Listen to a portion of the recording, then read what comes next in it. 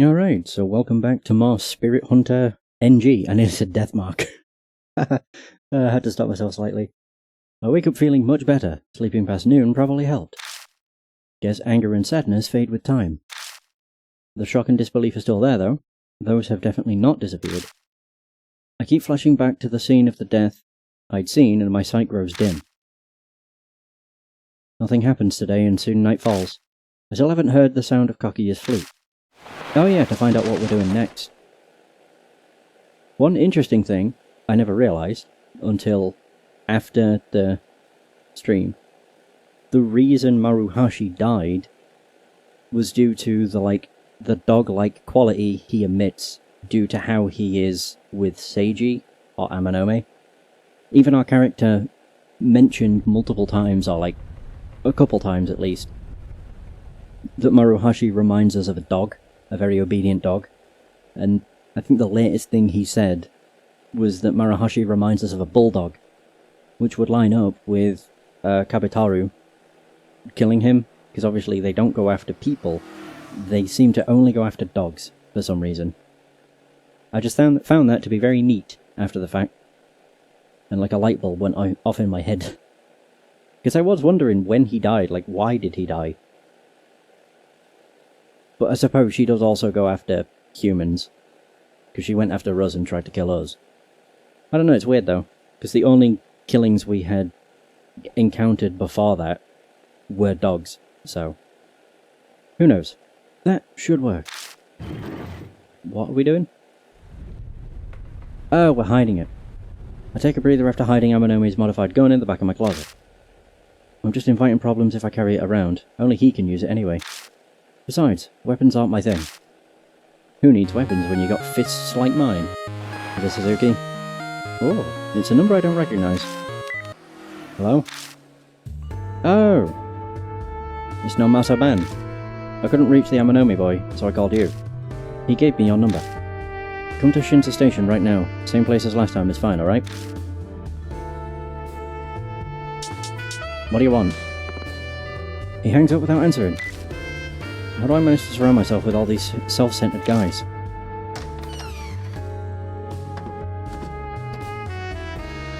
Be faster to get to Shinsa Station if I take my bike like last time. The ride might improve my mood too. There we go. Climbing on my bike, I head toward the station. I don't know how the hell this is gonna go.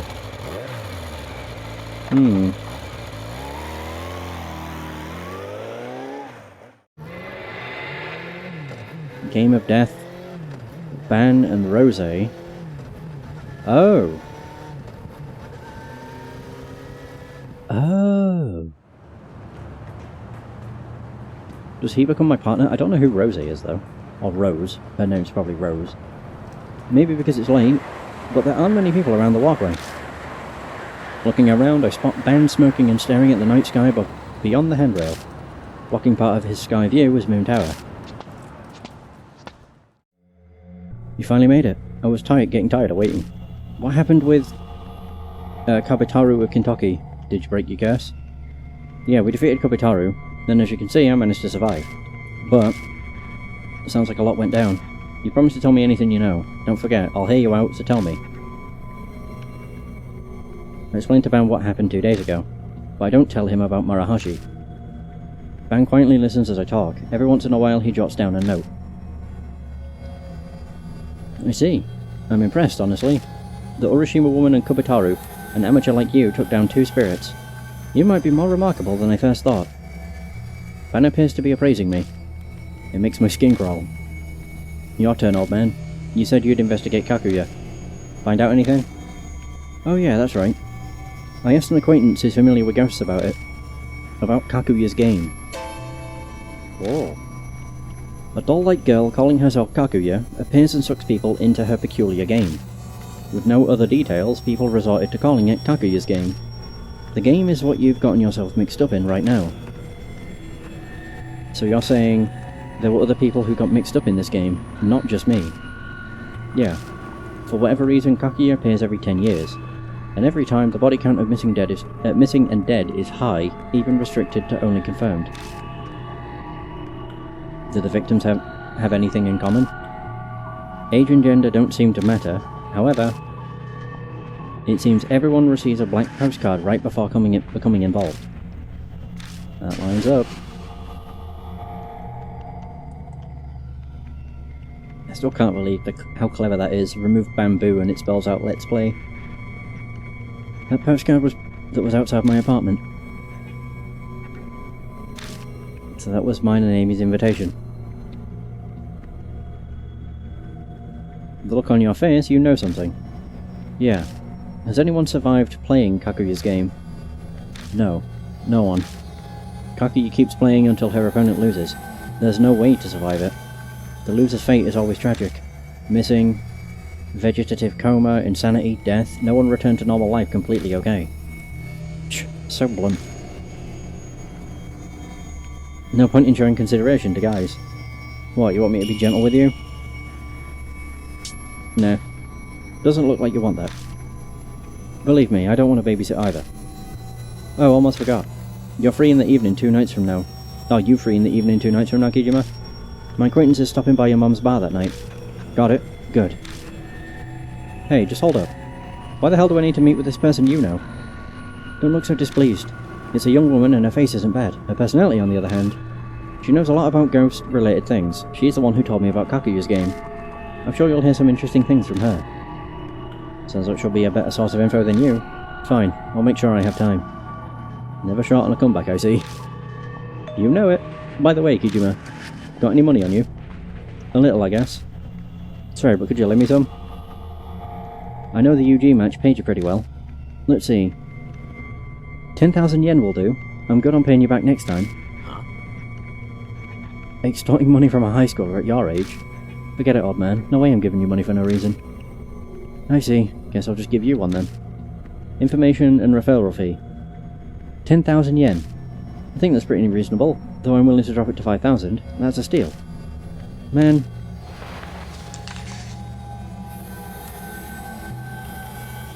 I just want to get rid of him at this point, so I give him 5,000 yen.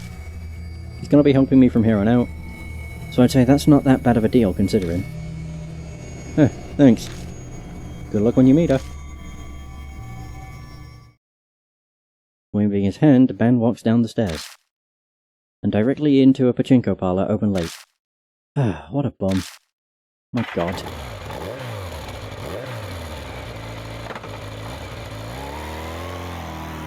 Climb my bike and drive full throttle down the expressway. The road's empty at midnight. We only ever seem to go out at midnight. A very common occurrence.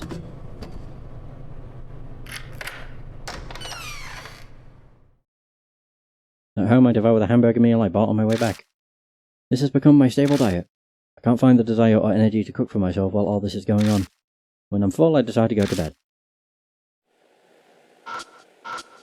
I'm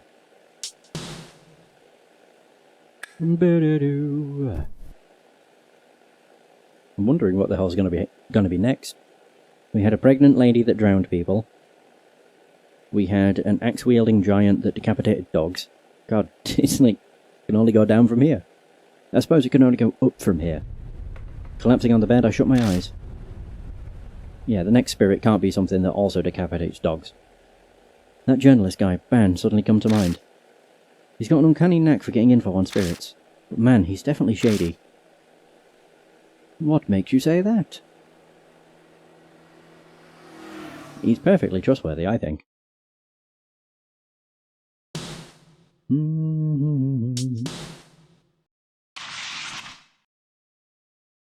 12th of August. I do wonder how long the game goes. Like, does it take place over the course of a month? It probably does, considering most of the investigations only last about 3 or 4 days. So 2 days have passed since the night I met with Ben. Tonight I'm supposed to meet with the ghost expert lady. I decided to get to the Black Rabbit ahead of schedule. It is weird that we don't have Hazuki or Amanome though.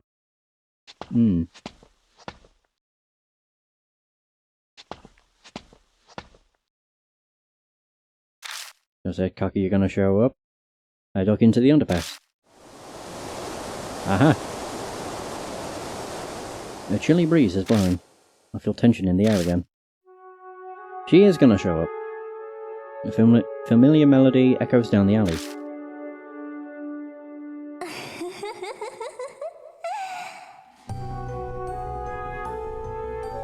Good evening, mister. Suddenly Kaguya appears before me. The air freezes with suspense. I struggle for breath.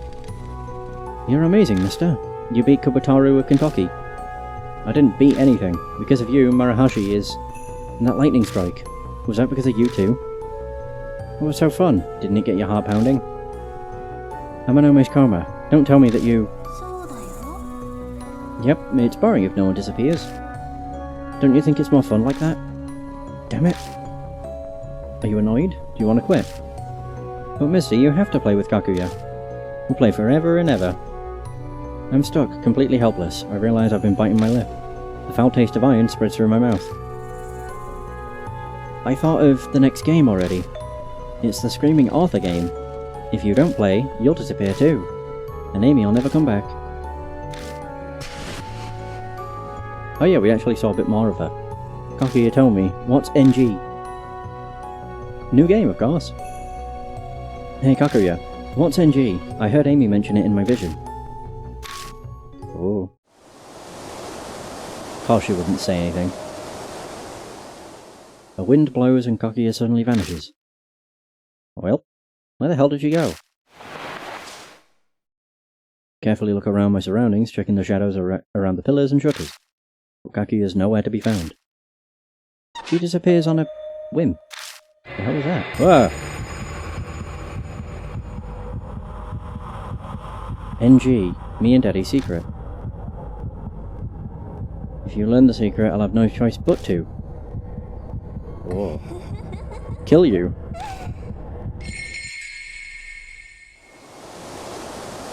Okay. I hear you loud and clear. Kaguya vanishes again. You bitch! I feel like I've been stabbed in the heart, that burning hatred she was aiming at me. She's never acted like that before. NG. That might be the key to figuring out what Kaguya's deal is. Spirit File, Screaming Author. Wait, what? How is this the Screaming Author rumour? Got info out of ban, Kaguya's game, no one's ever survived it. Screaming Author is the next spirit, even if I defeat this one, the next game will still start. Keyword is NG. Amy mentioned it, is this a chance to get the jump on Kaguya somehow? Maybe. Maybe. When I get to the Black Rabbit, the lights are already on. Is Aunt Natsumi inside? You're late, I've gotten tired of waiting. Whoa! A woman is sitting on the bar, nursing a drink. Slowly, she stands up. I've never seen her before. There's no sign of Aunt Natsumi, this lady must have snuck in somehow, but she can't be. Blonde woman. Blonde? I suppose it's kind of a dirty blonde. I was bored out of my mind, so I helped myself to a drink. Relax, relax. I'll pay for it. I might not kowtow to society's norms, but I draw the line at stealing top-shelf alcohol. Then you should drop by the bar more often. This place is pretty much dead. I'm sure Aunt Natsumi would love a regular customer. I figured you'd be way more shocked. You've got some backbone and a cool head on your shoulders. You deserve a prize. Ben said you had nerves of steel. Seems like he had your type nailed down. If you know Ben, then that means you're some kind of ghost expert lady? That plebeian has no talent for delivering a proper introduction, does he?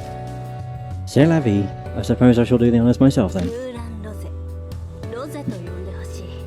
Mulan Rose. Just call me Rose. Mulan? What kind of name is that? Oh, not my real name, obviously. It's just my stage name. Though I may not look the part because I do not use a silk hat or a baton, I'm a magician. That explains the other chick on the cover. She's holding a playing card, but it's on fire. I did wonder what that signified. So why does a magician know so much about ghosts? Isn't that more up a monk or fortune teller's alley? You know, spiritual people. Let's just say my personal circumstances did not dictate my profession. More precisely, a lady who was a supernatural savant chose to become a magician on the side. So you're just interested in the supernatural, like a certain famous cult idol. No, I wouldn't say that. My interest is a little more serious. And if we get to know each other better, maybe I'll even tell you all about it.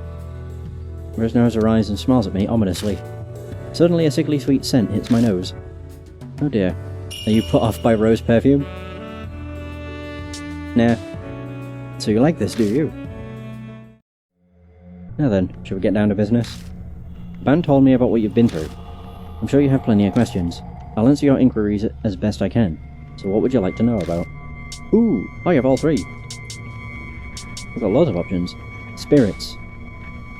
Spirits are manifestations of the souls of the departed who bear strong grudges. To banish a spirit from this world, you must learn about its past. Yeah, I've picked up on that part already. Are there any other tricks that can help, like using talismans or scattering salt? Oh child, you read far too many comics. If I had one piece of advice to give, I'd say the most important thing would be to try and empathise with the spirit. It may seem like a monster now, but it was once human. Like most humans with a grudge, they're typically lonely and desperate to be understood. I don't get it. Simply put, there's no easy way to do it. Is there anything else you want to ask? Kakuya. Ban told me about Kakuya's game. The Kakuya doll forces humans she likes to play games with her. So it's not just me, other people have been dragged into this? Did they all have to do the stuff I'm doing? Now apparently the type of game is dependent on the target. It could be a game of marbles, cat's cradle, or even hide and seek. Man, that sounds like a cakewalk. Yes, I guess a kid like you would say that you're playing on nightmare mode. She must really like you. Difficulty settings aside, the only thing that awaits in the end is despair, because Kakuya keeps playing until her opponent loses. Is there anything else you want to ask? What's NG? Oh. NG? What's that? I'm afraid I can't help you with that. Apparently it's a big deal to Kakuya. Is it now? I regret that I can't give you the answer you want, but I haven't the faintest idea. Sorry. Is this Ban? Yep. Sorry I'm late, Kijima. Good work playing Q&A, Rose. That's right, you actually showed up. Alone time with this cute boy was a much more appealing proposition. I was just thinking about giving him an intensive private lecture too. What a pity. By the way, Kijima, thanks for last night. I found a slot with a nice little bonus game and fed it the money you gave me. Hit my first jackpot in a long time. It was great.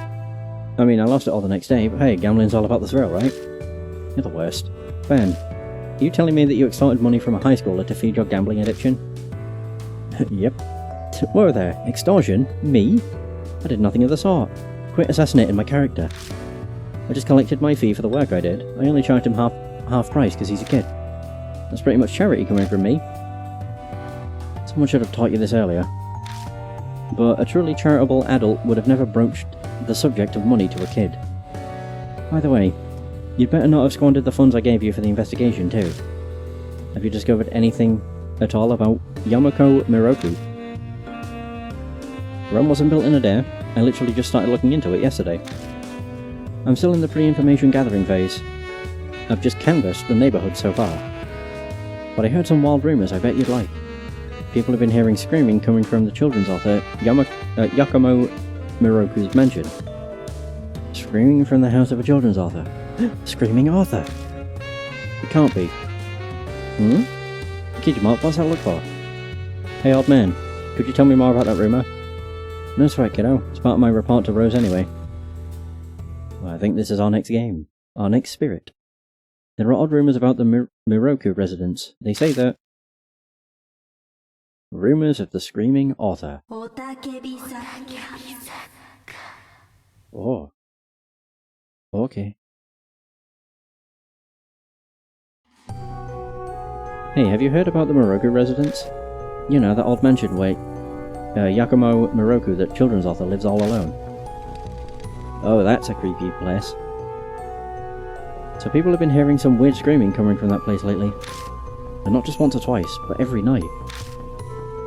So Miss Y from the neighbourhood went to complain. Never saw her again. But that mansion doesn't have an intercom. And no one answered. So she had to go right up and knock on the door. She pounded on the door and nobody came out.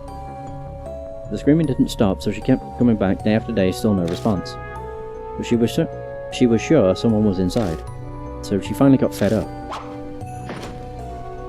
And threw something through the window to get the person inside to notice. And then suddenly, a light in the second floor window came on. And then she heard a faint voice. Please don't look inside. Oh. The voice kept pleading with her softly over and over again. Please don't look inside. Okay. Okay. Miss White heard her screaming after that. They said she was tormented by constant screaming inside her head. She had a nervous breakdown and committed suicide. Oh. Oh, cool. That's what the rumour said. It certainly sounds supernatural enough. The peeking taboo, a common canard in these supernatural stories. Someone pokes their nose in somewhere it doesn't belong and gets punished for it. The Crane's wife and Pandora's box are famous examples. Is the screamer that screaming author that Kakuya was talking about? Without realising it, I speak Kakuya's name out loud. Obviously Ban and Rose aren't going to just let that go. Kijima, you met Kakuya? Yeah, a little while ago. Hey, why didn't you tell me? I thought I told you to tell me everything. Don't go frothing at the mouth, Ben. Pursuing spirits is deadly work. He was probably just worried about us. But you needn't bother, Kijima. Ben and myself have decided to hunt spirits of our own volition. We accept the consequences. So there's no need to hold back for our sakes. Tell us everything. I guess there's no dodging it. I told him about the screaming author that Kakuya told me about. I see. How fascinating. To think the screaming author could be hiding within the Morocco residence. You sound like you're enjoying this. Why were you looking into the Morocco residence? That's only for grown-ups to know. Once I figure out how trustworthy you are, maybe I'll fill you in. This lady's a walk-in bundle of secrets. She hasn't even told me why she was investigating Morocco. You may be an adult, but you're not trustworthy. I much prefer younger men, not ones facing down a midlife crisis. So, did you uncover any other notable clues? I told you, this is still in the early going. Info doesn't reveal itself that easily. I wanted to talk directly with Morocco, but the house has been empty for a long time. Probably off gathering material for a new book. Empty, you say? It might be that Morocco is already dead. Dead? As I told you earlier, spirits are born from the grudges of the dead. If we assume that Morocco has died and become a spirit, all the pieces fall into place, no? You're looking for the screaming author, after all. True. Hey, don't jump to conclusions. I've confirmed Morocco hasn't been reported dead. It wouldn't be uncommon for someone who lived alone to die without it being noticed. We'll just have to go and see for ourselves. Hey, you can't just decide stuff like that. What are you even going to do there? Investigate, obviously. I'll leave my methods up to your imagination. A lady shouldn't ever have to stain her lips with such words. What, you're going to break in or something? Well, more or less. Whether he's dead or merely absent, it's the perfect opportunity to sneak inside. This is shaping up to be an amusing night. I agree. I'm glad you enjoyed yourself too. If you've encountered Kakuya, then the clock on your death is already ticking down. You have no time to be taking it easy. Nothing ventured, nothing gained, as they say. They also say, fools rush in where angels fear to tread. Wise words. We leave the Black Rabbit and head to the station. Getting pretty late, most stores are closed. Nighttime is the greatest time of any day. I hate sunlight, and the summer sun is particularly harsh. If you're so scared of UV rays, you could try wearing something else. Come on, let's get to the Moroki place already. Hey, hold up. I don't know where the Moroki residence is. Oh, that's right. It's on the outskirts of Kasuji Temple. It's a bit of a hassle, a bit of a hike from here. There's a station by the mansion, so I suggest taking a train. Ben gives me the address of the Moroki residence. It's in the same ward, so I can pretty much imagine where it is based on the address. We should meet up there later. We'll stand out if we show up there as a group. I have no objections with that plan. Were it just the young man, I'd feel otherwise, but I'll decline the stroll with an old lech. That's an easy way to ruin a perfectly beautiful night. That's my line. I'd pass on walking around town with a woman trying that hard to turn heads. Meet at the front door in 30 minutes, okay? Ben and Rose go their separate ways as they head to the ticket gates. I better hustle too. Okay, so we learned a bit more. Met with woman named Rose, suspicious magician, fairy tale author Yakumo Moroku, lived by himself, heard freakish scream, goes to complain. Person pretended to not be there, threw object at window, second floor, don't peek inside multiple times, repeated screams inside head, nervous breakdown, suicide. What a way to go. Oh, we're just going to show up there. The address I'm going to is a train stop away. Luckily I arrived before the last train. I reached the station without any issues. The classy residential area is full of cookie-cutter homes and I quickly lose my way. I walk around aimlessly for a while until I arrive at the building I was looking for. Hey! Ah, you're here. Rose and Ben are already waiting at the residence. You're late. What the hell were you doing? We've only got a limited amount of time to search. Waste any more time and today will be useless. Limited? Why? This area's had a high rate of unusual incidents, but they only happen sporadically. Because of that history, the police will have this area under priority patrol. Seriously? That's a pain for us. Yeah, but we did some legwork and we have a rough idea of their patrol schedule. We're trying to limit our presence to when there's a gap in their patrols. So we need to get in, investigate as much of the place as possible, and then split. That's the plan. We'll be trespassing, but it's the price we have to pay to get the information. And since you took so long to get here, we've got even less time than we were hoping for. 2 or 3 hours should be sufficient to do some breaking and entering. We're investigating. Rose continues, paying no attention at all to Ban's objection. The residence doesn't appear to be terribly large, so we shouldn't need to rush things. Well, unless we encounter an irregularity. Irregularity? An unexpected circumstance. For example, if we find unexpected security, an underground vault, those sort of things. The types of things that might crop up during a break-in. I see. We are not breaking in. We are investigating. Why are you so hung up on the terminology? The action is the same, isn't it? Now, what should we do? We're investigating this mansion. We've already settled on this. Yes, I mean, where should we start first? Kinjima, you're the one tangled up in Kakuya's game. You should decide. Alright. I'm in control. Hooray! So what can I do? Oh, there's grass. Weeds have run wild over this entire area. This garden has been touched for a while. I use my foot to poke around in the undergrowth. My foot bumps into something solid. I tease the object out into the open and see that it's a decayed wooden door plate. Ah! It's dirty, but it seems to read Miroku. Okay. It's a pretty sturdy sliding door. There's a layer of dust covering the door rail, so I know it hasn't been moved for a while. According to the rumours, they said something like nobody comes out even if you knock, right? I'm sure knocking shouldn't be a problem. I give the door a kind of firm knock. I'll wait for some kind of response. Well, there's no response. Just as we were informed. Judging by the state this place is in, Miroku probably isn't living here. Not the door. It's a rusted mailbox. I take a look inside the mailbox, but there isn't anything inside. Oh. There's a strange looking window here. You know, this house is kinda odd looking. Looking closer, the building's funky style isn't even just a Japanese and Western mixed design. It feels like an alpine lodge, but built with traditional Japanese style. This must have been a custom job. You don't usually see 2-story houses with that roof. That window's probably where the attic is. If so, that's a pretty big attic. If the room under the roof is that big, it looks like it's bigger than 2 normal-sized rooms. Is that the window that was mentioned in the rumour? Yes. If you throw something, the lights in the second floor window will turn on.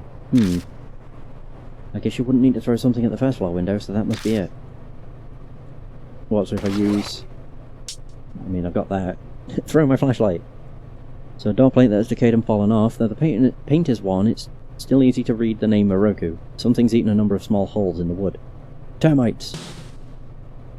Took out decayed door plate. Even if this hit the window dead on, it probably wouldn't break it.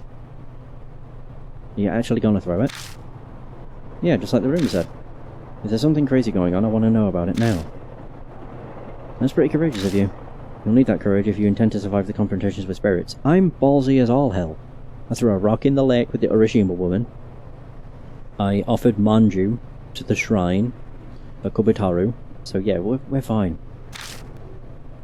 Nerves of steel. Whatever, just try not to throw it too hard. I know. I don't want to attract attention, so I don't want to break the window. Take aim and toss the plate, aiming it at the wooden frame of the window. My throw hits the spot and makes a dry thud as it strikes the wood. Oh, there we go. Nice throw. You've got some nice shoulders. The most anticipated draft player this season. Sorry, I don't really know baseball. Well, the rumours say if we throw something at the window, we'll see lights come on. Or so the rumours claimed. Nothing's happened. Or happening. We wait a while, but it doesn't seem like the lights are coming on anytime soon. I was hoping that I would get to hear the voice from the rumours. Sometimes rumours are just rumours. A good journalist knows not to trust every single one. Let's hurry up and check the other places. Or check out the other places. Okay. I mean, I've checked everything else, I think. Oh, I pulled the door just in case. As anticipated, it doesn't open. Looks like it's locked. Oh well. Want to just kick it in? Whoa, you're already thinking about breaking in? You're too reckless, kid. Damn. What a bold child. I must confess, I do prefer the direct approach sometimes.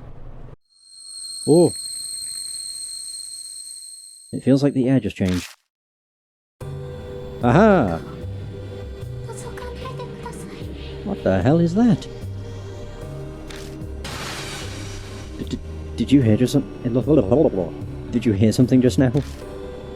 We look in the direction of the voice and see the light in the window come on. In the light, we see what looks like the silhouette of a crane.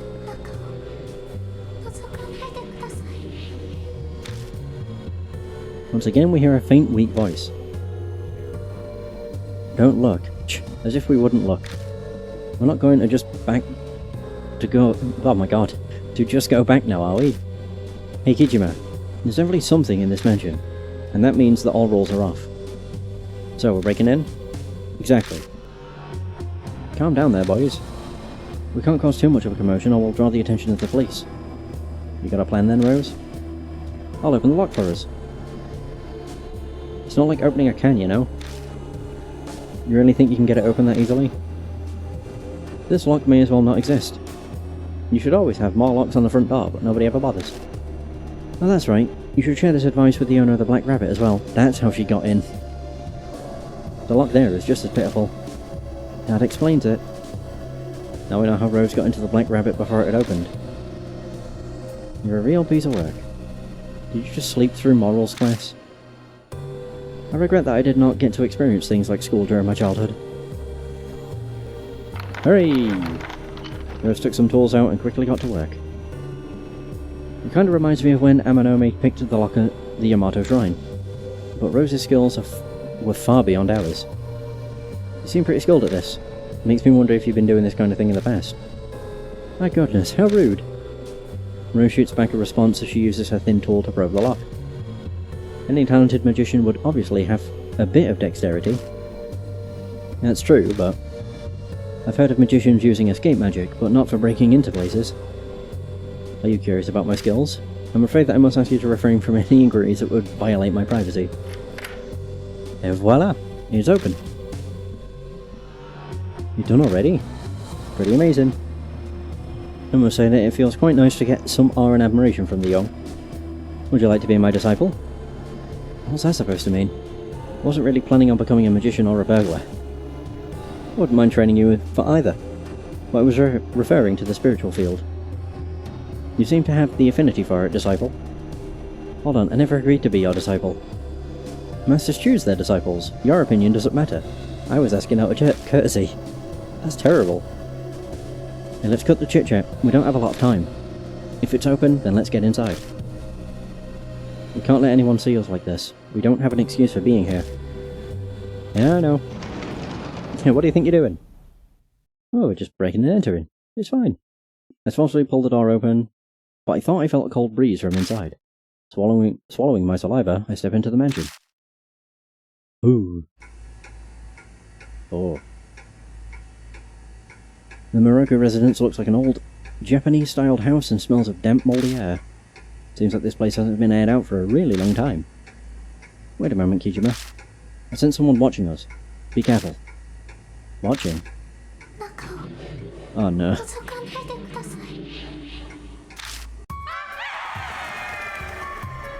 did sound... Suddenly a loud high-pitched piercing sound rips through my ears. I instantly cover my ears, but the sound above easily pierces through and stabs into my brain. Ben and Rose collapse behind me. Shit, are you kidding me? At this rate, I'll die. I fall powerless against the storm of sound assaulting my mind. My consciousness is starting to fade. The screaming voice suddenly stops. What was that? Bloody hell, my head is still pounding. I guess that must be the screaming voice people are talking about. If it went on any longer, my brain would have melted. I barely survived that. Well, we don't know if that's true yet. Remember, it's in the rumour Miss Y, who heard the scream, apparently committed suicide. Things are starting to get real. Kijima, don't say you want to run away now, alright? As if. You're the one who's looking pale. Huh. If you've got the wits to sass me like that, you're still in shipshare. Well, if it's planning to take us down, then I suppose we don't need to hold back either. Let's start investigating. The place doesn't seem to be that big, so let's investigate whatever we see. Yeah, but before we get to that, we'll need someone to be on lookout. We don't want to be getting surprised by a patrolman. Right. If something looks bad, call me on my cell phone immediately. Understood. Alright, Kijima. Choose who will investigate with you.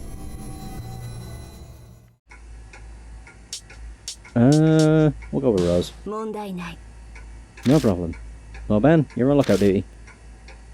Fine by me. I'll see you later then. Rose, don't you go off doing anything on your own. Ben leaves and heads outside. Alright, let's get going. Time to investigate. There's a cedar plate hanging from the mud wall. Inspecting further, I see there's a single nail hammered into the upper middle of the board. Looks like this nail is for hanging things. What do you think this is? It's obviously a frame. These flat frames are made to enhance objects that are three-dimensional. So this frame is for some kind of painting. Not necessarily a painting, it can be used to display anything. Just hang it on the nail there and you're done. Anything would become an art piece. And that's it. Feels kinda lazy to me. Well, oh god. As Duchamp's fountain showed, that's too much of a digression. In any case, it is a board to make something decorative. I see. Open the living room and step inside. That's not what I wanted. Left living room. No, I wanted to just look around. That's more like it. A sturdy shoe cabinet. I opened it but couldn't find even a single shoe inside. Instead I found something black and cylindrical at the corner. A bamboo charcoal. That's one fine charcoal. Seems like Moroku was quite the hobbyist. I look through the bottom section as well and find a can in the back. It's apparently a spray can. Looks like spray paint. Seeing that it's in an odd place like this, I assume it's not just art supplies. Huh. Okay. Oh, this place is really small. Goddamn. I don't like this place. It's creepy. Makes me just feel uneasy. An old pendulum clock. The pendulum swings without stopping. Is that all? A wooden storage shelf. I tried pulling on the door, but it won't open. It seems to be locked. You think you can do this one? I turn around and ask Rose. Piece of cake. Rose whips out some thin tools from her pocket and she opens the lock in just about 10 seconds. Sorry for the wait, I open sesame. It's like a magic trick. Now I'm happy that I'm able to entertain you. I open the door. Sailor uniform and some cute socks. Oh, beautiful. These look like children's clothes. Did Moroku have a family? Ben didn't mention anything about that. Now that is odd.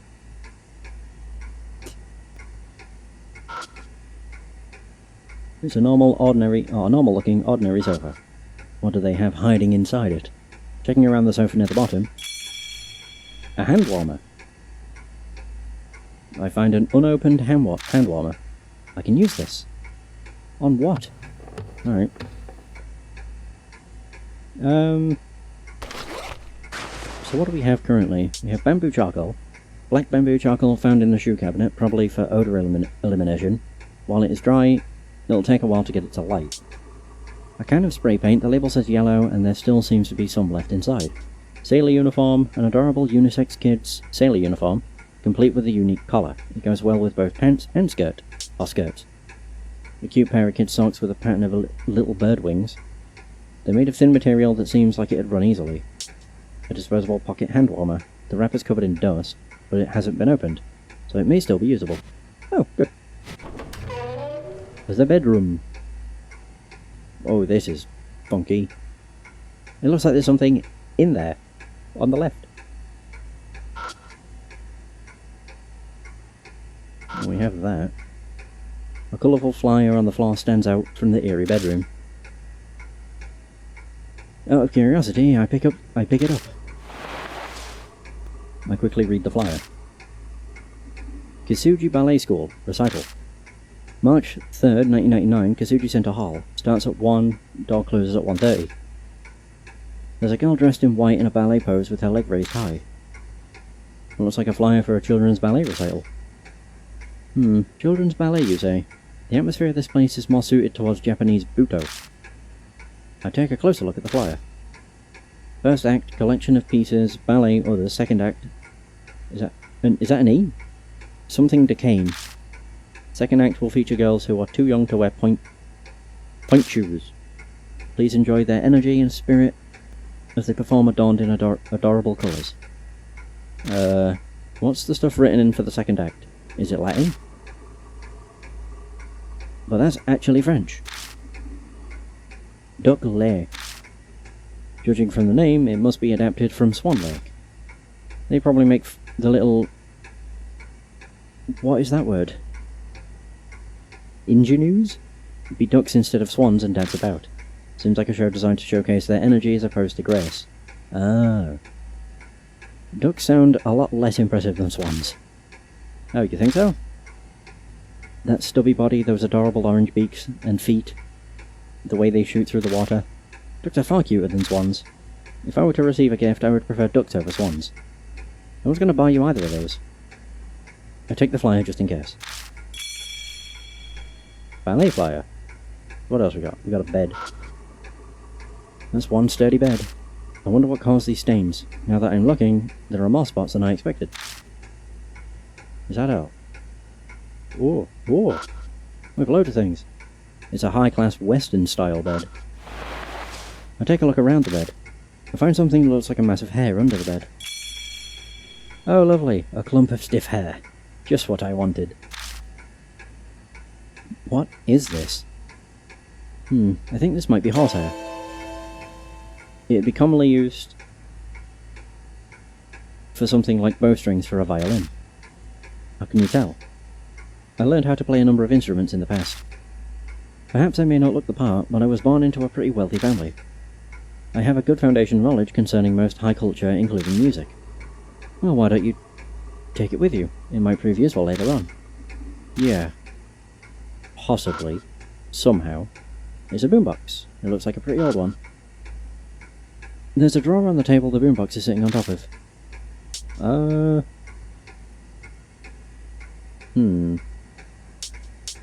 We'll examine the boombox. Looks like there's a cassette tape inside. I eject the tape and take a look. There's just a single letter written on the label. T. What a creepy tape. Would you mind playing it? I'm curious about what's recorded on it. Sure. I place the cassette back into the slot and hit the play button. It seems like no matter how many times I press it, it's not going to play anything. Maybe. I flip the boombox over and check the battery compartment. It's empty. Doesn't have any batteries. Of course it doesn't work. I can look in the drawer. Would that be so? I'm curious. Would they have put batteries directly underneath the boombox? I open the drawer. Inside there are sticks of incense neatly put away. Incense. In the corner I see a square metal box sitting there. What's this? A battery! What do you know? Oh, it's been quite a while since I've seen one of those. You know what it is? A battery, and a pretty old type at that. What's wrong? Just curious, how old are you? I'll leave it to your imagination. Same age as Ben. I don't know how old Ben is. Probably his 30s. I take out the battery and put it inside the compartment in the back. Thankfully the battery types were the same, so it fits without any issues. Hooray! Alright, how about now? I press the play button. But... what, you kidding me? Useless piece of... I think about using the flashlight's batteries, but I've realised they won't fit. Perhaps there's not much battery life left. Rubbing it or warming it up will put some charge back into it, but...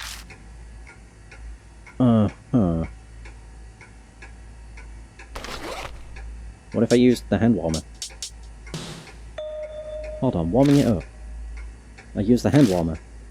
I have this. I open the bag, crumple it, and place it on the battery compartment in the back of the boombox.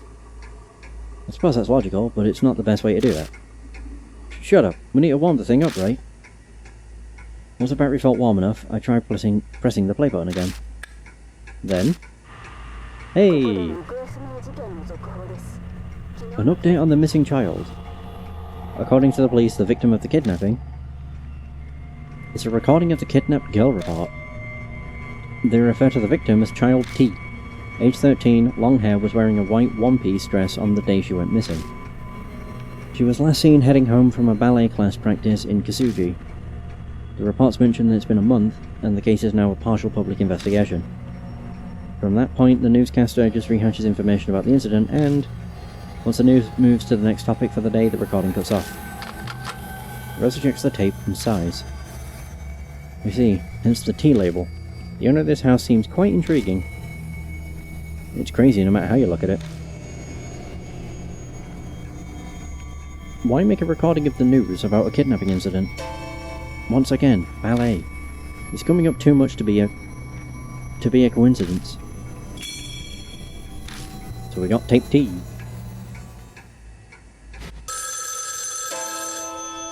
Suddenly, the phone rings loudly. But I can't see it anywhere in the room. Intriguing. Let's answer it. Guess I'll look for it. The phone? There's a Western-style pillow on the bed. Digging under the pillow, I immediately feel something. Oh, an Okina mask. A no mask? What's this doing here? Where the hell's the phone? Living room? I don't remember seeing anything. Oh! Here it is, the phone. There's a black phone on top of the storage shelf. I don't remember every detail of this room, but it definitely felt off. This phone wasn't here when we came through the living room earlier. Right? What's going on here? We're in this house to answer that question, are we not? Someone or something wants us to answer the phone, so why don't we just take the call? I mean, you're not wrong. There's a black phone on top of the storage shelf. Hello?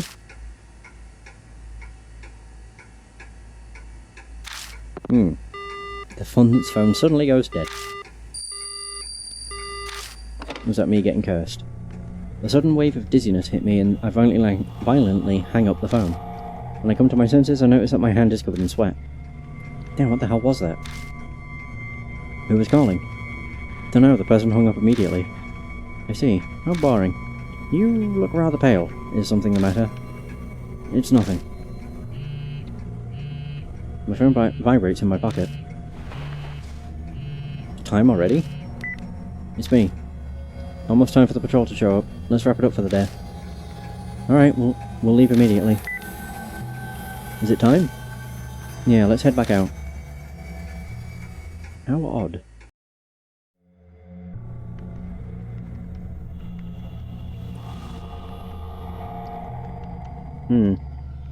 We get out of the mansion without any major issues. We rejoin the one who was keeping watch and quickly share the info we gained in our search. I told you, aren't you glad we went inside? That tea tape in particular was quite a find. Combined with that ballet flyer, it has some grave implications. Why do you look like you're enjoying this? If If that's what we found on day one, I shudder to think where this is going to end up. Quit your whining, just admit it's been a worthwhile night. We even heard the rumoured scream. It must be a spirit, probably the screaming author's doing. The spirit's all that remains of Yakumo Moroku. Or is it someone else entirely? I can't wait to find out. It's only a matter of time before the cops show. We better split up. We'll meet back at the Black Rabbit at the same time tomorrow night. Yeah, sounds good to me. No, that's right, Kijima. Don't forget to buy batteries. I'll try anything once, but I'm not doing that again. Ugh, what a pain in the ass. We part in front of the Moroku residence and take our own separate paths to the station. As I walk by myself down the street, I think about what I heard on the T-tape. That might just be the crazy tip of the psycho iceberg of stuff hidden in the Moroku residence. Yeah, were they kidnapping kids? I catch my train and by the time I get back to Kasuji Station, it's already past midnight. I better go home and get some rest. Okay. That's kind of creepy. Weird. Hardly anyone ever uses that photo booth. Do I? Oh, I guess I don't have a choice. It's a coin-operated photo ID booth, the newest model even. Open the curtain and look inside? I don't really want to. No, but I guess, yes. Ah, great. We're being cursed. Well, we are cursed, I guess. No one's behind the curtain.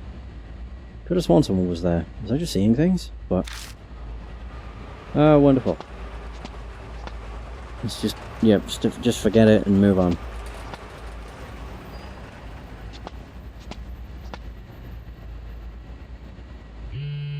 Oh.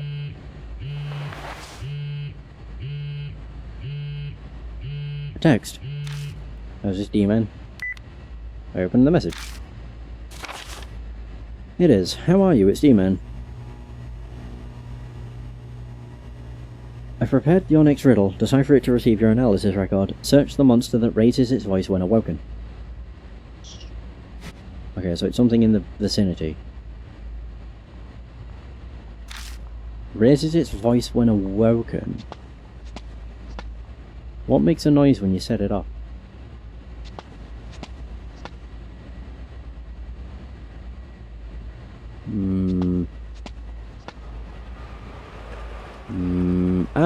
Fire thing. I open the fire alarm maintenance door and find a card inside. Oh, my gaze is writing on the card. What's this one? Kakuya's game. The sound of a flute, a young girl appears. The Shinzo rumor is of a ghost with white hair, a child doll in a kimono. It said the tune, Night of a Full Moon, means she's shown herself. She lures people to play her game, different for each person. From finding items to courage tests, but each has a certain condition to be met for survival. Meet the condition, survive, otherwise they most likely die. Having never spoken to any of the players, I can't confirm for sure. It is only a rumour, but if the reason why I haven't talked to them is that those who challenge her game end up dead, then I suspect that there's no way to escape her death game once you've met her. Past urban legends like Girls Play and Kakuyako share many similarities with this one. While researching, I learned it's been repeating every few years since the war ended. I must look further, and that's where you come in. It is fortunate that you are in this exact situation. You're the very person I need to talk to regarding this rumour. Why is she called Kakuya? Why does she take a doll form? Why play games, and what role does she play? Is she a guide to death, or the reverse, or neither? Is she connected to the fairy tale named legends seen often in recent years? Find out and escape the game alive.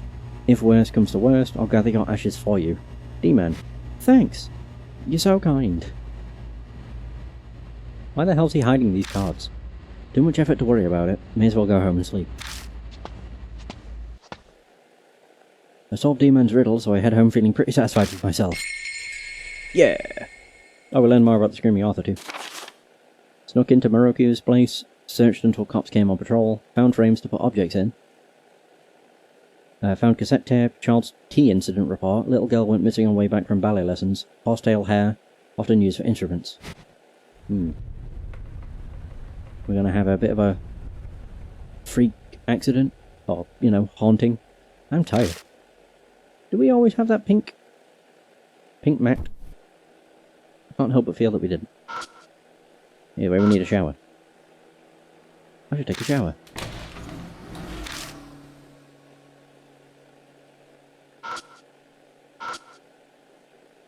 Want to take a shower? Yeah.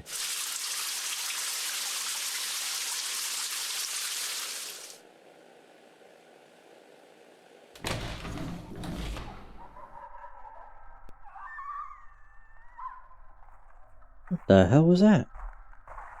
Screaming. Or some sort. What's that noise? Is it coming from next door? A movie? Or maybe a video game?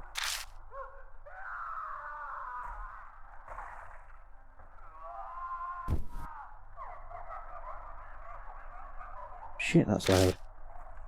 The noise won't stop. My temper's hanging by a thread. Would punching the wall work? Punch it. Oh, there we go, it stopped. It finally stopped. Maybe I'll water the plants. Water the plants. Random. This'll work. Oh, that's about the right amount.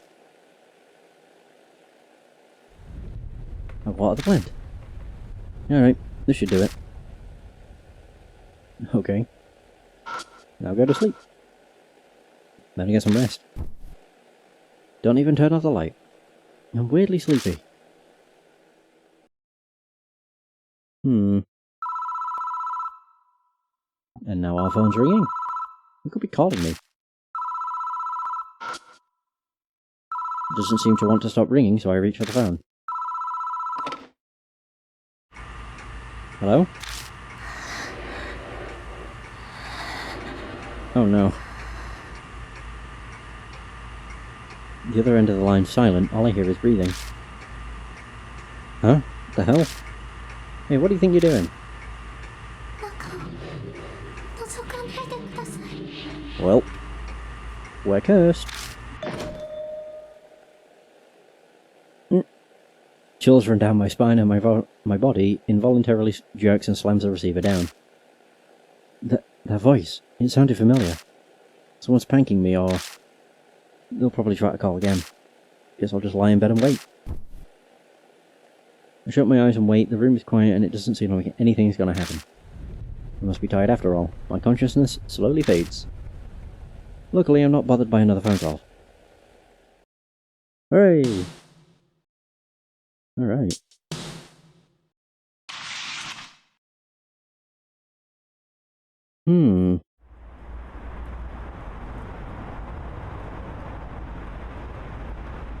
The next day I wake to an oppressive heat. I drag my listless body outside and trudge to the electronics shop in search of batteries. Since this is an older battery, I'm not having much luck finding what I need. By the time I get what I set out for, the sun has already set. Really? Oh. Why are the lights in my room on? That's strange. I'm sure I shut them off when I left. Oh, great. I can hear faint sounds from the other side of the door. Something's definitely inside. It must be. A ghost? I know it's ridiculous, but nervous sweat beads up and a cold drop runs down my back. All the crazy and disturbing events from the past few nights have my emotions running high. I hold my breath, I grab the doorknob and slowly turn it. There's no resistance, it's unlocked. I breathe in and cautiously crack the door open. Hey, welcome back. Oh. As soon as I opened the door, I was like, oh yeah, it's probably Rose. I let myself in. What are you doing in my apartment? I wanted to talk with you before we headed to the Black Rabbit. So, you picked my lock? Yeah, waiting outside would have been so boring. What, does that bother you? I mean, there's no stopping you, I guess. Calm and composed, I see. What a mature young man. So, what do you want to talk about? I'm sure you've heard all about me from Ben, so I don't see what else you'd want to know. I heard about the underground matches, Amy's abduction, and Kobitaru's case too. There was something I needed to hear. and I needed to hear it directly from your mouth. Bloodmetry. That strange power you claim you have. Do you know something about it? Yes, though it's just a hypothesis. That's better than me. I don't know the first thing about it. I suppose if I'm to be your teacher, I can't really turn down such a sincere request. That mysterious power of yours is an extension of your intuition. You might know it better as your sixth sense, a little something that warns you of danger. You're saying it's like my instincts? Yeah, you could call it that too. Everyone possesses it to some extent, however your sixth sense is unusually keen. It's probably why you never lost any of those underground matches. Of course, you also had the physical abilities and reflexes to react to the danger you sensed. I can kinda get a sense for what she's saying. When I focus during a fight, I just become so much more aware of my surroundings. That's gotta be that sixth sense. But the true value of your sixth sense isn't limited to that. Animals are fascinating, you know. Abilities that aren't necessary for survival are pruned. On the other extreme, they can awaken new abilities if they need them to survive. Do you understand what I'm trying to say? The day Amy disappeared, I met Kakuya. I knew that my life was in grave danger. You're saying that meeting woke my sixth sense, this bloodmetry power? Precisely. You're an excellent disciple. But not every person gains some great new power when they face imminent danger. I believe in your case that you likely already possess that ability. Perhaps a parent or ancestor of yours had spiritual powers. Don't ask me. My mother was just a normal person, she didn't have any weird powers. And what about your father? I don't even know what the guy looks like. All I know is that he abandoned my mom. I see. I apologise if I upset you. No, I don't care. Anyway, you sure know a lot about the spirit world and all that. I must say, it's nice to have a disciple who views my skills with such respect. But all of my friends know everything we've just discussed, and it's common knowledge. Wow, what kind of friends are those? You got a group of supernatural fanatics or something? A certain sponsor has hired me to investigate spirits and supernatural activities, and Bam's helping me with that. A group that investigates spirits? Sounds like something from a comic book. So who's a sponsor of yours? The head of a distinguished family you've heard of. Aminomi. He has some strange abilities himself.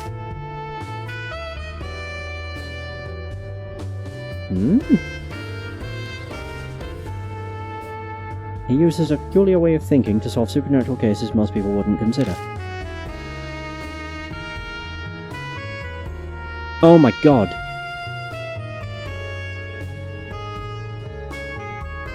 That's not about the protagonist from the first game.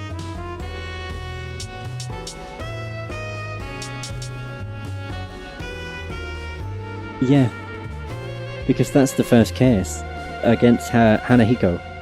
Or whatever they're called. You use the plastic sheet and the broken umbrella to like spin it round to protect from the thorns that Hanahiko shoots. That's... Okay, I wasn't expecting there to be a reference to it. What the hell kind of idiot is that? He looks like your basic sullen middle-aged man. It goes without saying that he's not my type. He's currently on an overseas business trip with a friend. Which is why I have to traipse around investigating cases now. Although thanks to that situation, I was able to meet a wonderful young man like you. Well then, it's about time. We should get going. Huh.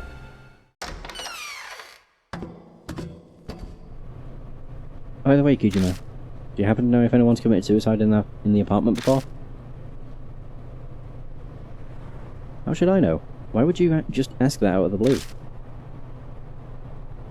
There's an extremely ominous presence in the apartment. I didn't want to worry you, so I wasn't going to mention it, but I changed my mind. Have you experienced any unusual phenomena here? Plenty. Yeah, a bunch of weird things have happened. I almost died once, too. And yet you seem pretty unfazed. Well, obviously I didn't die. And so much strange stuff has been happening lately that I might just be getting used to it. You're a pretty carefree kid. I sense a power in the apartment that draws spiritual beings to it. Like a famous suicide spot or a haunted area. Well, thanks. I feel all warm and fuzzy now. So what am I supposed to do? Without knowing what's causing it, it's hard to recommend an effective approach. Moving out would be the easiest solution. I really don't have time for that. And anyway, I'm not some weakling that's gonna move just because of some stupid ghost. I figured you'd say that. It's your life, do whatever you like. But if it starts getting on your nerves, just come talk to me. Okay. When we arrive at the Black Rabbit, the lights are on. Oh, she looks even more sad. Oh, welcome. And Sumi is there. She looks exhausted. Wasn't expecting to see you here. This won't be here long though. I have to meet with a new detective. Her eyes are completely lifeless. Although that's to be expected. For 2 weeks now she's been doing anything and everything she can think of to find Amy. Police, detectives, flyers, the internet, none of it has helped. Would it help if I told her that Amy is alive, being held hostage somewhere? Even if I did tell her that, there still wasn't anything she'd be able to do about it now. Or to do about it. Worse, if she gets involved she could end up dying just like Marahashi. Despite that, should I tell her what I know about Amy's situation? Tell her. Hey. Sorry, Akira. I have an appointment with a detective. We'll talk some other time, okay? Alright. Not noticing me leave, quickly leaves. After a bit, Rose, who was waiting outside, comes in. So, was that your aunt? She seemed so distraught, it was painful to even look at her. Hey, sorry I'm late. That Mahjong game got intense at the end. What's the matter? What's got you two looking so serious? You're the most incorrigible, thick-headed man I have ever had the displeasure of meeting. You're beyond all hope. Death would be a kindness to you. Huh? What the heck are you so mad about? I don't have the energy to explain it to you. Well, how's your investigation going? Don't you dare tell me that it slipped your mind and you wasted all your time playing Mahjong. Don't be ridiculous. I'm a consummate professional. Here's all the info I found so far. He didn't have any friends or close relatives, so I wasn't able to get much. But I grilled Moroku's publisher and it paid off. I finally got my hands on this.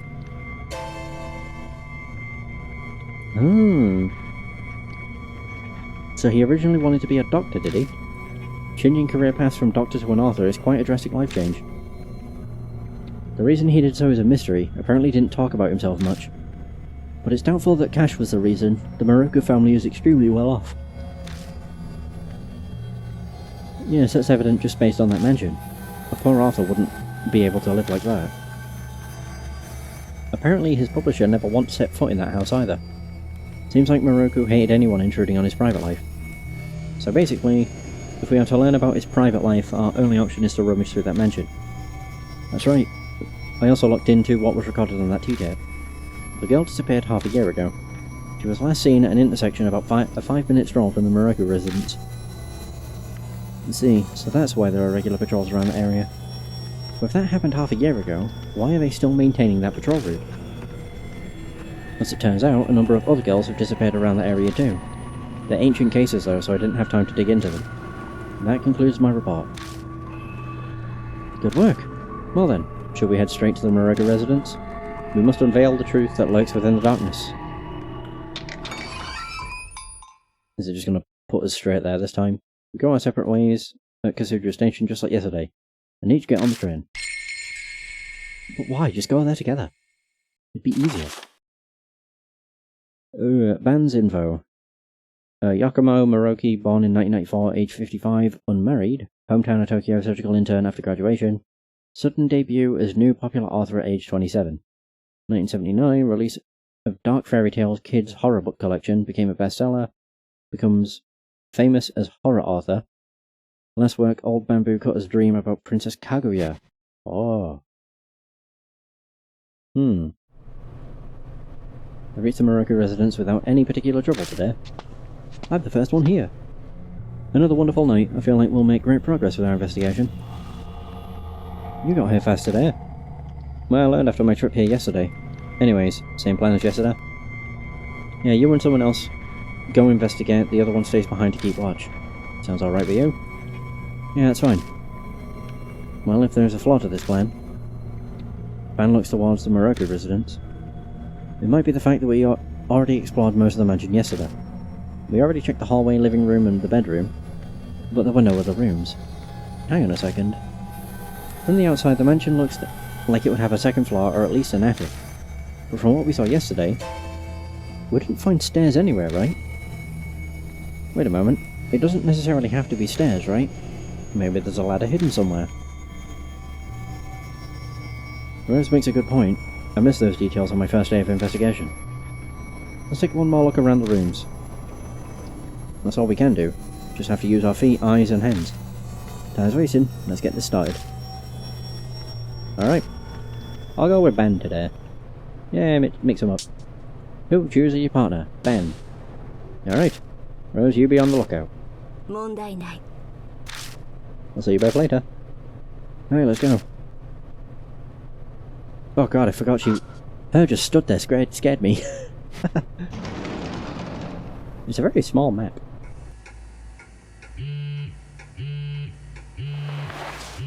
Hmm?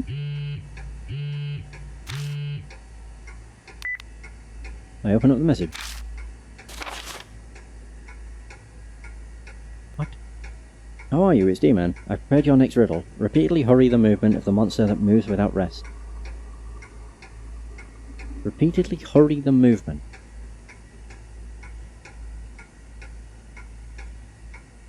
Of the monster that moves without rest. I mean, that's a clock. Hey, look at that later. The investigation takes priority. I know, I'm coming. The clock in the front room? But what kind of... Whoa. What? Another phone call? As we stepped into the room, the loud ringing suddenly stops. Don't surprise me like that. I should check it out just in case. There's a basket on the table. An old pendulum clock. An old pendulum clock on the wall. Move the long hand forward. Repeatedly hurry... I push the long hand around in a full circle, but nothing happens. It said repeatedly do it.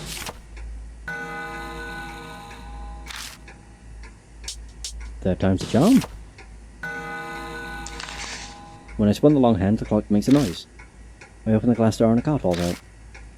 Hey! I lower my gaze to the writing on the card. Right, what's this one about? Devil mail. Email. So emails sent by the devil, if you read them you'll kill someone. Some murderers have mentioned this urban legend when interrogated. The motives for the murders are unknown, as the attackers claim to be tempted by an evil spirit. In some cases, the victim and the killer had never met. The only thing in common in each case was mention of the devil. No traces of these mails were found, and no one remembers the contents exactly except the subject line. It was that ex-detective guy who told me about these cases. Though they came from a police officer he knew. Unluckily for me, this was the exact kind of case I enjoy. They're fun to work on, but I never get any compensation for it. I went and put an ad in a magazine with a warning not to open the mail in hopes of finding someone who knew something. I got one response and met with them. My purpose was to identify the sender. The IP address provider didn't exist and I hit a dead end. A few months passed and I started investigating. That's when I got the mail myself on my phone. On my cell. Like it was coming after me. I went mad with joy when I saw devil mail in the subject line. What do you think was inside? An endless string of 4 letters. Liza. You know. I feel like I've seen an AI with that name. But that's not important right now. Does the letter sound familiar? It was a case of Mr. Care. This has gotten long, so time to wrap up. But there's one more thing I'd like to mention that might be making you curious. That is, of course, who killed me. Don't be alarmed. The reason's not important, but curses have no effect on me. At any rate, the ex-detectives on the Liza case, so focus on your own problem. Best of luck to you. D-Man. Wait, D-Man's dead? Well, that's kind of peculiar. What's that, some kind of card game? Honestly, I'm not really sure. The pendulum swings without stopping. Right. So we have the phone. I take the handset and put it to my ear. I don't hear anything. Is the line connected? I turn on the flashlight and follow the telephone line coming from behind the shelf. I notice that something's stuck in between the storage shelf and the wall. I try wedging my hand in, but the crevice is too small and I can't reach it. Find something? There's something stuck between the shelf and the wall. The space is so tight my hand can't reach inside. Well, let's move the shelf. Yeah, that's probably the best way. Oh. Easy enough. Move the shelf. I'll give you a hand. Ben and I go to the sides of the storage shelf and... Alright, let's do this. With his call, I pick up the shelf. Perhaps the wood is dense because this thing is far heavier than it looks. Wooden shelves are very deceptive. None of them look very heavy, but then you actually lift them and they're very heavy. Oh, it's heavier than I thought. We just need to move it a little bit. Don't hurt yourself, old man. I'm not a senior citizen, damn it. Here it goes. We move it a step or two and set it back down. Damn it, almost threw out my hip there. So, did you get the thing? Yeah, it was on the floor. So, what do you think it was? Quit playing around and show it to me. I light up the object with the flashlight and show him. It's a cassette tape labelled H. Ah. Looks like it was worth putting my hip at risk. I wonder what's recorded on this tape. Who knows? Who knows? This wasn't here yesterday. There's a rattan basket. The fruits inside are all black. The fruits inside the basket are all so old they've all turned completely black. They're completely dried up. I pluck one fruit off of what seems to be a bunch of bananas. Dried up fruit. How strange. Right, we have a new tape we could use on the boombox. Assuming it'll work. Nothing about the boombox is different. There's no tape in it, and the battery is just as we left it yesterday. Oh, that's right. I remember that I bought the replacement battery.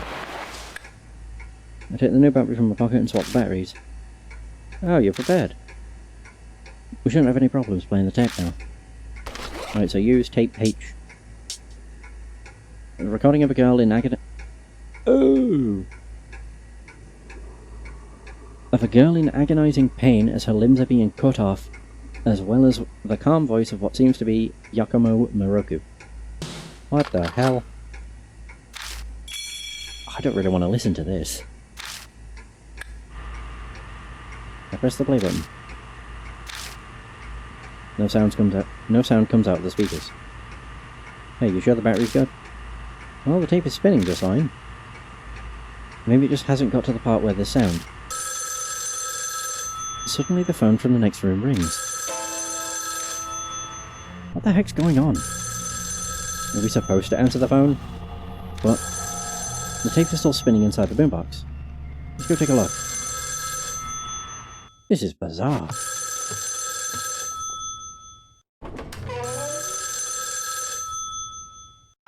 It's just so strange. I summon up the courage, take the handset and put it to my ear. Oh.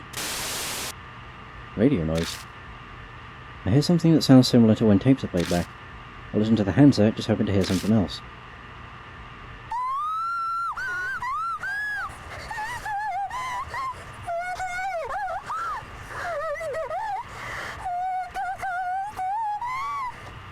Ooh. I almost fling the handset away in response to the scream that pierced my ear. Oh, hey, what happened? I'm alright, it's nothing. I can't afford to miss any of it. I immediately return the handset to my ear once again. Why would you do that to yourself? It hurts so much. Please, just end it. Just kill me already. What the hell is this? I hear a girl's voice pleading desperately. From further away I hear the murmur of an old man.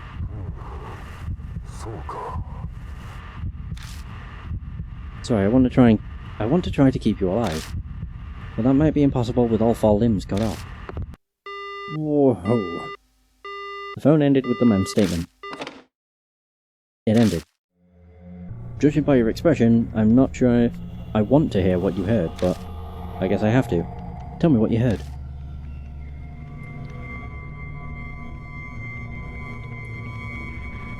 Alright. I described the screams and the voice of the man who apologised. If what he said about cutting off all 4 limbs is literal and is true, then this is a recording of something truly terrible. The entire time I heard a sound that sounded like tape noise. I couldn't hear it directly, but I think it was what's recorded on the H tape. All 4 limbs cut off, huh? What the hell's this guy thinking, apologising for what, when he's the one doing it? Sounds like the logic of a psycho. There's no point in thinking about it. We're trying to figure out why he became a psycho. Yeah, you're not wrong. You're not wrong.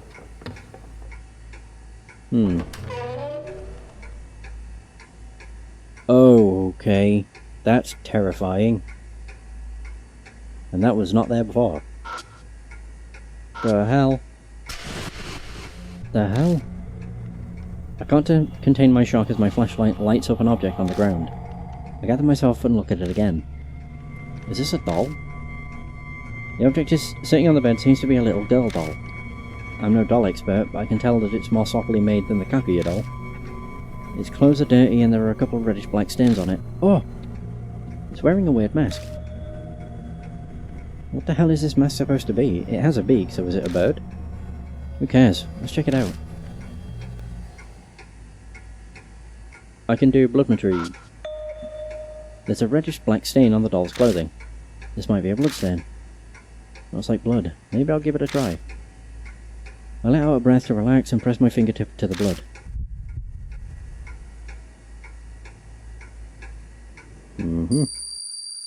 What horrifying thing am I going to see here? I hear a sniffing crying sound. Along with it I begin to hear a quiet voice.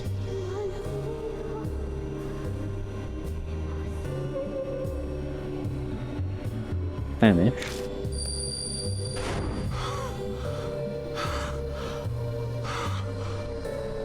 Kijima? Hey, something wrong? No, I'm alright. I heard a voice. The voice was saying famished. What kind of name is famished? Wait, is that a serious question? No, I mean, I'm saying I have no idea what they mean by famished. Oh, that's what you mean. Well, the word famished means hungry.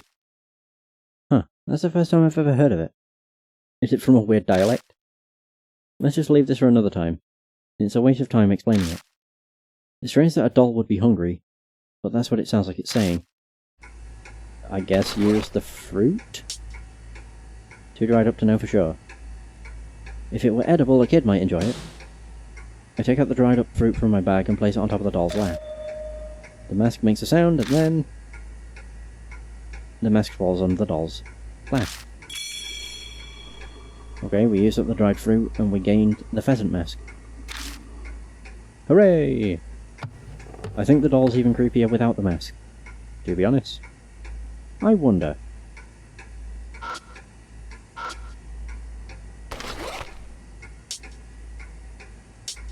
It could be either of these. The Okina mask or the other one. Try the pheasant mask first. Okay, cool. I place the pheasant mask on the frame. Oh. Hey, looks pretty alright. Maybe it was hung up here. Just then I hear something move in the hallway. What's going on? Ooh. I quickly remove the mask but the shaking won't stop. Hey, look. Oh. Eventually the vibrating stops, the hallway entrance appears at the mud wall in front of me. Oh, seriously? I was expecting it to be like a ladder. Is this a ninja lair or something? This is the first time I've ever seen an actual real trapdoor. But it looks like we saw a glimpse of the true face of the owner of this place. What are you talking about? There's only one type of person who would build up something like this. A paranoid person.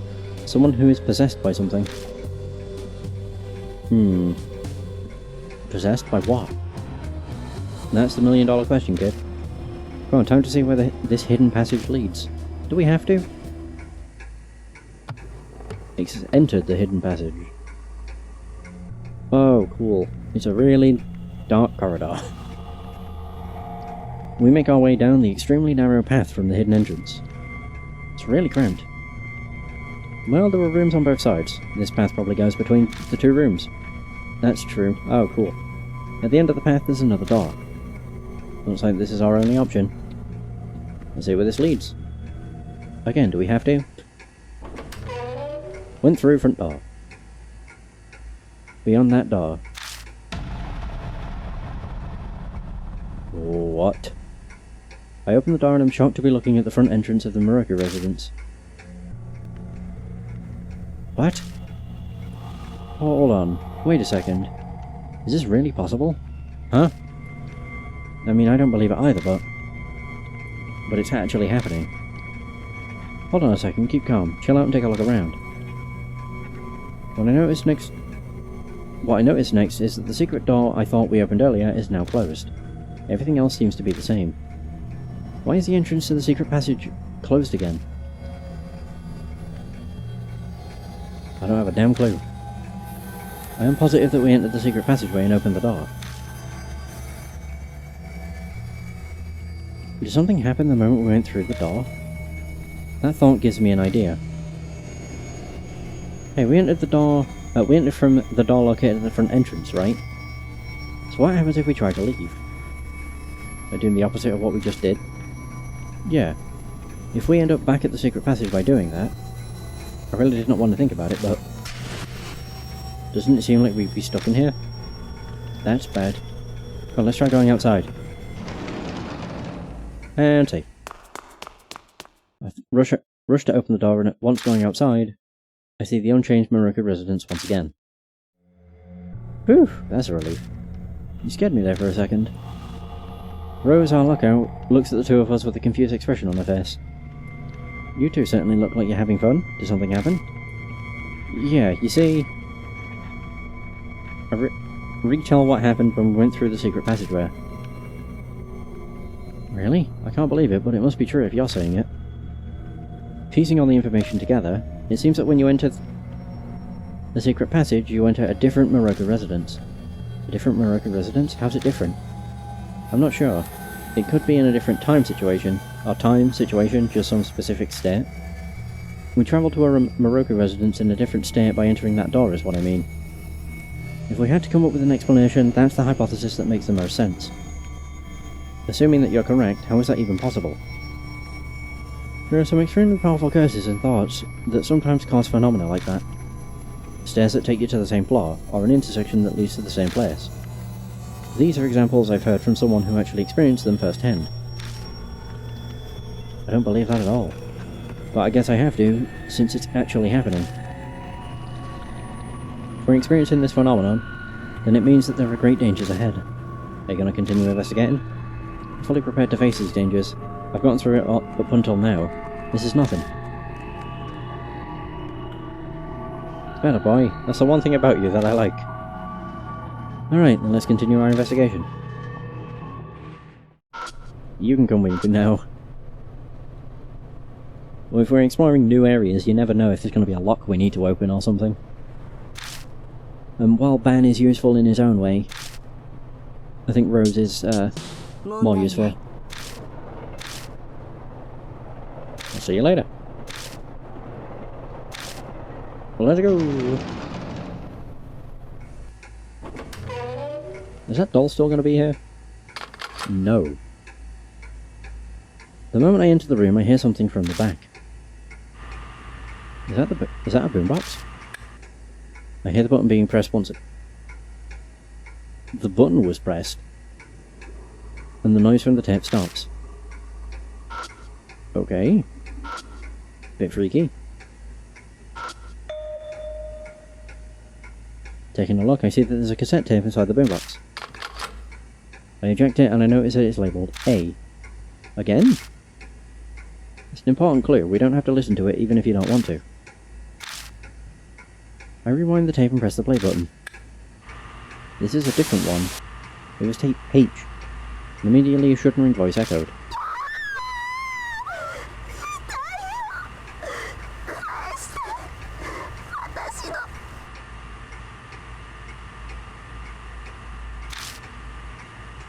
More screaming. A girl screaming fills the room and then it finally goes quiet. We hear silence for a bit, then... Soka. That's twice he said that. Don't worry, it's just your legs. I'm knowledgeable in treatment as well, but now... What the fuck was he doing? The man's calm voice is cut off by the tape stopping. I double check to make sure the tape's done and then eject it. This man's messed up. That was excruciating. Yeah, seriously. Screams were buried in my ears. Why are just your legs and knowledgeable in the field of treatment important? Thinking about it, the owner of the mansion, Yakumo Moroku, was aspiring to be a surgeon. Is the male voice on the tape Moroku? More importantly, I look over and notice that there is another cassette next to the boombox. It is labelled Tape H. Why is this here? Maybe I'll hang on to it. Huh. Why is he experimenting in such a way? And just, like, lopping off limbs and all sorts of stuff? Oh, hi. You weren't here before. This is a weird place. This is a very, very weird place. Oh god, it's another girl. Fuck. A doll again. I know this doll wasn't here before. I'm starting to be convinced of Rose's theory about the other Moroku residents. Taking a look at the clothes it's wearing, I can see a light stain on the abdomen. Bloodmetry! I slowly breathe out, bring my fingertip close to the stain on the clothes. Boom. I hope we're not going to hear more. I'm hearing what sounds like crying again, and from afar a girl's voice saying,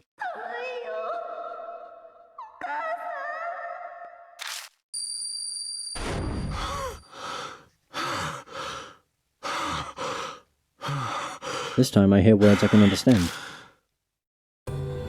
Cold. Is that what she was saying? Yeah, I heard it clearly this time. Cold, Mom. Unfortunately, I don't see a heater here.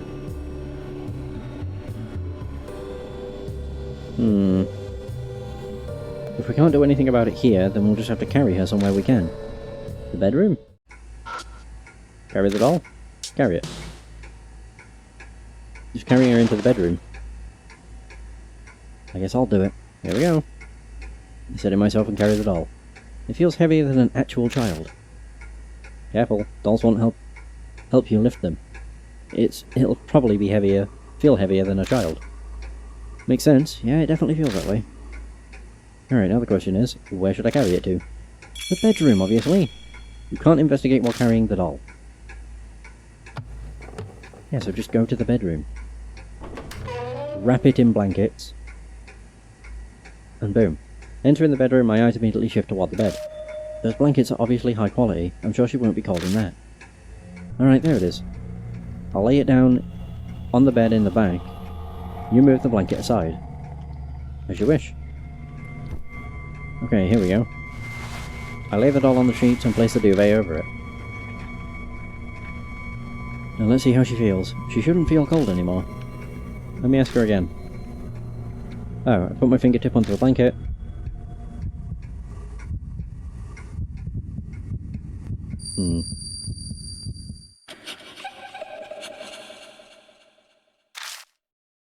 And that voice.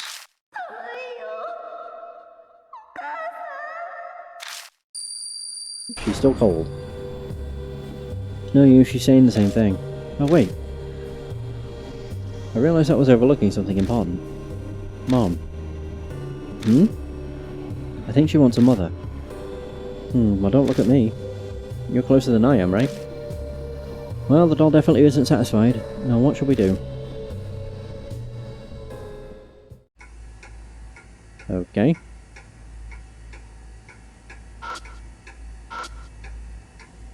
This all seems to want a mother. Hey Rose. Sorry, but can you handle this? Rose grimaces. But I have an image to uphold. Sorry, but we really don't have the time to care about things like that right now. Fine, but only because you're my disciple. I know I'm the one asking you to do this, but what are we supposed to do here? Essentially, we need the doll to feel some motherly warmth. I think what? Imitation of breastfeeding would be best. Wait, seriously, you're going to... No, I'm not going to actually feed it. I'll just sleep next to it and lull it to sleep, just like mothers do. Yeah, like this. Slipping under the blanket next to the doll, Rose speaks to it as she rubs its head.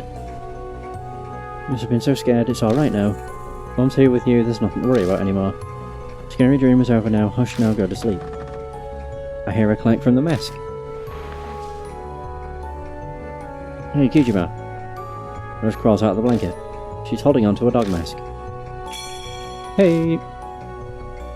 It just came off on its own. Maybe this means that the doll has been released from her thoughts. Now that she mentions it, I remember the mask coming off on its own when I gave the doll fruit. Yeah, maybe. Oh wait, there's this as well. A hand towel? What's this? It's wrapped around the doll's mouth. I assume it must have been used as a gag. The screams I heard in the tape replay themselves in my head. I pick up the doll from the bed.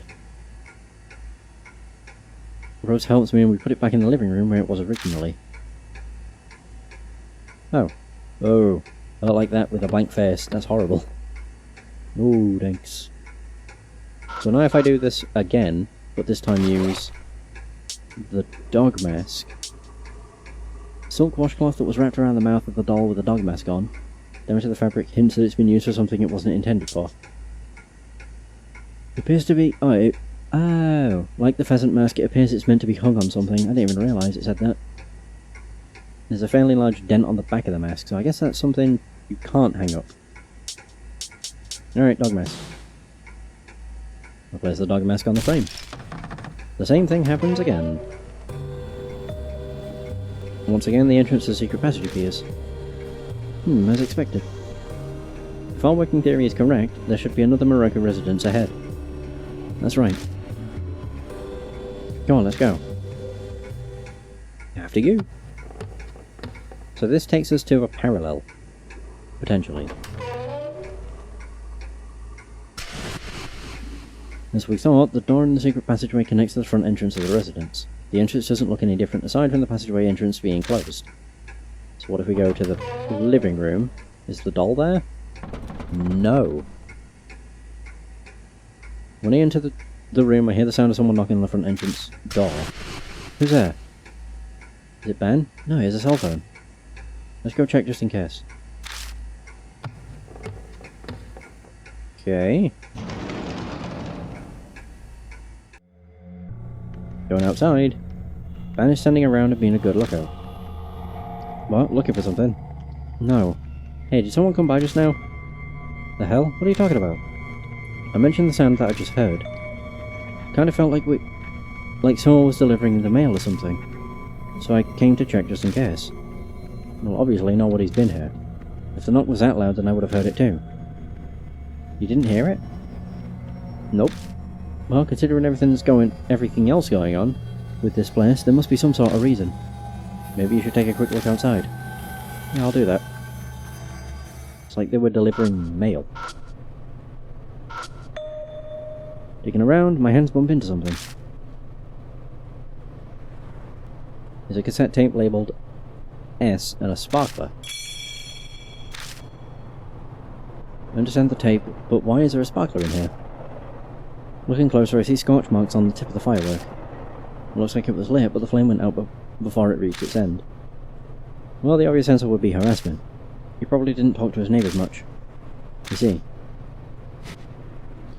I'm gonna switch to Ben. I did this before, and it seemed it worked out, so... Yes, switch. Alright.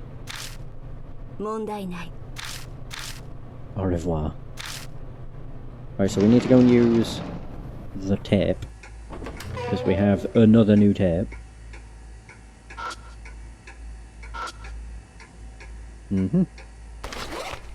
Tape S.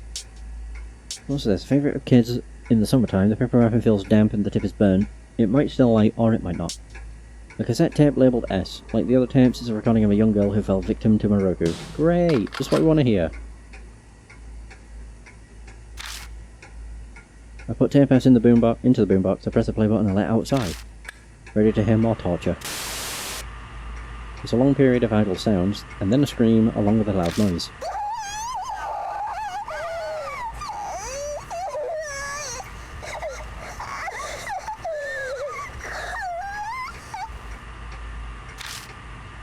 The sounds make me gnaw my lips.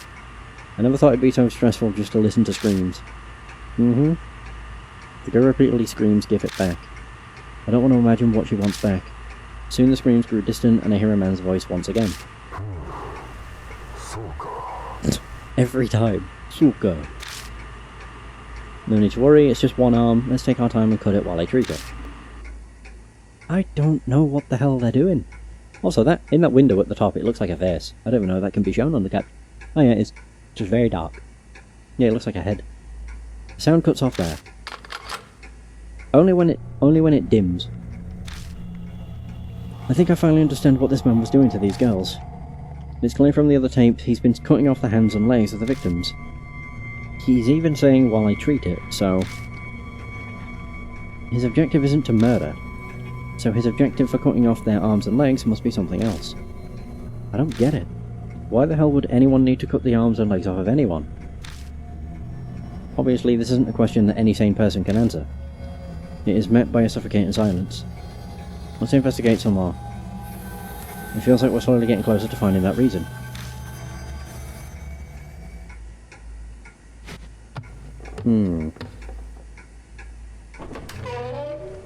I like how it's only been the same two rooms.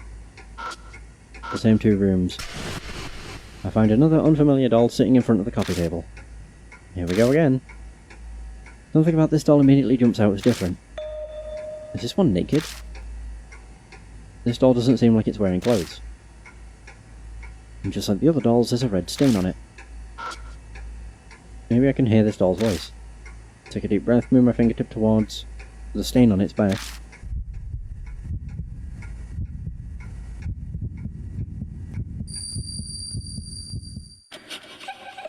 I hear some sniffling and crying, and I begin to hear a quiet voice.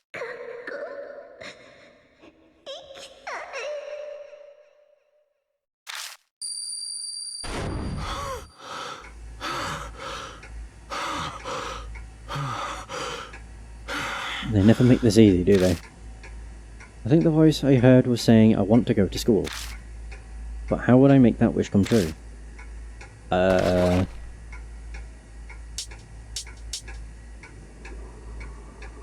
The sailor uniform?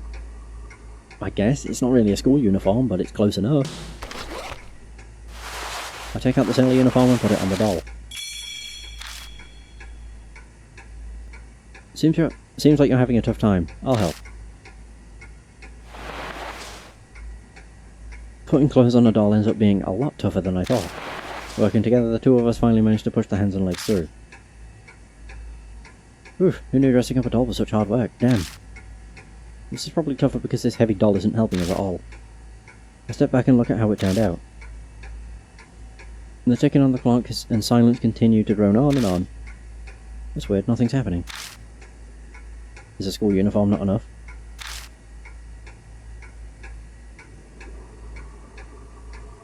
Well, this isn't a school. Seriously? I don't want to think about taking this doll out with here and taking it to a school. The closest school is pretty far from here. Hey Kijima, sit next to her. Huh? What are you talking about, old man? Listen, just shut up and sit down. Also, I'm not Ben. From now on you call me Mr. Ben. You got that? Huh? Oh, it's a mock classroom. Say what? Though it feels ridiculous, I sit down next to the doll as Ben ordered. Alright, let's review what we learned in our history lesson last time. So, when did Columbus make it to America? Kijima, what's the answer? Ben, pretending to be a teacher, calls on me like I'm a student in his class. Shh, what the hell? It's something about the ocean blue. Alright, it's 1942, right? Good, I'm glad you reviewed what we learned. Alright, next question. I'll ask you... Ben points at the doll and throws out a question. What year was the Emancipation Proclamation signed? However, the doll continues to stay silent. Fine, I guess I can help keep this going for a bit. Yeah, Mr. Ben, don't you think that question is too difficult for an elementary schooler? Oh, good point. My bad. You're doing a terrible job as a teacher. What'd you say? You runt? That's no way to talk to a teacher. What kind of teacher calls his student a runt? Jeez. That's it. Come here, you little... Oh, wanna fight, you fraud? Then the next moment... Hey! With a clack sound, the doll's mask comes off. Hey, did you just see that? No way. All it took was a half-assed act like that. What are you talking about? That was a class lesson, no matter how you slice it. I was teaching my ass off there. I'll have you know that I've got a teaching license from my college days. Wouldn't trust it.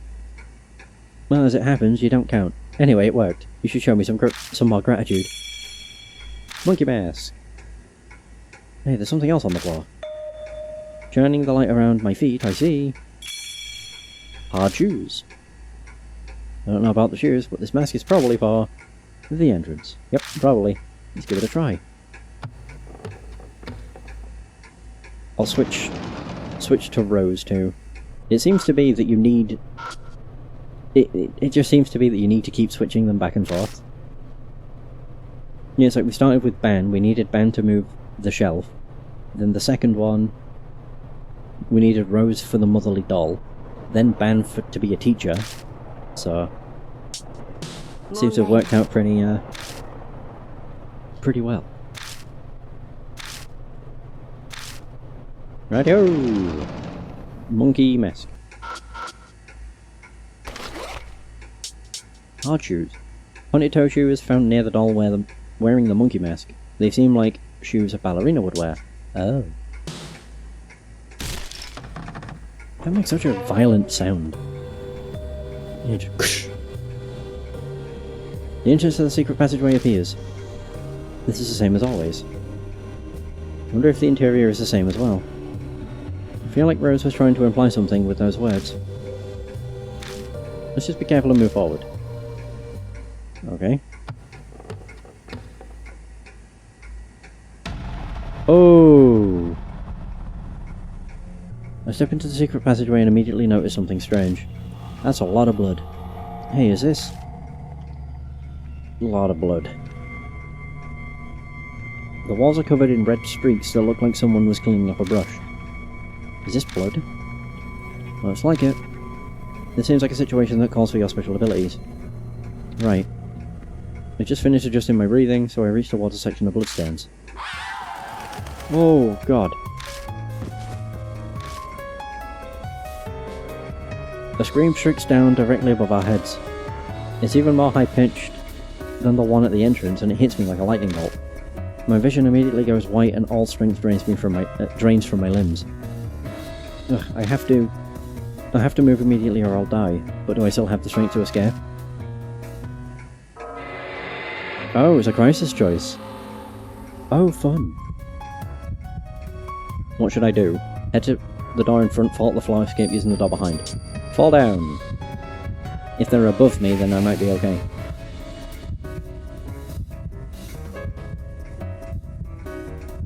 No, I don't have enough strength to escape. And I should choose something that'll let me stall death for even a second longer. I hold my head and fall on top of the big bloodstain. Oh! Oh, I didn't realise we were using bloodmetry. Then... Is this the memory from that blood? My bloodmetry activates. What the hell is that? The screaming voice disappears and... I hear the high-pitched cry of a bird that sounds like it's communicating with others. Was that a crane cry?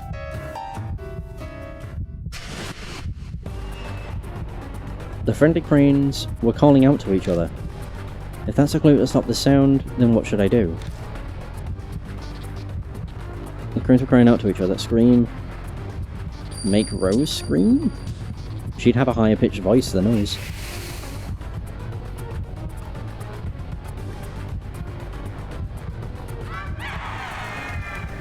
Hey, Rose. I tell Rose to scream through gestures. Scream, pretend you're a bird, and scream. It looks like my message gets through because Rose rears back and screams. However, I can't hear it at all. Damn it, I guess this is it. My despair turns to resignation, and then my consciousness fades. Or leaves. Leaves me. Same as me. That's all I hear as I slip into darkness. An unknown amount of time passes. Someone's voice brings me back to my senses. Are you awake, Kijima? I take a second to gather my senses. Did the screaming stop? What are you talking about? Yes, it stopped. Thanks to your advice. And well, also thanks to my voice training. I never knew I could scream so loudly. So that means... I see. So we're saved. Unfortunately, this is neither heaven nor the river Styx. We are still living out this current life. As long as I'm alive, I don't care.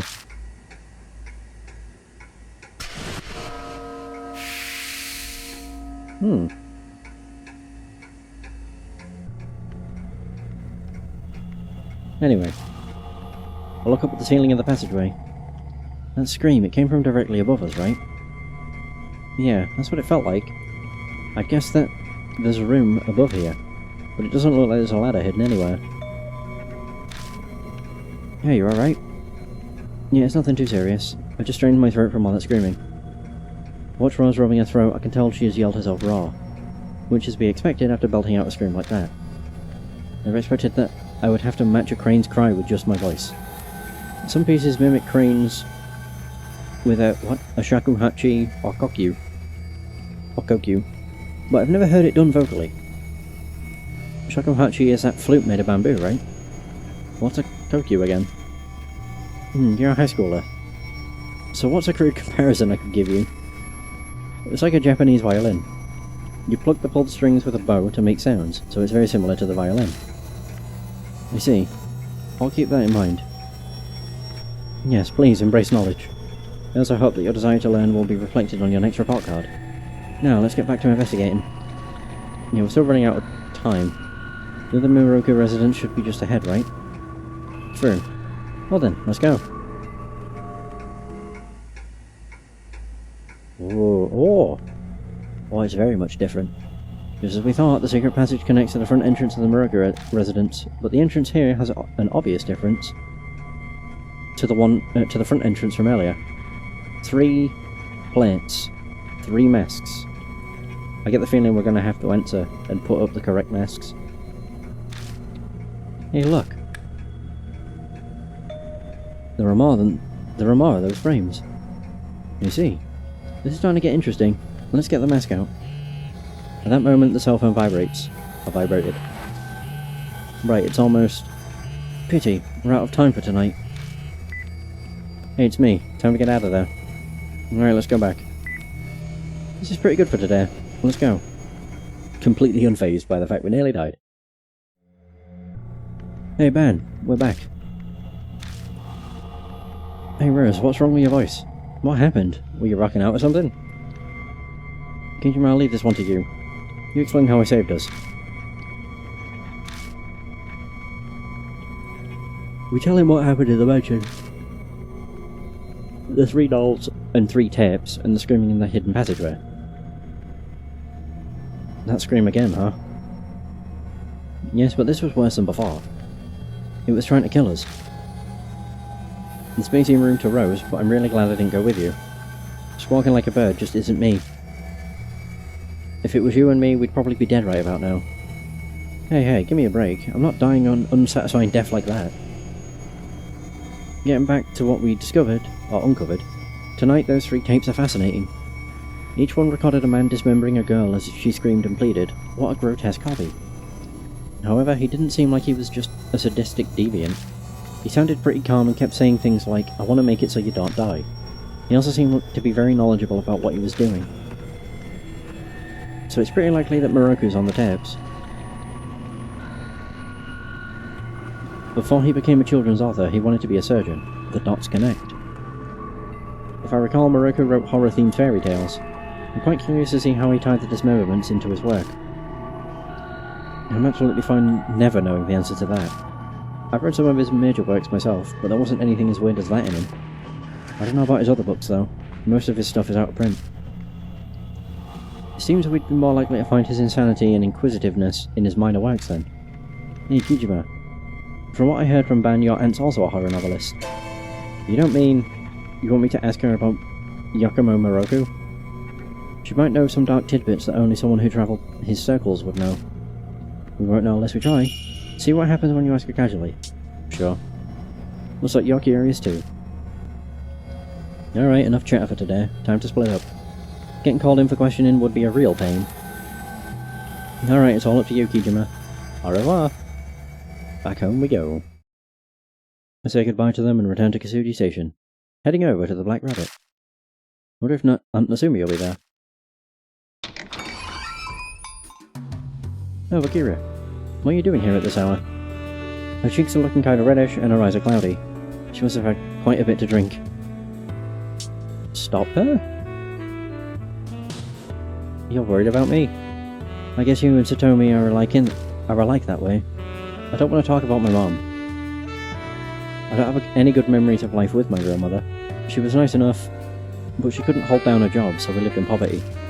Until Amanome helped me find a part-time job, there were even days when we didn't eat.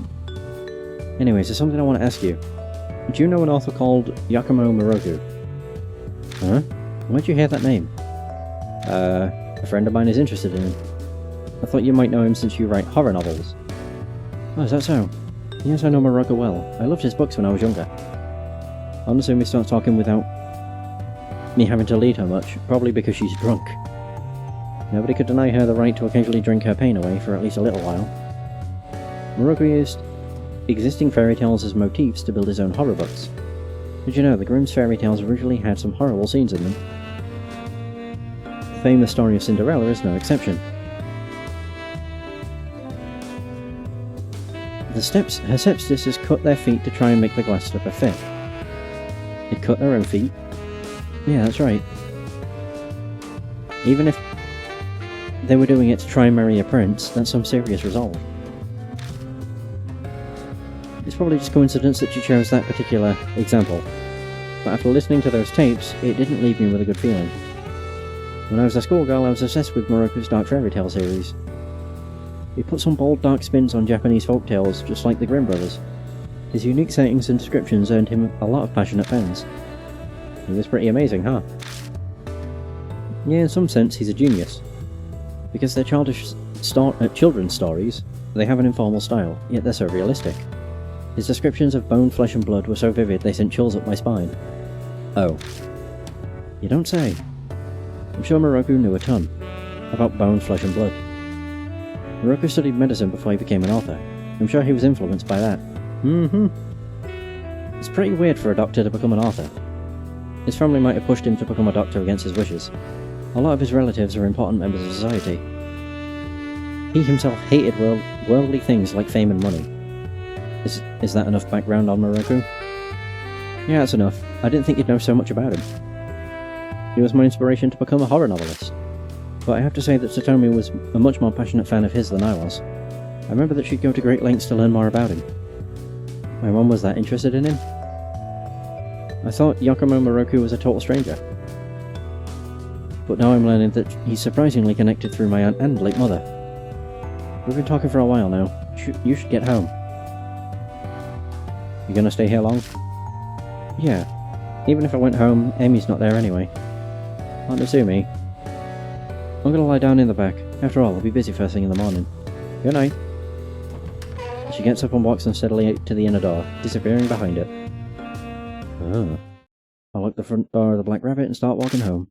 As I stroll down the dark roads, I pray that Aunt Natsumi can get some sleep. Well, this was a pretty good day. I have noticed though, when the mouths show up, that's the day that you purify the ghost or the spirit. No, it's one thing I realised.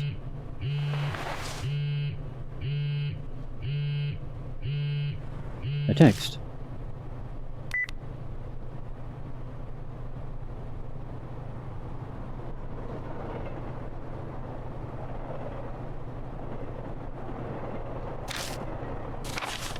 How are you? It's D-Man. What? I've prepared your next riddle. Feed the souls of triplets to the monster that consumes souls. Huh? What? Feed me triplets to the monster that consumes souls. The only thing I think for that would be a vending machine.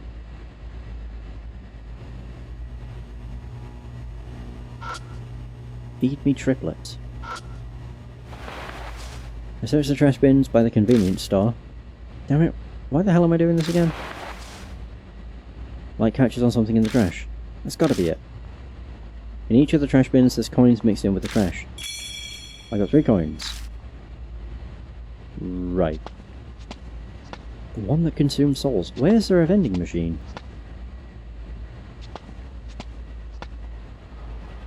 Unless it's the photo booth.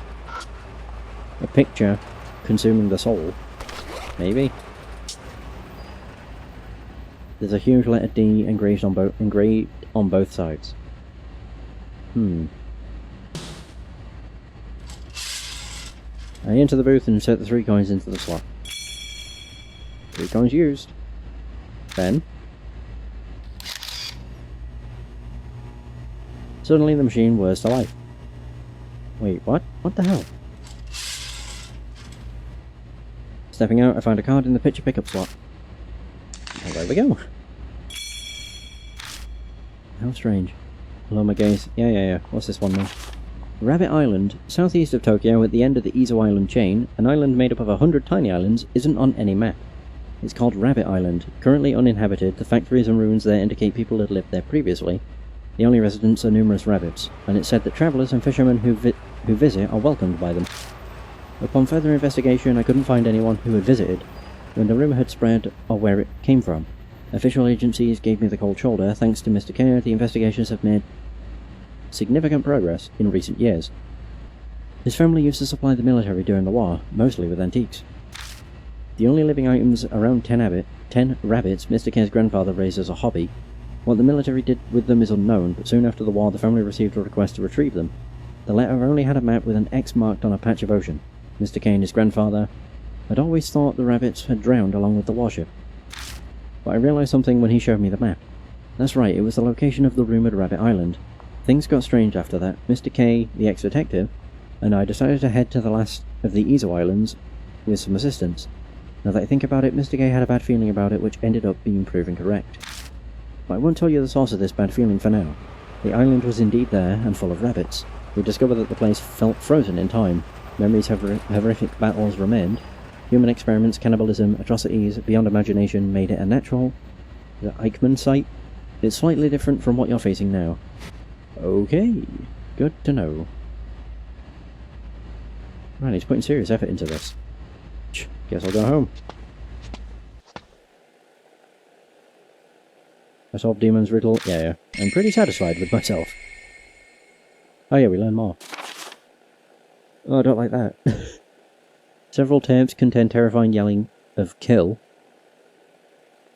A little girl kidnapped, her arms and legs were severed. I want to make sure she won't die. What does that mean? I heard the scream of the screaming author. Rose screamed back, would have died if she hadn't. Probably. Man, I'm tired. Is that my phone? I could be calling this late. Hello? Oh, it's the spirit again. Hey, who the hell are you? You better cut this out.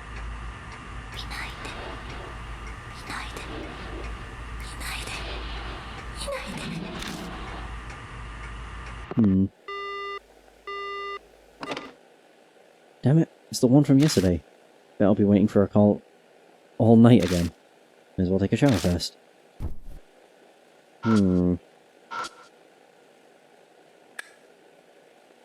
What? Oh. Speaking of, do I have anything to drink after I get out? My fridge. I open the fridge and look inside. Nothing. I'll go get something from the vending machine. Vending machine? What? The closest vending machine is in front of the cemetery. Oh, cool. Wonderful. Oh, this is fun. What should I get?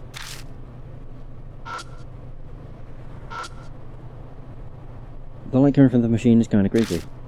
What are you gonna get? Ooh, a Y green tea, semi-sparkling cola, honey natural water, nata de coco au latte. I could get that, because then it'd probably remind me of Amanome. Yeah, I mean, why not? Sure. It's a new Cafe au lait product with nata de coco in it. I'm pretty sure Amanome got us it. I think so. I buy 2 bottles of nata de coco. Okay then, time to head back.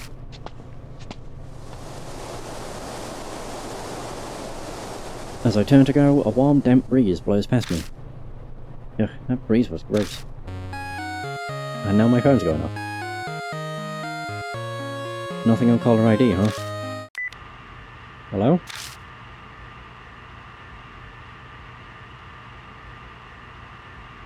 Another crank call. Damn it, again with the silent call. Probably the same one from earlier.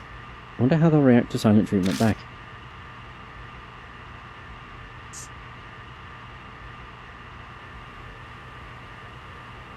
Okay. What is this? It sounds familiar. It's TV static. Just like what I heard coming from next door yesterday. Wait, why am I hearing this on the phone? Where's this call coming from? Okay.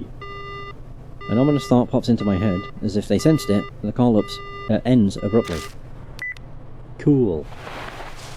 I better hurry home now. Yeah. Sprint.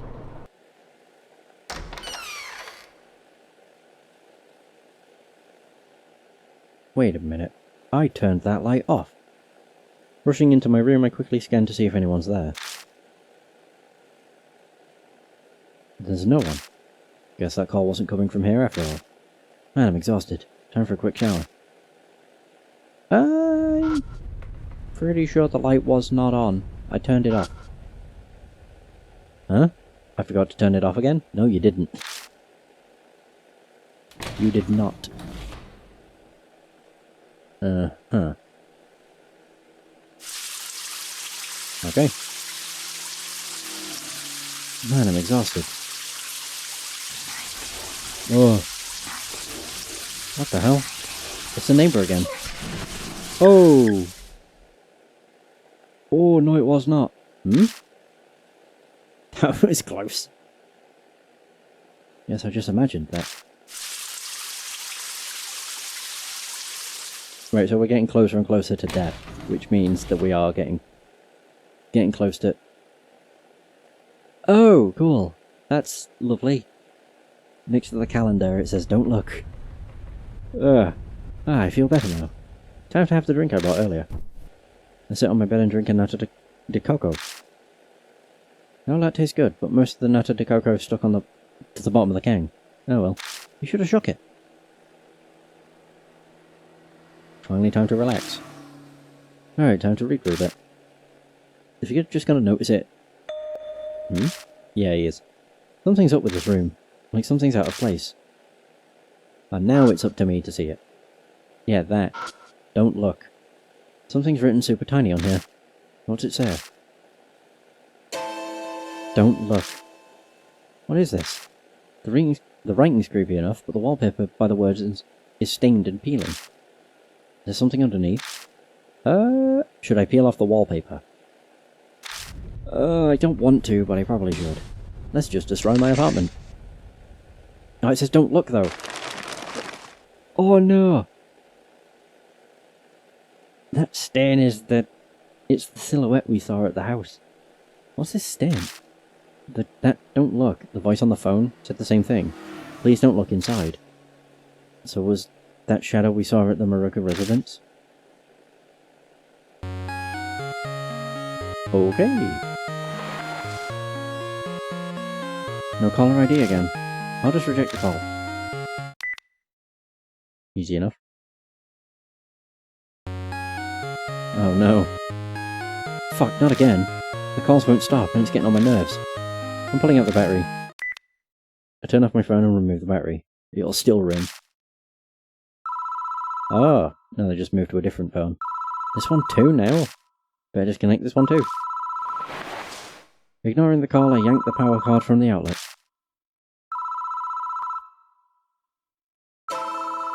But the ringing doesn't stop. But I unplugged it. Abruptly the ringing stops, but then the receiver starts to make noise. Oh god. Ooh. Oh, it's the screaming. The screaming is the same as what we heard at the Maruka residence. The instant splitting headache almost knocks me unconscious. I won't last if I can't get the voice to stop soon. Oh my god. How to stop it? What do I do? Turn on some music. The only choice we have, really.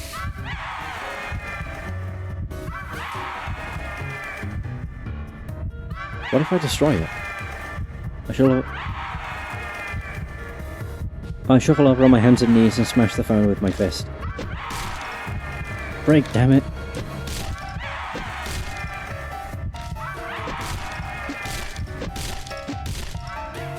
Oh, there we go. Whew. Peace. Oh my. I punched the phone over and over, bearing the pain, and by the time the phone's lost its shape, the screaming's already stopped.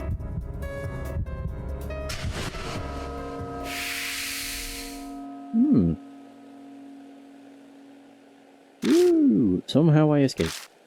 That screaming, is it the spirit from the Morocco residence? Nothing else better happen for the rest of the night. I wouldn't want to go to sleep with that stain on my wall. Crisis averted, I suck in a deep breath. Man, am I exhausted. Shit, I need to rest before I clean this mess. Collapse onto the bed, I quickly feel my consciousness fading away. I can't keep my eyes open. Yay! I live! Somehow. I do want to save. Insane. The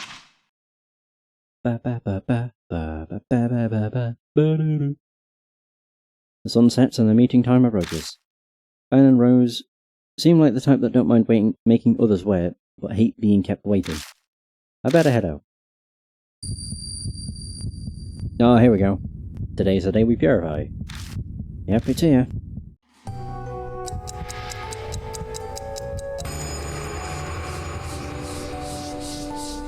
Also comes from somewhere. It's time for a tale. The man found a poor little birdie. The man wanted to save the little birdie.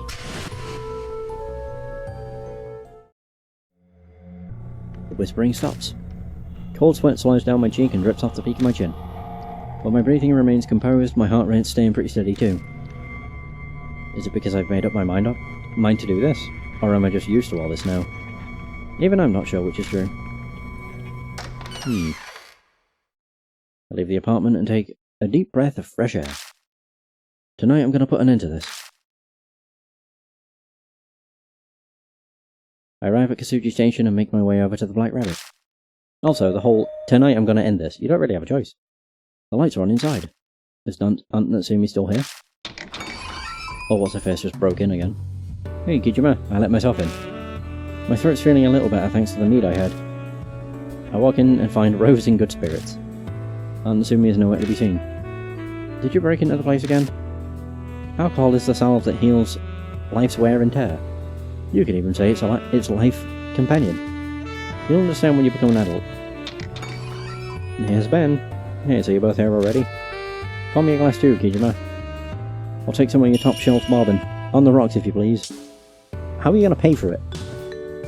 Why giving me that look? What an inhospitable bartender. Our lives are on the line again tonight. Indulging in a good drink when facing down that situation is to be expected. So come on, don't keep your customer waiting. This is going on your tab. I've helped Aunt Natsumi at the bar before, so I know what to do. I go behind the counter and pull a bottle up from the back. I put some ice into a rocks glass and pour the dark amber liquid in. A burnt smell wafts up. Ben impatiently snatches the glass from me and pounds down the liquor. Phew, I'll put hair on your chest. So Kijima, did you get some info about Morocco? More or less. I filled them in on everything Aunt Natsumi told me about Yakima Morocco last night. You see, it definitely looks like that cruel hobby of his definitely made its way into his work. But I'm finding it hard to believe that he'd abduct and kill young girls just for his writing. I tried to follow the thread on those previous abductions. Over the past few decades, 4 girls went missing near the Morocco residence. Half a year ago, a middle school girl named Tsubasa Oi vanished. She was on her way back from ballet class. She was a pretty girl who people had expected to become a prima donna in the future. On her way back from ballet class, that means... yeah, the recording on that T-tape is a news clip about Tsubasa Oi's abduction. We also found a ballet flyer in the mansion. Could that have been... and the hard shoes. Yeah, Tsubasa Oi was slated to perform in the show advertised on that flyer. I think she was the star of the second act. The second act was Doug Lake. Yeah, Tabasco Boy was going to play the part of the princess who gets turned into a duck. She was apparently really excited for it and put her heart and soul into practicing. She went to the ballet classroom every day and danced barefoot until the sun set. And then she went missing just before the show she was so eagerly awaiting to perform. What a soul-crushing tale. I'm sure that was devastating for her. Okay, now for the rest. 10 years before that, a girl named Sachi Kirishima disappeared. Then 20 years ago, it was Ai Mishima, and the last one was 30 years ago, Hana Manabe. You don't have any more info on those three? Unfortunately, I couldn't fully investigate them. They're pretty old cases after all. They all match up with the tapes we have, though. All I know is that they were all kids who were in their early teens. Tsubasa Oi was the only middle schooler, but the other three were all in elementary school. The first letters of their names match the tapes. T-S-A-H. The pieces are all starting to fit together. I think we can safely assume that Yakumo Moroku abducted all those girls. Once every 10 years, a young girl around the same age was kidnapped by a children's author. Almost like some kind of ritual. It really piques one's curiosity. Moroku must have had some nerve. He kept kidnapping girls right by his house, and no one ever put two and two together. I'd say it's the opposite, actually. For him, his neighbourhood was the safest place to do it. Didn't your mother tell you? Most of Moroku's relatives are famous. Some of them are on the Shinzo Ward Council, or they work somewhere in the government. They probably kept all the heat off of Moroku just to make sure they didn't get any blowback. If people suspected a relative of theirs was a criminal, they could lose their positions. As such as the disgusting state of the world, people really are the worst monsters of all.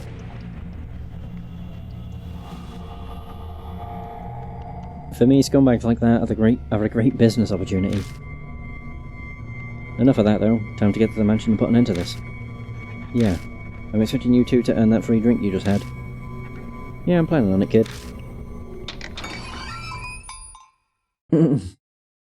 I leave the Black Rabbit with two tipsy adults in tow. They'll probably sober up by the time we get to the Moroku residence. So will it be the same as we had before? I walk alone down a path that I'm already far too familiar with. Just before I'm in sight of the Moroku residence, that horrifying presence appears once again. Really? Jesus, that means we're already nearly done.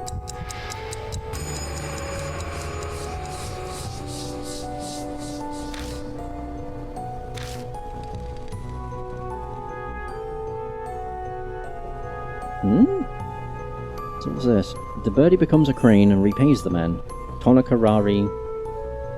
Oh no, it's Tonkarari. Tonkarari from beyond the door. Yeah, so the fact that's popped up twice before we've even got to the residence just tells me that it's not going to be long before we get into a kerfuffle. However, I don't feel too bent out of shape. I figured it'd come right about now. Crazy, really.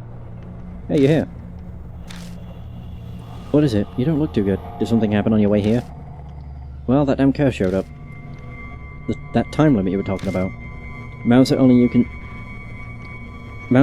can see appear, right? Sounds crazy to me, but... Spiritual phenomena that only the affected person can perceive are quite common. Besides, Kijima has his blood meter, remember? It's not unusual that he would see quite a few things that others can't. It's supposed to be a death curse, but you don't seem two-faced, Kijima. I've dealt with it 3 times, yeah. Well, it's the 3rd time it's happened. I think I'm kind of getting used to it. Getting used to it? Seriously? You really are an interesting child. I've seen many cursed people, but I've never seen anyone as dauntless as you. I guess Rose is not the only one here who's fearless. I can't keep up with you two. Jeez. In any case, I don't have much time. This will be settled before the sun rises. I see. Guess it is the 3rd day after all. Why is it always on the 3rd day? We're definitely getting closer to the truth. When it all comes down to it, our main issue is... Rose looks up at the window. is the fact that we haven't gotten there. We'll get there, no matter what. Come on, let's start.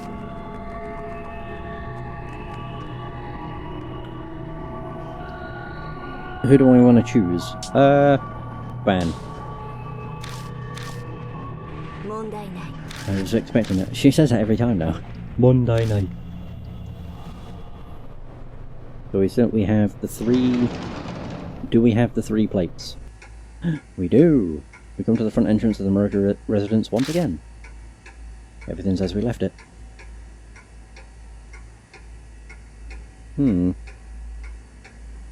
Three frames. That must mean we're supposed to hang the masks here. Yeah, I'm sure of that. My question is, where do we put each one? Maybe there's a hint. Examine the frame. Examine the charm. You must represent the types of masks that need to be put here. Moroka's a fairy tale novelist, so I'd bet that it's related to fairy tales. Well, when I think about fairy tales that deal with cherry blossoms, I think Hanasoka Jisan. Oh, there we go. So, you know, the one about the old man and the neighbour that kills the treasure-finding dog. In the end, the old man's cherry blossoms get him blessed, but the neighbour ends up in jail. And Japanese people in olden times really loved cherry blossoms. There we go, that's the dog mask. I set dog mask on the left frame. Dog mask used. Number 2. What's this charm? It's probably something so in... yeah. Retribution, huh? There's a common theme for fairy tales. Kachi Kachi Mountain comes to mind, but there's no rabbit or raccoon mask, so that's not it. So that must be the... monkey? Maybe this one has an actual clue. But the last is a really vague clue. Maybe if we went with the process of elimination we could figure this out. Oh. Rabbit raccoon. I don't really know. Monkey? Possibly?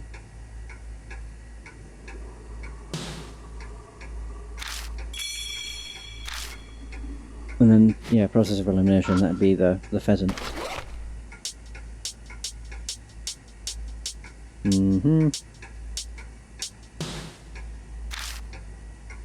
I set the pheasant mask in the right frame. Hooray! Then... Whoa! Whoa! The entrance to the secret passageway opens up once again. Nice, great job. Now we're just lucky. Come on, there's got to be something pretty important up ahead. Enter the hidden passage. Please say we don't get attacked. Oh, there's a ladder this time. Something appears inside the secret passageway. It's a ladder. Man, it feels like we're finally going to put the finishing pieces on this story. It certainly is giving off a dangerous vibe. We better be prepared for anything if we're going to climb it.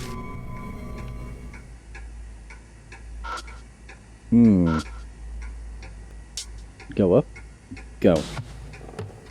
I climb up the ladder. I hold my breath as I climb up the ladder, and it was exactly as we figured. The vast attic fills our vision. Look, behind that sliding door.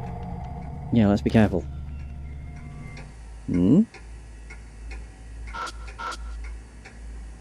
Sliding doors are lit up by the lights. The light coming through is soft and gentle. I quietly edge over the sliding door, and as I extend my hand to open it... Whoa!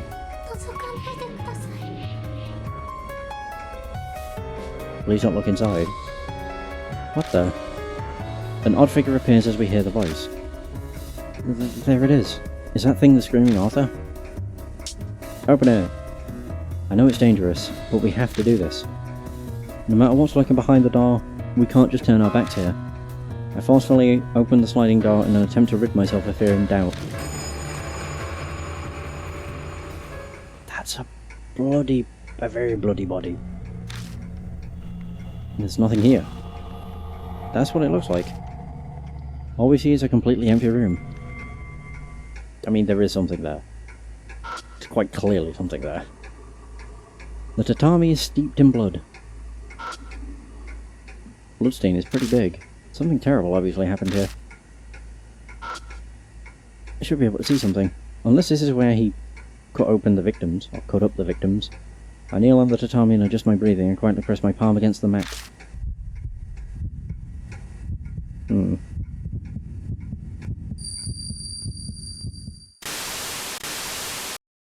But...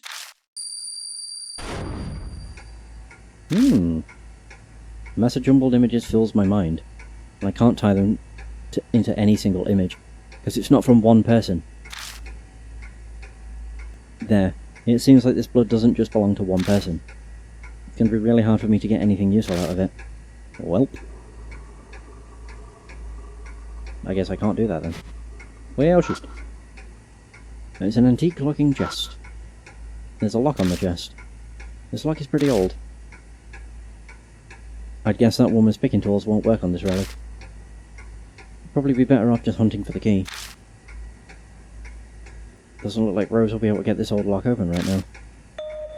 I'm about to leave when I notice a sheet of black paper that was under the chest. What's this? Carbon paper. I guess a kid like you wouldn't know. It's carbon paper. They use it to make copies. Okay. How does that help me? I wonder if there's much else we can really do here. Just look everywhere. I don't think we've been into any of the rooms. Oh, we haven't. This is all new. Sheets of paper are scattered everywhere. Most of them are blank sheets, but there are a few with some sort of typed title onto it. Sati Kanigasen. Sati Kanigasen, huh? Based on the other, this must be referring to Saru Kanigasen. It also looks like the typist prefers Kunrai Shiki romanization. If they were using the Hepburn system, T would be Chi and 2 would be Su. Or Su. But whoever's leaving these puzzle clues behind is obviously using Kunrai Shiki. I bet this bit of trivia will be super useful in your life. Maybe? Oh,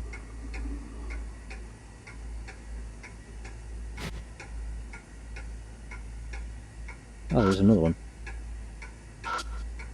Most of them are blank sheet. Yeah. So this one is... Oh, these are all their names. Sitakira Hana, Kobatori I. Sitakiri Hana... Yeah, tape H, tape A, and tape... The other one was S, wasn't it? Kobatori I. I'm guessing they refer to Sitakiri Suzume and Kobatori Jisan. Muroku's works are takes on fairy tales, so it makes sense that the titles are references. Let me just double check this one. If this was S... Sati, yeah it was. Aha! So we have S, H and A. There's no typewriter here, there are black stains all over the keys. Keys are completely rusted and I'm not even sure it'll work. There's already a sheet of paper set into it and I can see part of something typed on it. What? No ongaisi? Blank no ongaisi. Well, we obviously gotta fill in the blank, seems like a reference to that crane story. So something fairy tale related that would complete.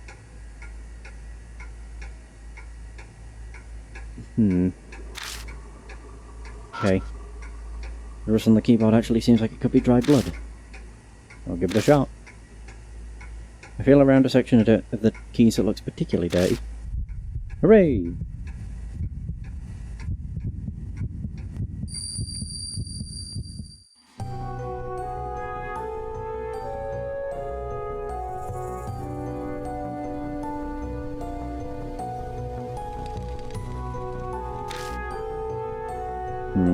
I hear coughing sounds, they sound like they're from a person that's in pain. I think I've heard this voice before. This voice. Eventually the coughing stops and then, in a firm voice, the voice says something.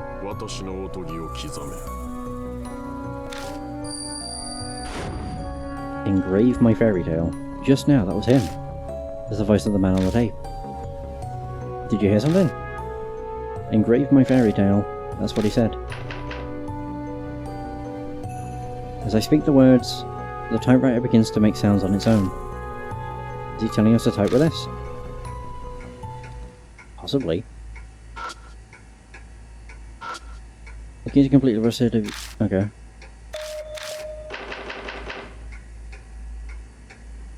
Abs 2 are the only working keys, so the word must only use those letters. Type. I press one of the keys that works, however nothing appears on the paper. It seems like the typewriter doesn't have any ink. Bam takes a look at the typewriter. Well, of course it can't have anything, there's no ribbon in it. Ribbon? It's a tape of ink. It goes between the type hammers and the paper. The hammer hits the ribbon and leaves a mark on the paper with the ink from the ribbon. So you're saying the typewriter is out of ink? That's right, but it's a pretty simple machine. All you have to do is place something that can print letters between the hammer and the paper. Like what? The paper? Carbon paper? The pressure makes the carbon of the paper transfer onto another sheet placed below it. Oh, pressure sensitive paper. Can we use this? Ben carefully examines the typewriter. Well, I think it'll work. You should be able to get some letters if you put it between the hammers and the paper. Put the carbon paper into the typewriter and take the place of the ink ribbon. To take the place of the ink ribbon. Okay, let's type again.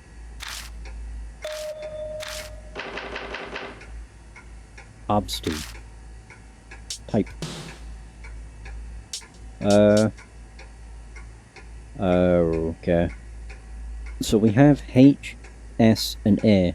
The other one was, I can't remember her name.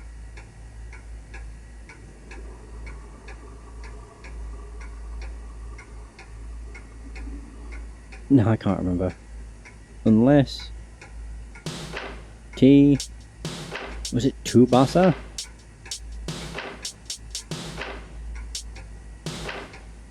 Tubasa. I fill all of it out. Whoa! The keyboard starts clattering on its own again. Even the keys that were stuck fast earlier are now smoothly typing onto the paper. Oh, I think this is what they refer to as psychography. We gawk at it as the paper fills with sentences and rolls out of the typewriter. We pick up the paper and look it over. This is what was written on it. I failed with many of them in the past, however I managed to save the fourth bride. Though it is their role, all the birdies have lost all 4 limbs. It's truly saddening. The fourth birdie wails that it does not want to be seen, and it wants to die. Truly a pity. I shall at least give her wings, and transform her from a little birdie into a beautiful crane. If she became a crane, I'm sure it would show me utmost gratitude, even if it died. That's all the typewriter writes. Huh? Hey, Kijima. Suddenly Ben points at the bed. Take a look at that. Was that there before? What is that? When did it get that way? I mean, we put a doll in there. There's now a bulge in the bed that looks like someone is sleeping in it. Okay. Sure. The bed is bulging suspiciously. It's Rose. The bulge is about the size of a grown man lying down sideways. It smells like rotten food. Oh, don't say it's a corpse. Yeah. A powerful stench violates our noses. We have been in this room several times before, but it never smelled like it did now. Something has definitely gone bad here. I'm sure it's what's causing that bulge. Kijima, try looking under the sheet. Yeah, make me move it, why don't you? The smell gets more and more intense as I get closer to the bed.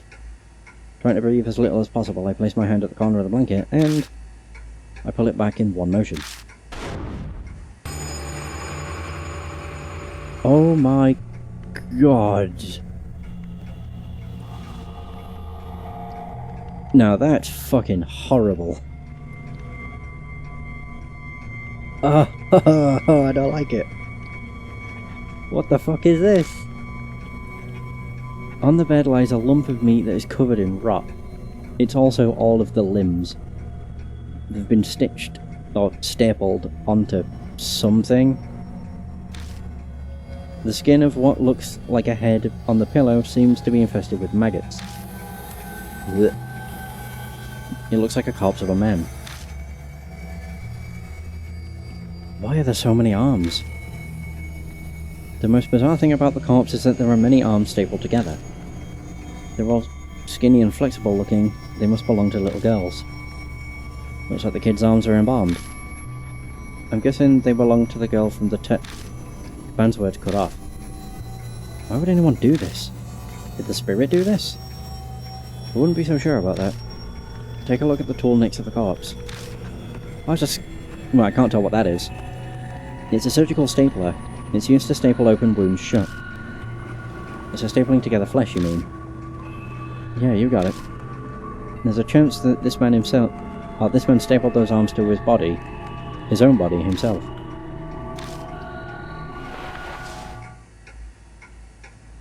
I can't bear to look at the freakish corpse any longer, so I cover it and leave the room. That corpse. It must be Yakumo Morogu. I don't know what he looks like, but judging by the white hair, I'd bet it was him. Hang on. If Morogu's here, then who's the screaming author? Someone who died in this place while leaving behind an intense grudge. And if it isn't Morogu, you know who that leaves, right? The girl from 6 months ago. Hearing the word grudge, my mind immediately thinks of the tearful screams and pleas of the girls that were recorded on those tapes. That means... I recall the contents of Tsubasa, whatever that is, no one Gaisi, that came out the typewriter earlier. It was the one that did not want to be seen. I failed with many of them in the past, however I managed to not kill the fourth birdie. Because I'm sure that even if it were to die, it would be able to die in peace. We haven't found the fourth girl doll, and what the title Tsubasa no Wangaisi indicates, the spirit, must be T, the last girl killed by Moroku. Fuck. I feel my stomach turn once again. Yet another time it's happened since I entered this place. I'm sure any sane person would feel the same. But I can't allow myself to look away from it. I have to face the tragic reality. If I can't, then I may as well just embrace my coming death.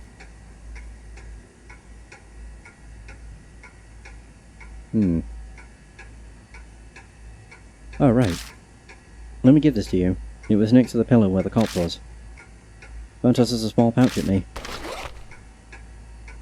It contains an old key, a syringe with liquid, and an empty medicine ball. Obtained old key and syringe.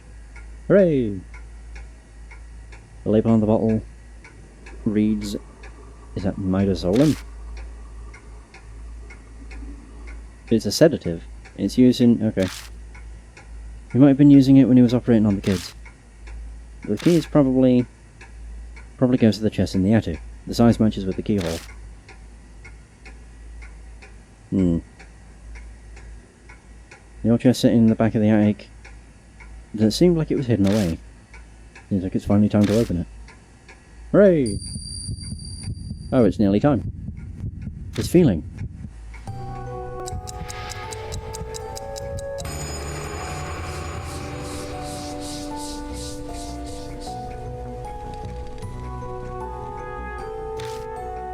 The fate has reached happily ever after. Don't peek in. Don't peek in. Don't peek in. Don't peek. Yeah. Please don't look.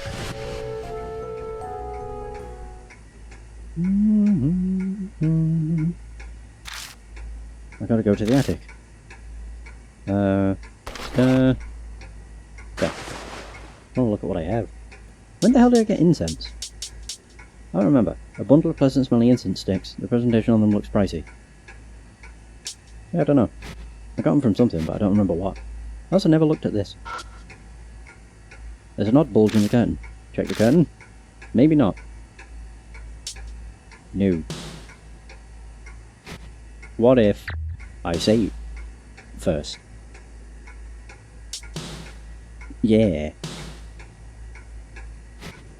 I did notice the bulge in the curtain though, but I never thought to check. I pull the curtain back to see what's causing it. And... huh, nothing's here. No sign of anything that caused the curtain to bulge. Even things out the window look normal.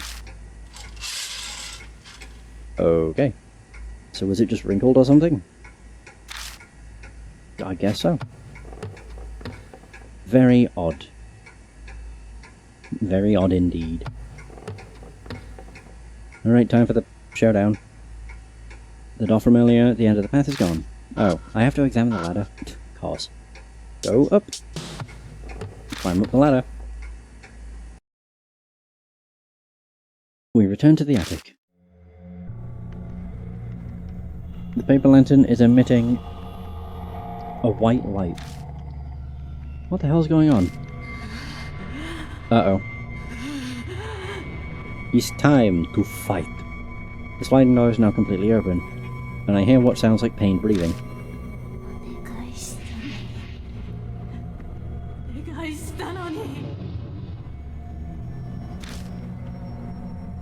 What do you mean you pleaded? Oh. After clicking my tongue, I walk onwards. Walk towards the voice to see what's there. My whole body is wrapped up in something that comes from overhead. I'm quickly jerked up into the air, and the impact causes me to drop my flashlight. Oh crap, the flashlight. I feel like I'm a bug that's flinging around in a spider's web. Sounds like it too. Whoa. Where the hell am I? Fuck, what's going on? Man, you're in the way, move over. How exactly do you want me to do that? I'm completely flipped upside down. I squeeze my head against Ban's body so I can actually see. Oh! Oh my god!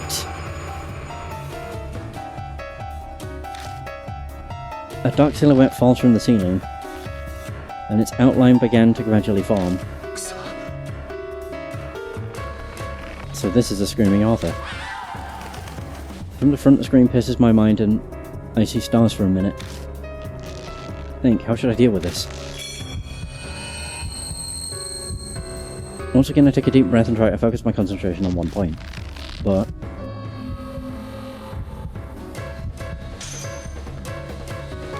oh! I think the fact that I'm all tied up like this is preventing me from fully concentrating. You gotta be kidding me. Oh, it's just a crisis choice. This is horrible. Scene 1. I have to stop that voice. Damn it, I can't move. Hey, I can move an arm. That's something, right? What do we do?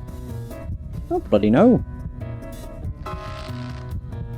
What was that? The wire was stretched very lightly. It feels like it would cut me if I touched it. It's vibrating considerably, maybe it's resonating with the scream. Oh! Wait. Resonating. It could be the... yeah, the clump. Because it mentions that it's... for stringing musical instruments.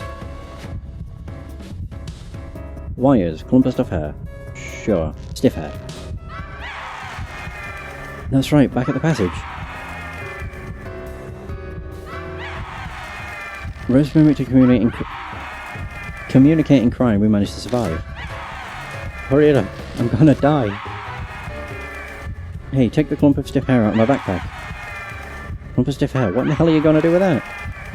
Stop talking, just hurry up and get it. Okay, got it. What do you want me to do with it? Rub against the wire as hard as you can. What are you... you know what? Whatever, here goes. Ah, there we go. And straightens the bundle of hair and firmly rubs it on the wire.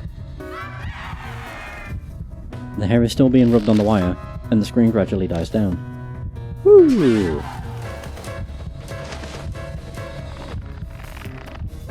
The screaming author moves a bit, which causes us to move around quite a bit too. In my new position, I can't see what's in front of me once again. On the bright side, the movement also frees up one of my arms. Yeah, you alright? Damn it, these wires have got me wrapped tight. The voice is coming from above me. Looks like the weight I feel on my back is Ben. Oh. Forcing my head into position where I can see again. I see the screaming author's bird-like leg. Please, not a crane. Is it crying? Just kill it. If it screams again, we're done for. Not a crane. What the hell does it want me to do? Make it so she's not a crane? I guess?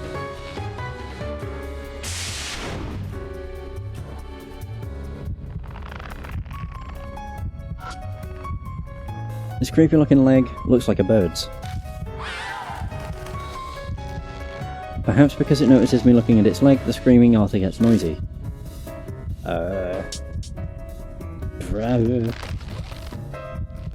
It can of spray paint, it says yellow.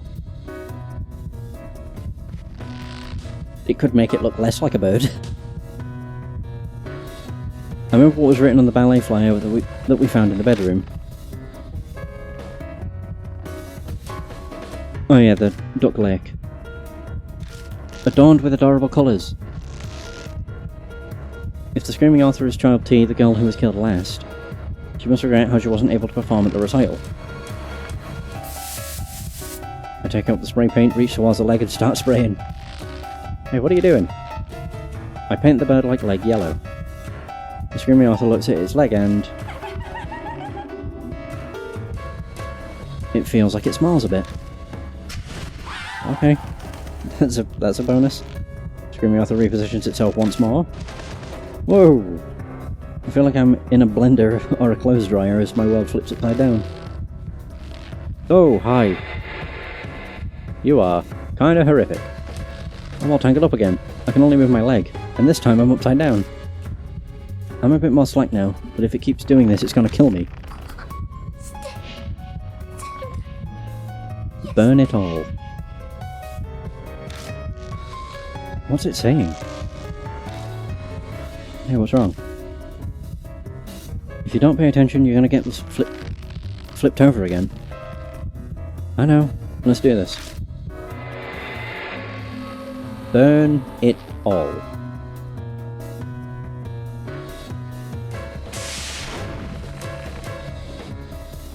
I can't believe how messed up her face is. I see the fire from the paper lantern at the tatami mounts above my head. I might be able to reach it. How long is your arm? Incense? Sure. Take the incense from my backpack and light it on fire with a paper lantern. Paper lantern? That seems far. Can I reach it? Anne tries to reach the paper lantern. Damn it! The incense just can't quite reach the paper lantern. Well, in that case... yeah, this is gonna hurt a bit, but focus and power through, okay? Wait, what are you planning? My reply to Ban is a heavy kick to the back with my free leg. Good God, that hurts! The force of the kick is enough to get the incense to touch the lantern's flames. Smoke creeps out the incense, where it touched the fire, and... it quietly starts to burn. Alright. Hey, we got lit incense.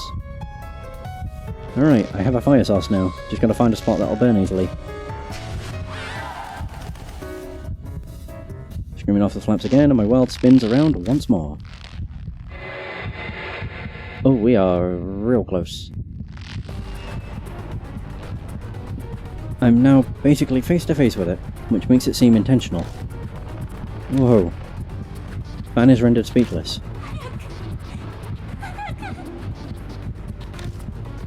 The screaming author sounds like it's trying to tell us something. Damn it, I'm all wrapped up again. Hold on, I'll end this. Well, it sounds like she's pleading with us. What a horrible fate.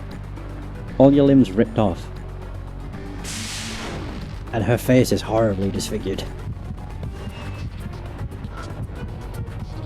I can see the torso of the screaming author. It hurts to see its tattered clothes. Or should I strike to finish it off? Wait, the trunk.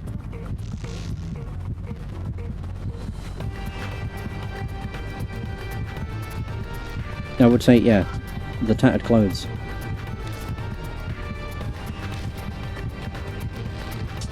Lit incense. Yes. Ben, pass me that incense. Like it's that simple. Ben moves around though bound and tries to hand me the lit incense, but I try a bunch of times but I still can't get it. It's no use, I can't reach you. Because we have no choice. Throw it to me. Guess we're all in on this. Right, here's hoping we don't crap out. With a flick of the wrist, the lit incense gets tossed toward me in an odd arc. If I just sit like this, I won't catch it. Come on, reach. The wire digs deep into my flesh, but I fight through the pain and reach out for it. Ooh! I catch the run end of it. The incense scorches my fingertips, but I manage to grab hold of it. Nice catch, now finish it. This'll do it.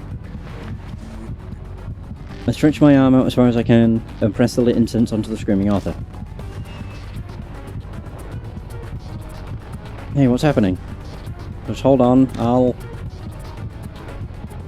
The screaming Arthur stares at us quietly, but then it shakes its head slightly and takes a deep breath to scream once again. Just at that moment, its clothes catch fire and the flames engulf them.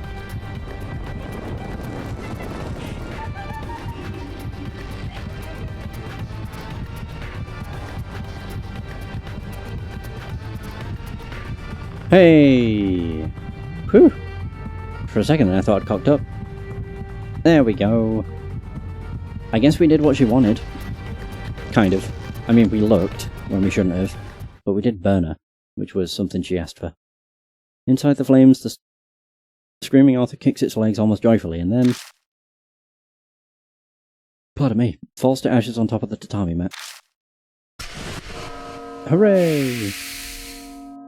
Phew! That was ridiculous. Ow! The wires that held us tight are cut, and we drop pretty roughly. Well, it looks like we'll live through this. Yeah, somehow.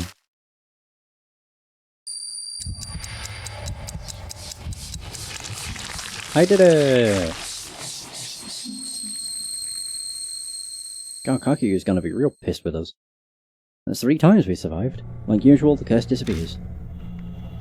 But wondering how much longer this is gonna keep happening makes me depressed. I look at the floor where the screaming Arthur fell to the ground, but it disappeared. Now there was just a pool of blood in its place. And ash. A pile of ash, too. If you use your powers, you should be able to get some information about your sister, right? Come on, hurry and try it. Getting close to the pool of blood. Well, what we learnt last time was that she was in a bathroom. I don't know what else we're going to really learn, to be honest. I see Amy trapped in a place that seems to be a bathroom. It's the same scene as before. It's now 2 weeks since Amy disappeared, so I've been worried about her health, but inside the vision, it doesn't look like Amy's any different than she was when she was taken. I want to get out. How long do I have to stay in here? Mom, big brother. Amy groans in a tearful voice with her head drooped down.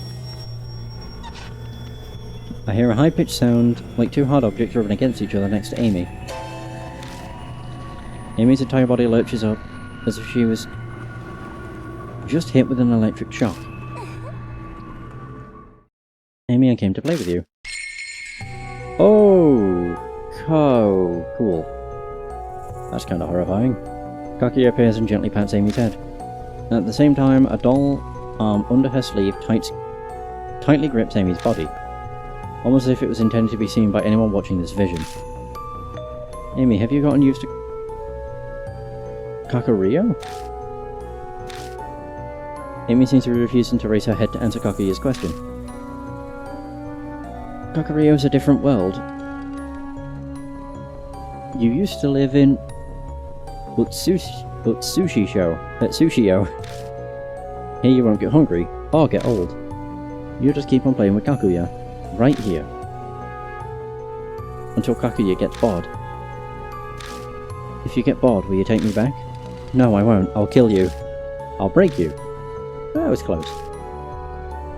Kaguya doesn't like chatting because you reveal secrets. Huh? What did I tell? Who did I tell? Kaguya must be upset about me saying something about MG. But Amy wouldn't know that I know. Because she doesn't know that I'm watching her like this. But you can relax. I won't break you until I get bored. Amy, what do you want to play today? Tag, hide and seek, word games, house, or... And then I lose the vision. Yeah, of course. Amy. Seems like you saw her. So, how'd it go? From what Kaguya said, it sounds like Amy is trapped in a place called Kakario. Kakario? Like the Kakario mentioned in Shinto? What, you know something about it? Just the basics of the religion. We're in Utsushio, the realm of the living. Kakario refers to the realm of the dead. I'm not entirely sure the Kakario that Kaguya is talking about is the same thing. That's not what I'm interested in. How do I get to Kakario? Why the hell do you think I would know? I bet even Rose wouldn't know. We don't even know what Kaguya means by Kakario. So how would I know how to get there? I now know that Amy is in Kakario. Unfortunately, I don't know what or where that is. Am I really powerless to help her? Don't get down, Kijima. Focus on what you can do for now. Let's open that chest. That's what we came here for. I'm wondering if the chest actually contains anything. I put the key in the lock and lift the lid to the chest. I saw a small, oddly shaped doll and a thick envelope. What? I feel compelled to scoop up the doll. It's Kaguya! It's an odd design with a girl's head on top of a stringy body. The face has a familiar hairstyle and hair colour. It does a very good job of looking like Kaguya. Why is a doll with Kaguya's face here? Kaguya? Seriously? Why would this be in the Morogi residence? Don't ask me. How the hell should I know? The Talker dolls reminds me of the dolls found in the girl's spirits. With the girl's spirits in them that we found. I wonder if there's some sort of bloody sauce related to this doll too. Couldn't help but think this doll is important, so I shove it into my pocket. And what about that envelope? I open the envelope at Ban's request. It contains scratch paper with detailed descriptions and some photos of girls. It's a memo left behind by Yakumo Moroku. It looks like he wrote about the girls he killed. But even with this, we still can't figure out why Moroki did such a horrible thing. And these photos are... In these photos, I see a girl dancing on the stage wearing a white ballet outfit. This is from the ballet recital. That's right, the victim went missing when she was coming home from a ballet practice. She was... I recall the appearance of the Screaming Author. Turned into... that? What the Screaming Author actually didn't want us to see, it was probably... Maybe that's why she attacked us here. She was probably afraid that we'd compare her to the photos of her old self that were in there, or in here. What a... Oof. We leave the burnt smelly attic, all of us full of dreary feelings. But we did it. Well, you two certainly took quite a long time. I'd like to be filled in immediately, but the patrols are just about to start. We should leave here immediately. Let's meet at the Black Rabbit. I'll tell you what happened at the bar. Yeah, alright. I could use a bit of a memory eraser after all that crap we just went through. Yeah. I part with the other two and head to the station. Because I run to the train, I managed to reach Kasuji Station earlier than they do.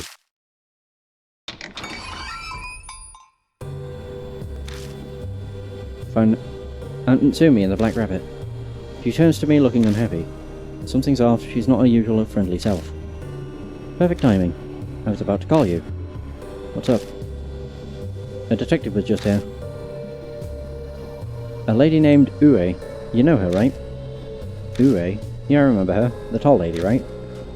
Miss Ue is helping me with Amy's case. She's told me a lot. Like that you've been out late at night recently.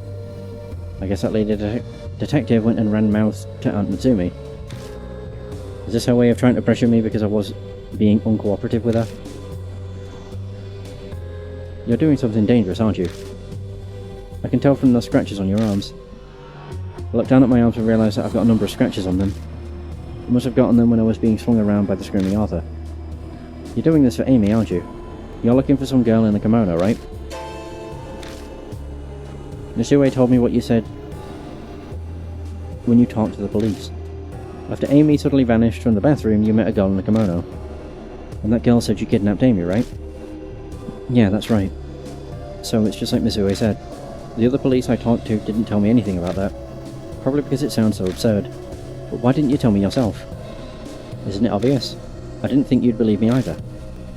Yeah, I probably wouldn't have taken you seriously. But I haven't learned anything these past 2 weeks. At this point, your story about her being spirited away is my best lead. Akira, you'll tell me, right? She looks at me with a burning determination. The desperation of a mother who's lost her child, the persistence to find that child. I can't keep hiding it from her.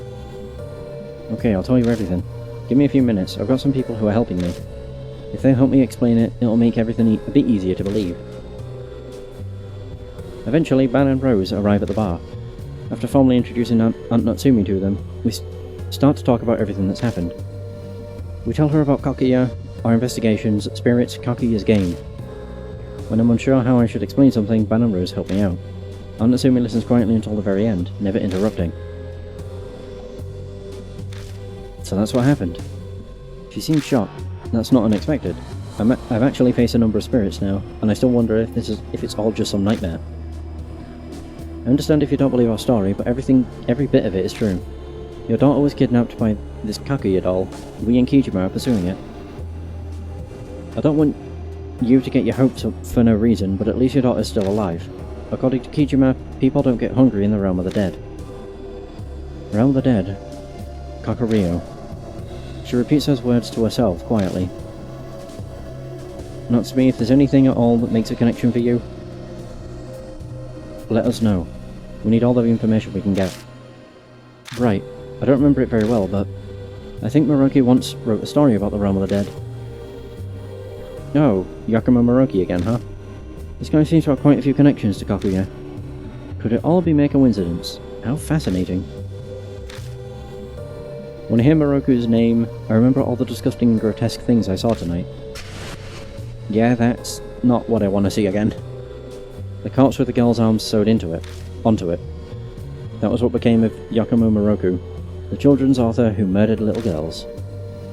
His acts of insanity and the girl's screams are all recorded on those tapes. Wait. Hey, Aunt Natsumi, I want to ask you something. Whoa. Was Moroku a paedophile? What? Her eyes go wide at the unexpected question, but I press her again. Was Moroku a piece of crap who got off on tormenting kids? From what I know of him, he didn't have any hobbies like that. I never heard Satomi mention it either, and she was obsessed with him. Huh. I'm sure he hid his guilty pleasures so that nobody else would find out. But the way Moroku sounded on that tape still bothers me. I can't believe someone who spoke so calmly could be doing something so depraved. Hey Kijima, what's bothering you? You can't explain what we saw there without concluding that the guy was insane. Yeah, I know, but something's bugging me. It's on the tip of my tongue, but I just can't figure out how to put it into words. Anyway, I got a request for you, Miss Manager. Would you look into that book of Moroku's that references the realm of the dead? Just in case, you know? Yes, I'll do my best. Man, Rose, I'm putting Amy's fate in your hands. Aunt Natsumi shudders and breaks down into tears. We won't let you down, miss. We'll find your daughter. As a reward, I'd like a bottle of Blood Red Grand Cru. Akira, I'm so sorry I'm putting you in danger. But there's nobody else I can turn to now. Please, save Amy. You got it. No, not angry. Thanks. The next thing I know, it's already past midnight.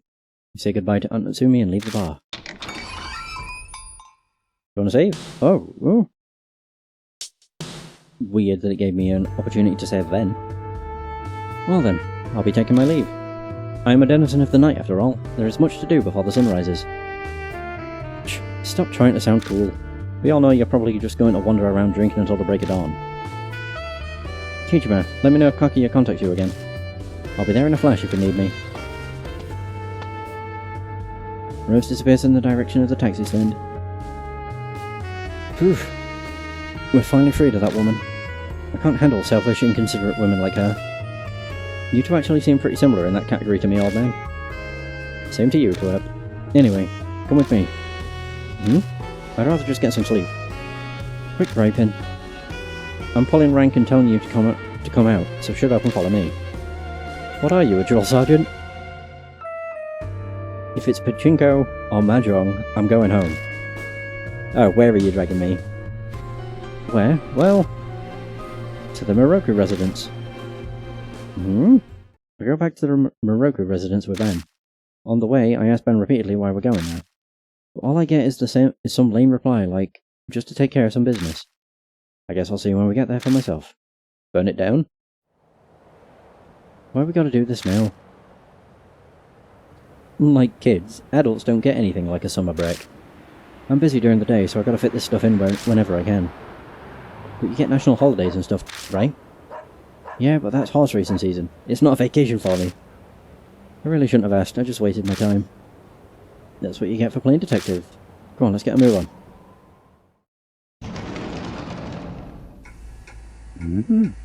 So where are we going in here? We're not messing with that corpse, are we? Shut it, I don't want to remember that. We're going up to the attic. Okay. We pass through the hidden hallway and climb up the old rickety wooden ladder.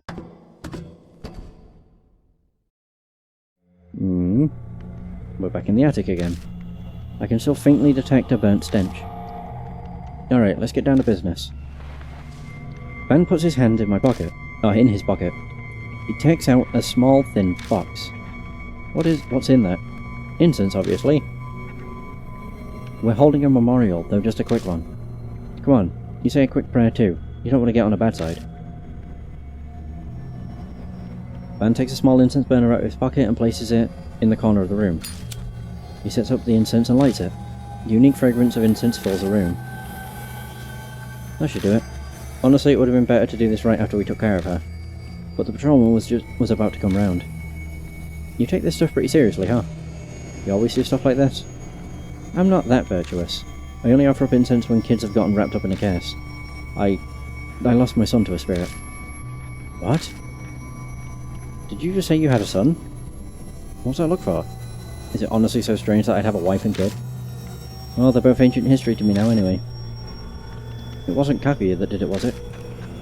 No, it wasn't. The spirit's already been dealt with. The head of that one family and a crappy detective got it. Is that the guy who's your sponsor? Yeah, that's right. Guess Rose told you.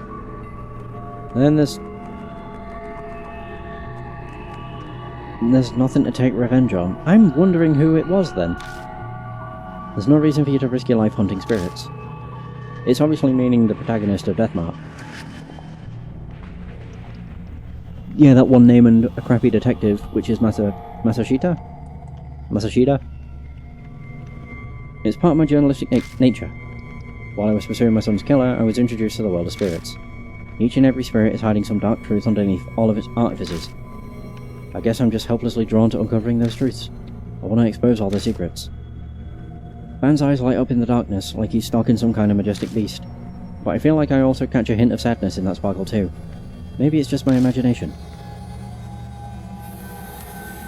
And to do that, I'll risk putting myself in danger, and occasionally help put a kid to rest.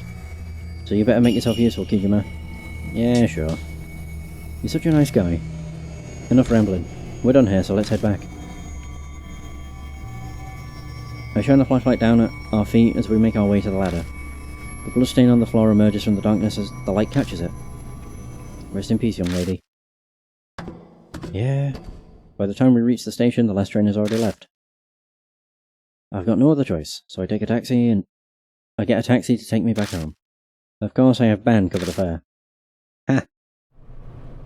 Payback. Well, at least it's peaceful now. Alright, go to bed. When I close the front door, I feel all the energy drain out of me and I let out a big sigh. This long day is finally over. Yay! Don't show her disfigured body, thank God.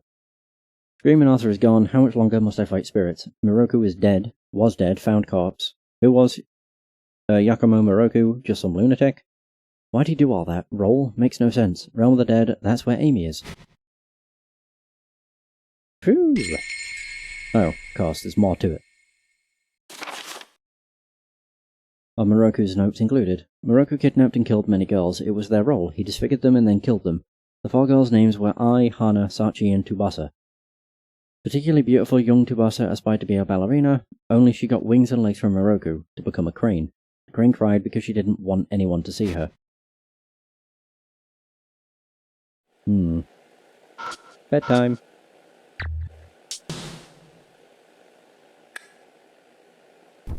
And there. Collapsing on the bed, I shut my eyes. Those tortures that took place at the Moroku residence, the 4 murdered girls plus the killer himself, Yakumo Moroku turned up dead too. What the hell was going on in that mansion? I don't know the answer to that yet. Will we find out soon? Maybe. My thoughts run away from me, and before I know it, the sky's bright out. I really should get some sleep.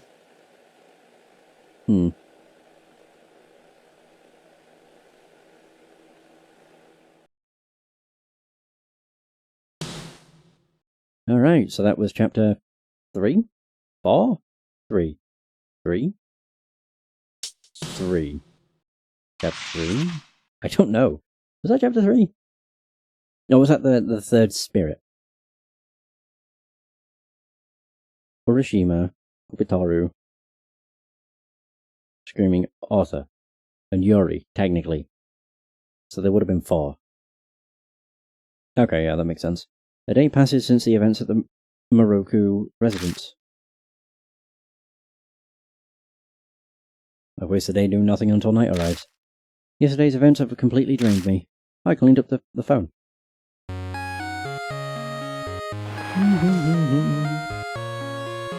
Miss Suzuki!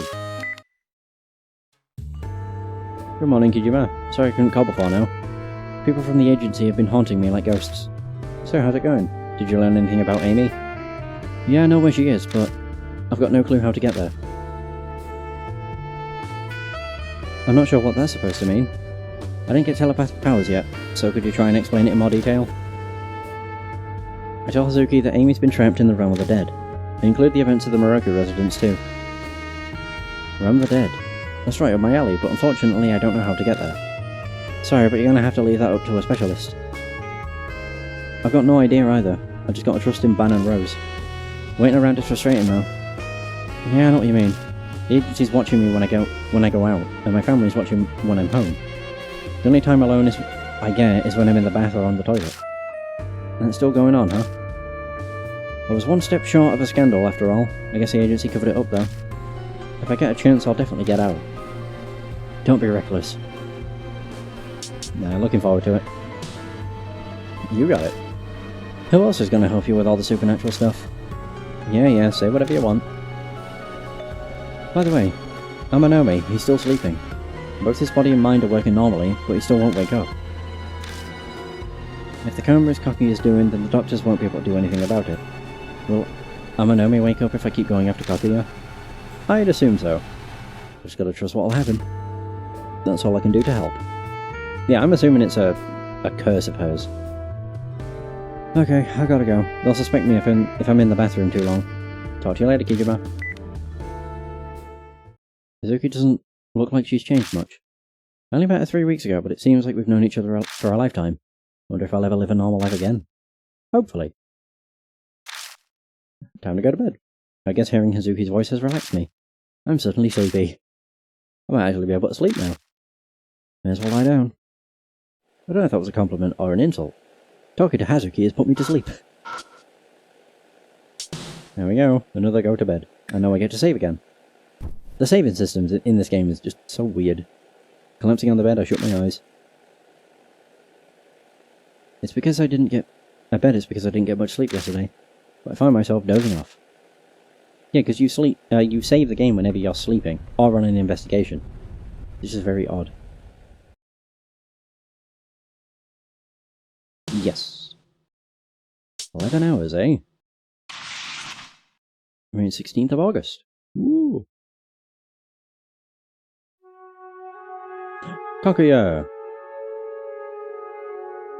At night, on my way home from the station, I hear the familiar sound of a flute. We're gonna meet her in the usual spot. Yep. Whenever it's the underpass, the sound stops. I feel a breeze. The chilly breeze is blowing. Boom, there she is.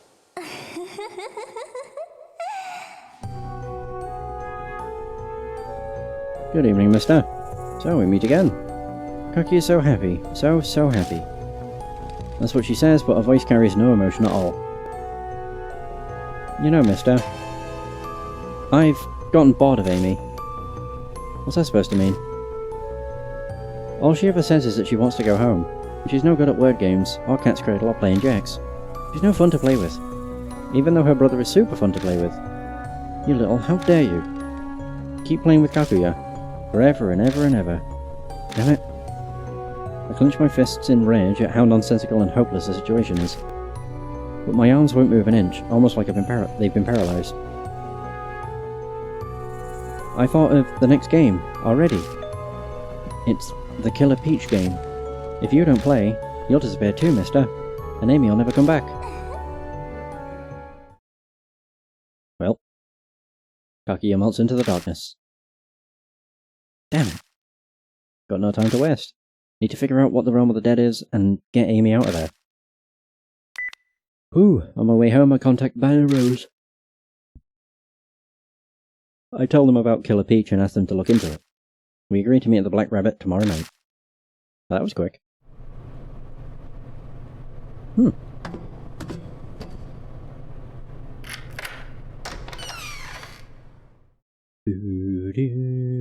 Starting tomorrow, I'll be investigating another spirit. I'm gonna get some rest. You do not get much of a break. Let's be honest. What was this, 3 days? Yeah, we purified on the 14th. The 15th, we literally spoke to Hazuki, went to bed. This one, we just went to bed. So yeah, it's been 3 days. Collapsing on the bed, I shut my eyes. Kakuya's new game has begun. Killer Peach. That's the next spirit I'm after. But I'm not just up against that spirit. In order to save Amy, I've got to do something about Kakuya too.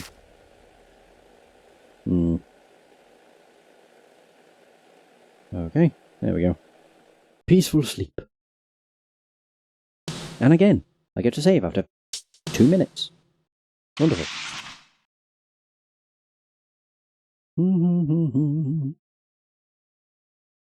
During the day I decide to head to the library, even though that's not really my thing. In the middle of everybody trying to study, I look up the Killer Peach in the Realm of the Dead. All I get to show for my work is a headache. That's what I get for trying to do something I'm bad at. I arrive at the Black Rabbit a bit ahead of time. Doesn't look like Aunt Natsumi's around. She said she'd look into that book by Yakumo Moroki that mentioned the Realm of the Dead, but has she figured something out? I zone out and watch TV until the meeting time. So, today's guest is Love and Hero. They got their big break after doing a collab with a drama. And they've been blown up in a big way. I guess this is some music program. A bunch of idols are dancing around, dressed in colourful outfits unlike Momo's gothic clothes. The pigtailed girl in the centre stands out. Wait. Yeah! As soon as it mentioned idols, I was like, hang on a minute. That was the idol I was thinking of.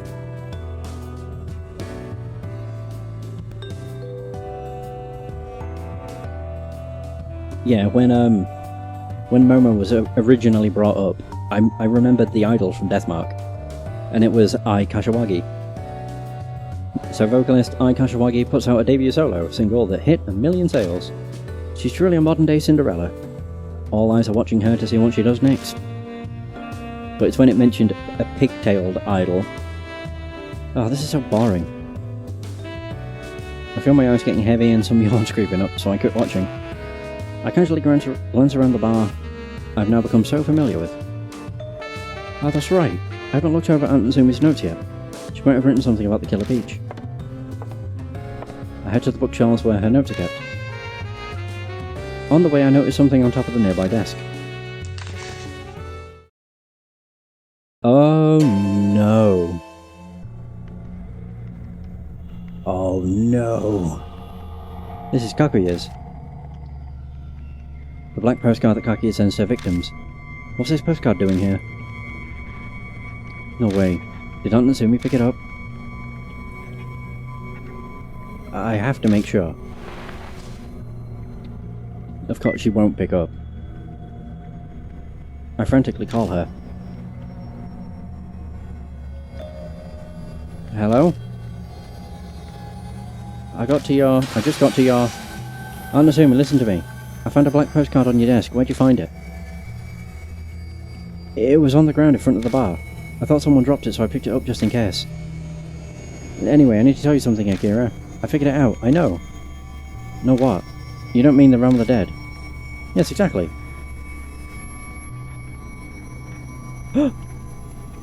It's part of Miroku's Nagoshi no Gi. NG.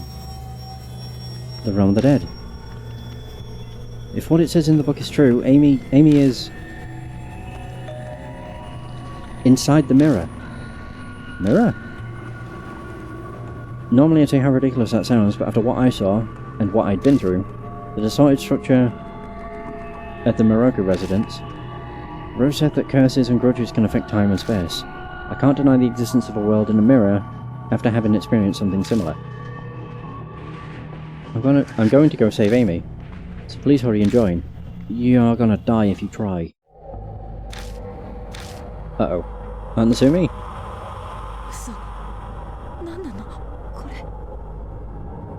Please don't say she dies. Hey, what's going on? Uh-oh. She's trying to tell me something. I'm having trouble trying to make it out. All I hear is her groaning in pain.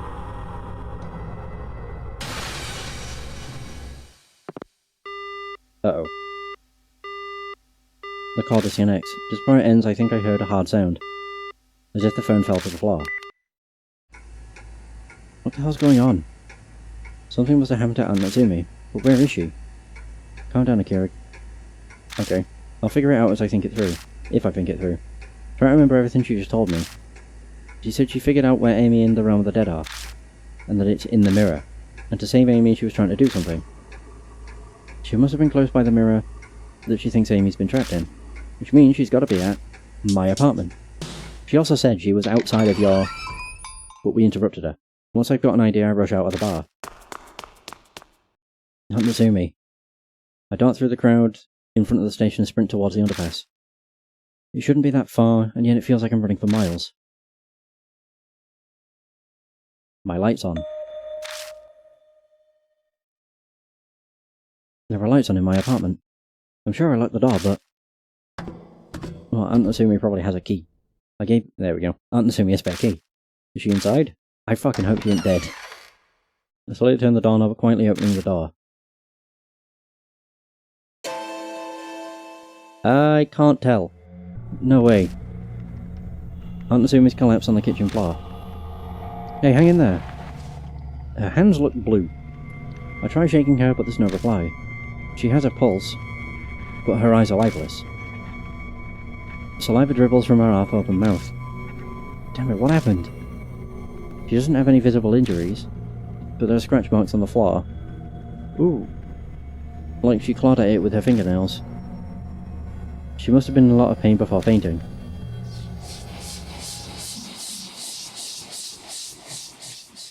Huh! Voices. It instantly touched my face and neck, but nothing's there. Then where is it coming from? Can't be. Sorry, Aunt Natsumi. Bathroom? Oh. I take off her clothes to confirm the terrible theory I've come up with. Oh. This is terrible. Why does she... Oh, which means that her game... It's obvious, it's because she was trying to save Amy. She kept trying to find Amy and she actually got close to the truth. Kaguya probably didn't like that. So she sent a black postcard and took her out. Damn it. So I guess this just means that we need to... how would we... I'm assuming the curse doesn't affect... Like, our curse won't affect her. You said Amy was in the mirror. Is Amy somewhere beyond here? But how do I save her? What was Natsumi trying to do? Are you there, Amy? Of course there's no reply. The only thing reflected in the door mirror is my own face, as usual. That does explain why we saw the reflection of Kaguya in the mirror. I call an ambulance for Aunt Natsumi. It arrives quickly, and I get inside to ride along with her. A lot happened after that. I was asked a ton of questions at the hospital, and Aunt Natsumi's parents were notified. It was late and night, and I was now just getting home after finishing everything. I completely missed the meeting. Ban and Rose are probably pissed at me. I forgot my cell phone at home, so I couldn't contact anyone. I gotta tell them what happened. Hey, Kijima. Oh, look who it is. I hear a husky voice, and the next thing I know, that lady detective Uwe appears. Sorry, but your apartment's off limits. The forensics team's working hard in there. Damn, what a pain. Where am I supposed to sleep? That's a good question. How about the bed at the police station? What? You suspect me? Basically, we can't arrest you yet, but you're obviously a suspect. The victim was found collapsed in your apartment after all. Amy's case, the Kentucky case, and now your mom's case. There's way too much strange stuff going on around you for it to be coincidence. So I want to hear what's going on straight from the horse's mouth. Kijima, would you come with me? Fine. A regular hard case, huh? I think I want to reconsider that attitude. I'll just arrest Kaoru Hazuki instead. What'd you say? I've got proof that all of you broke into Yamato Shrine. Turns out there's a camera by the boat shack. Hamano may try to pull strings for the security company to hide it, but I pulled a few strings of my own and got it. It'd be no trouble at all to get a warrant. Apparently, Kaoru Hazuki is the idol Momo Karuse. If this went public, it'd be a huge scandal. Well, it's your call, Spot. What are you gonna do? Fine. Be a pain to find somewhere to sleep at this hour. I'll go with you. Hurry up and get going. I'm tired. You got a lot of nerve. We're gonna have a ball tonight, punk. Yeah, except you won't even fucking believe me, so... Getting into Ue's nearby car, she hauls me down to the Shinza police station. This whole thing seems like Ue's been digging into me on her own. What's she thinking? Why is she doing this? I'll find out tomorrow whether I want to or not. Oh, nice, we learned... Wait, really? Rumor notes. Next spirit is Killer Peach. Koki is getting tired of Amy, no time to waste. Aunt Natsumi collapsed. Did Koki do this? Amy is inside the mirror. I heard Aunt Natsumi clearly. Nagoshi no Gi. Apparently, Maruki wrote it.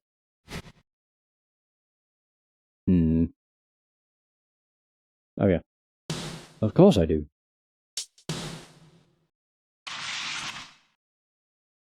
Alright, 18th. How's this gonna go then? I spend the night in a cell. I feel like this is overkill for a minor like me, but she's worried I'll escape and destroy evidence. In other words, I got my bad habits to blame. I finish off a not half bad breakfast and wait for the questioning to begin. When suddenly, it arrives. Wait. Already? A whisper comes from somewhere. It's time for a tale. Wait, already?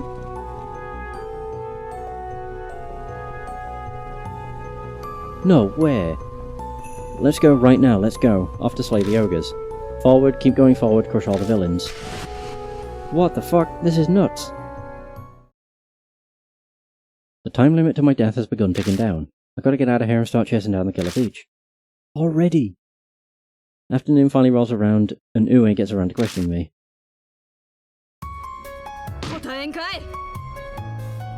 Alright, no need to be a hard ass. How are you gonna stay quiet, huh? She asked my name and age, described how I found Aunt Natsumi. All stuff she should know already, so I don't really feel like saying anything. You didn't bring me here to ask me basic junk like that. Just get to what you want to ask already. I've got stuff to do. Oh, you do you? Alright, punk. Get ready for the real questions. Oh wow, it's Crisis? Crisis time. She stopped me on trespassing on... Anne Marahashi's case. If I fill her in on everything, I'm just going to end up stuck in here for longer. If I want to get out of here and start making progress, I've got to choose my words carefully. So what should I do? I recall everything I know about Ue and her personality.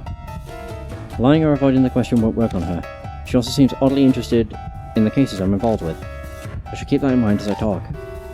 And I better be sure not to piss her off. Alright, answer this. Do you have any clue at all why Natsumi Kijima collapsed? Yes. It was a supernatural phenomenon. Sheesh.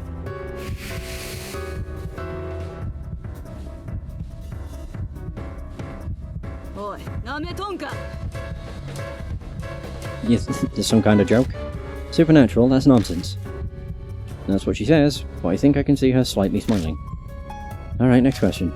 You know I was investigating that case in Kentucky Town, yeah? Were you investigating that case too?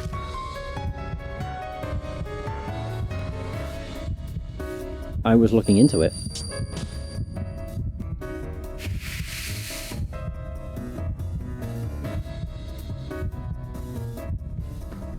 I knew it. I don't think you killed Murahashi, but you know something, don't you? Ue looks over me in fascination. No, looks me over. You're hiding something important, huh, Kijima? I'm sure it wouldn't take all that much for me to bring all that into the light. I can easily extend your stay here if I feel like it. Either you fess up now or later, but you're not leaving till you come clean, got it? You do realise that I'll just die. I don't care.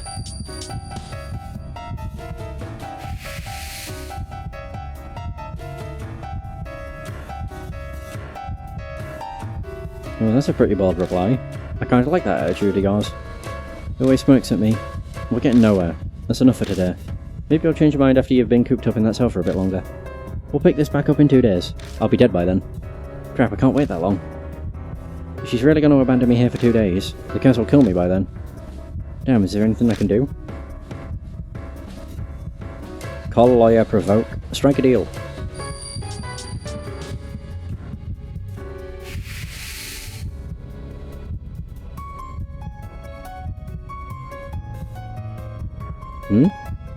Why would I need to make a deal? I'll just squeeze the info out of you. That won't work, you know how stubborn I am. Besides, you can't question me if I'm dead. Dead? What are you trying to pull? Just saying I'll be dead in a couple days. I've been cursed. The heck? You had me going there. Body ain't falling for that curse mumbo jumbo. Your mouth is saying one thing, but your eyes are deadly serious, Ue. If you've really been looking into Amy and Kubitaru, then you must have felt it. Some kind of supernatural presence. I'll make a deal with you. If you release me, I'll tell you everything you want to know about that world. But you gotta let me out now. Hey, Kijima, if you're lying, I swear I'll never forgive you. I'll throw you in juvie, you hear? Yeah, I don't care about that. Hey! We survived. I can't believe that this is all going down in 1 day. This is nuts. The interrogation is over. Once that's done, I'm released from my cell. With the paperwork all sorted, I exit the police station and take a train to Kasuji. Ugh. The summer sun's shining even more brightly than usual. Now that I'm out of immediate danger, adrenaline wears off and all the exhaustion hits me at once. I wonder how Aunt Natsumi's doing. She's in stable condition, there's no immediate danger to her. So you don't gotta worry about that for now. Ue's been tagging along with me ever since I left the police station. I guess I should have expected that when I said I'd tell her everything I know, but I really don't feel comfortable having a police officer follow me everywhere. She's not conscious yet? Well, from what the docs told me, she's in a coma. A coma? Yeah. They gave her a full checkup, brain and body, but can't figure out why, apparently.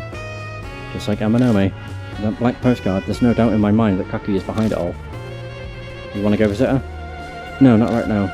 I've got something I've got to do first. Right. Oh yeah, let me give these back to you. Ue hands me my cell phone and bag. Hey, why'd you have these? Obviously I collected them from your house because they were evidence. Might not have logged them though. So she swiped them without a warrant. That's a crime, isn't it? Don't be so bitter. After all, it's better for you that I found them and not the other cops. If they saw your contact history with Mitsuru Murahashi, you'd still be in lockup. You should be grateful I hid him. Yeah, I suppose. If you're actually grateful, then give me a real smile. Ue's apparently a pretty crooked cop. I'd rather be tailed by a crooked cop than by some hard-headed by-the-book jerk, though. Alright, time to figure it out. Kill a peach. If I'm gonna fill her in on everything that's happened, I'll need to find someplace quiet. I take her away to the Black Rabbit. On the way over, I contact Ban and Rose. I get an earful of questions, but I just promise to fill in the blanks later. And also, we need to move. Quick. When we get to the Black Rabbit, I explain everything to Ue as we wait for Ban and Rose. Amy being kidnapped by some doll named Kakuya, Natsumi being cursed, the Urashima woman, Kubitaru of Kentucky, the Screaming Arthur, all the spirit encounters, everyone who helped me, Seiji Yamanome, Kara Hazuki, Mitsuru Murahashi, Namasa Ban, Rose Mulan. Thinking back on it all, a crazy amount of stuff has happened in just 3 weeks' time. It's a damn miracle I'm still alive. That's quite the tall tale. I can't say I believe all of it, but nothing contradicts any of the info I've got. It explains Amy's strange disappearance and all the inhumane events in Kentucky. It fits too well just to be made up, or to just be made up. Which means it's true, basically. Spirits, though, I never would have thought weird stuff like that actually existed. Which might mean that case was a spirit's doing too. What case? Just then, the bell above the door sounds. Hey, Kijima. I'm amazed you're still walking around after eating the crap they fed you at the station. I'm sure it was a good life experience. Ban's putting on a good show, but he was actually worried about you. He was reciting prayers and he hasn't even gambled once since yesterday. Now Masa Ban, the journalist, and Rose Milan, the so-called magician, I see. From the investigation division, nice to meet you. From what Kijima said on the phone, it sounds like you're interested in strange cases. Since when has your division handled stuff like that? Yeah, I'm sure that throws up some red flags. But once I tell you about the case, I'm sure it all makes sense. Or it'll all make sense. Wait, is her case the one we're doing too? It's like this. Killer Peach. It is! Oh, cool. Well, that works. Rumors of Killer Peach.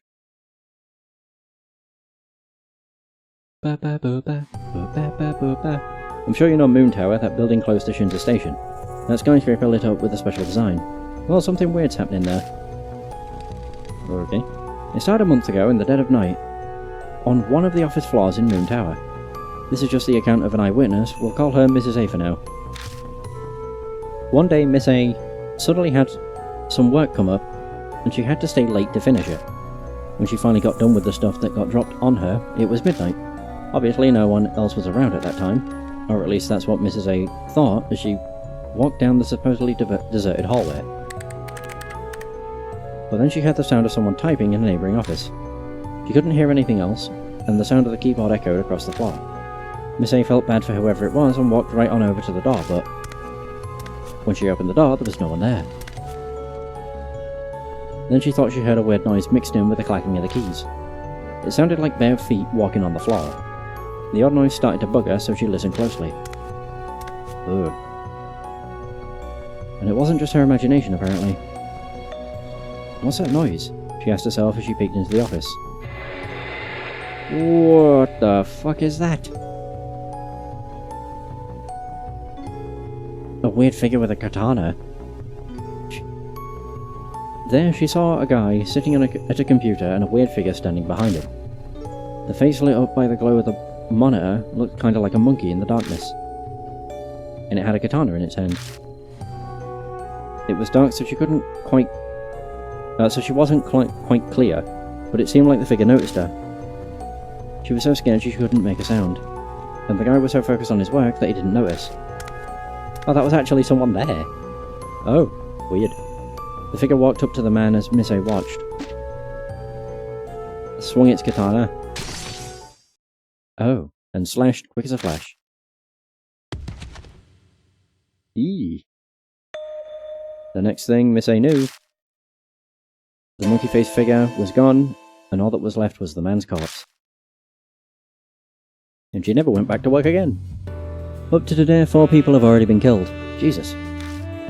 It hasn't made it onto the news yet, but some people know about it.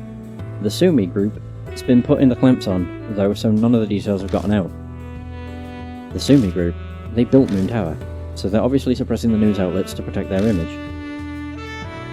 One of Sumi affiliate companies has a ton of offices in that building. The crimes occurred in one of their offices. I'm more curious about the monkey-headed katana jerk than the victims. Got any more info on that? That's the weird part. A bunch of people have seen a figure holding a katana, but none of their statements about the face match up. Some say it was a monkey, or a dog, or even a pheasant. A monkey, a dog, and a pheasant. That reminds me of the Momotaro fairy tale. I'm sure everyone else was thinking the same thing. That's why they gave the murderer the name Killer Peach. Hey, hold up. That's the name Kijima said on the phone the other day. Yeah, the spirit that's part of the next game. From what you've said, these spirits are like ghosts who attack humans, yeah? And they're born from strong grudges or regrets held by dead people. So this Killer Peach is one of them. Yeah, probably. All the spirits I've encountered so far have been like that. Huh. Ue's face clouds over for a second. It seems we know where to go next, but Moon Tower is protected by top-of-the-line security systems. It's going to be tough to get inside that place with just my tools. If we're really going to Moon Tower, I'll work something out. We've been issued a guest card key as part of the ongoing investigation. I'll go back to headquarters and borrow it. Borrow it? Sure, whatever. After the fourth death, the floor where all the killings happened was locked down, so we won't have to worry about running into employees. They didn't tape it off until 4 people died? That's pretty shameful. That ain't the police's fault, it's all Sumi. They refused to let us intervene. In fact, I only convinced them to shut down the whole floor just recently. So there haven't been any more victims lately, but... It sounds like you're hiding something. What's up? Sumi's put pressure on us, so we haven't been able to investigate the scene at all. They keep going on about corporate secrets, and they won't let us cart off any company property.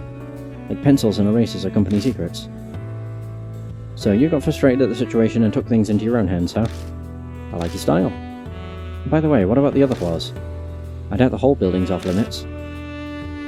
Since the first death, the businesses in Moon Tower have cracked down on all overtime work.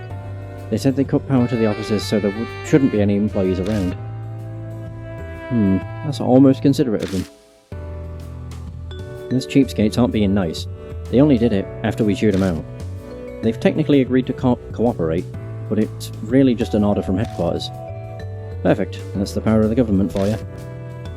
Don't underestimate the power of God. Though there's still one major problem. The place still has a security system with cameras and card key systems. Fear of God doesn't work on a machine. Man, the government's useless. If we sneak into Moon Tower and just get reported immediately, there'll be no point. Ue's with us, but this investigation isn't official. If we're caught, we're done for. So what do? That's our only option. What are you going on about, old man? Hey, Kijima. Just leave it up to me, alright? Okay. That's what's kind of putting the pressure on me. But I'm a journalist, so I've got to back up my claims. And what are you plotting? I can't say that I'm comfortable with this. You just look forward to it. We've still got time before night falls, I'll settle everything by then. He smiles confidently and puffs out his chest. It's pretty big to begin with, so it actually has the intended effect. But I'm a little short on funds. Hey Kijima, lend me 30,000 yen. Again? You haven't paid me back my 5,000 yet. I'll gladly pay that back once my next manuscript payment comes in. Now fork it over. Seriously? I reluctantly hand him 30,000 yen. It's a cheap price to pay to get into Moon Tower. Thanks. Alright, I'm out of here. I should make it just in time for the last race. You prick. Hey old man, what'd you just... Ban leaves without answering. Can we really trust him? Don't ask me. It seems the die has already been cast.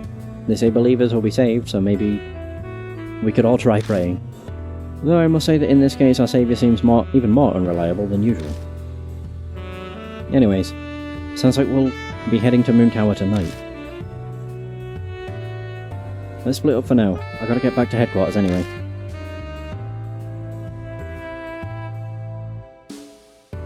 No objections from me. I'll see you later tonight. Yeah, sure. Rose and Ue exit the bar, leaving me all by myself. I can't go home even if I want to because it's still treated as a crime scene. And even if I did go back, I still have no idea how I'm supposed to get Amy out of the mirror. Maybe I'll find the answer if I can beat the Killer Peach and keep chasing after Kaguya. Aha!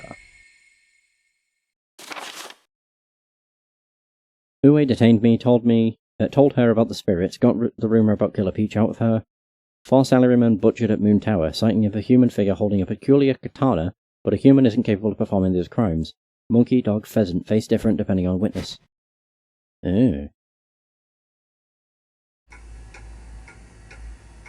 few hours pass and it's now late at night. But Ban hasn't called yet. Uh-oh. Wait, we're getting closer already? Jesus.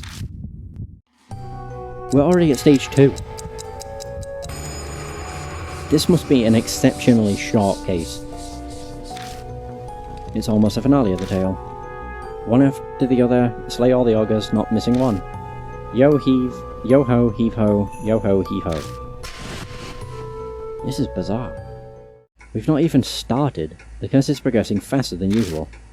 Is this just Kaguya toying with me, or is there an actual reason for it? A storm of thoughts swirl around in my head. It's really irritating not being able to do anything but just stand around and wait. It's Ben.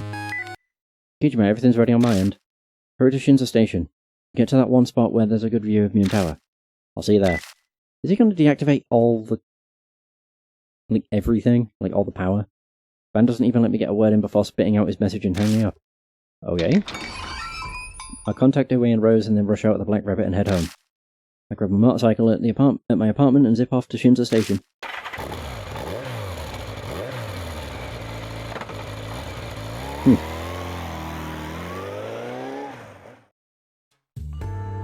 Hey, Kijima. My, that was fast. How's the Moon Tower thing going? Go. Hold your horses, kid. I'll explain once everyone's here. We'll wait for a while, then Rose and Uwe finally arrive. Van, you gonna tell us what's going on yet? What exactly are you gonna do about Moon Tower security systems? I'm sure you already know this, but after your little display at the bar, we will accept nothing less than total success. It's about time. Get a load of this. 5, 4, 3, 2, 1, boom. Does it just shut off entirely? It does! Suddenly, Moon Tower goes dark. Poof, it worked. Honestly, I was a bit worried. What? You did that? Yeah, that's right. One of the Sumi Group security companies is in charge of Moon Tower, but I bribed the guy in charge. The lights go out. Oh, the lights going out is his signal that everything's ready. What? Why didn't you have him call you? Why have the signal be so obvious? Hey now, I paid 3 million yen for this. If I'm blowing that kind I don't want a bribe, this is the least I could ask for. 3 million yen? You got an awful lot of money for someone who's always asking me for cash. Well, when I hit you up for money, I was totally broke. I had an investment opportunity, though. Oh, 100 to 1. That's why I wanted 30 grand. Clever bastard. I got on a hot tip for the last race today. It was a nice little 100 to 1 payout. I invested the 30,000 I got from you and turned it into 3 mil. Seriously? You're insane. You blockhead. 100 to 1 odds. What the hell? What was your plan if you lost? I had contingency plans. I might have had to sell a kidney or something to cover the funds, but I had options. Besides, I knew that I'd win. Really, you knew? With odds like that? Oh, that's right, I remember now. He can never get ahead. But whenever he's down to his last bet, he finds a way to win. You could say that the only reason he gambles is for the rush he gets out of those victories. Yeah, talk about pointless. Hey, at least it win. At least it worked out. Hey, quit complaining. I won, didn't I? And that's all that matters here, right? Come on, let's get moving. That bribe only brought us 1 night. Wait a second. That guy you bribed isn't gonna betray us, is he? I don't trust anyone whose loyalty can be bought. Why do you have to overthink everything? What do you want to do about it? Thankfully, we have the luxury of numbers. Someone should go to the security room. Anyway, where's the security room for that building? On the first floor of the basement, if I recall. The Sumi offices are in the upper part, so they're actually pretty spaced out. I propose that we split into an office investigation team and a security room team. Well, not a team per se. We probably only need one person in security, the rest can investigate. Kijima and Uwe should definitely be on the investigation team. Kijima because he's Kaguya's target, then Uwe knows a lot about Killer Peach. Putting it simply, either Ban or I will wait behind in the security room. You decide, Kijima. Who will you take with you? Ban or me? Rose. Got it, I will accompany you. Ban, you're in charge of the security room. Alright, leave it to me. Oh, our friend at security told me that cell phones don't work in the security room. So if you want to contact me, you gotta use the telephone in the hallway. That should let you contact the security room. Ah, so it's a 3-person team. When we finish talking, we head to the darkened Moon Tower. When we get to the building, Uwe uses her card key and gets us into the back entrance. How creepy does this place look? Oh, this is fun. There's no sign of anyone in the dark elevator hall. It's so quiet you could hear a pin drop. Alright, let me tell you the plan for the investigation. I want to search the work areas of the 4 victims first. They're all men, and employees of Sumi Group. Aside from that, they have nothing in common. The police investigation didn't really come up with anything useful. Is this because of a shadowy big corporation interfering with you? The victims have no previous offences, so we can't just push forward with the investigation. But we can probably assume they were targeted by Killer Peach for a reason. At least, that's what I'm thinking. So, you want us to look into the stuff that didn't come up during the police investigation? You got the special power, yeah? Blood Mitchery or whatever you call it? And besides, in cases like these, it's just way easier to search without the hassle of getting a warrant. It seems you're quite the hard worker. Well, if it's not a problem for the law, I don't have a problem with it either. But how are we supposed to investigate? I glance at the elevators. I have no idea which elevator to take.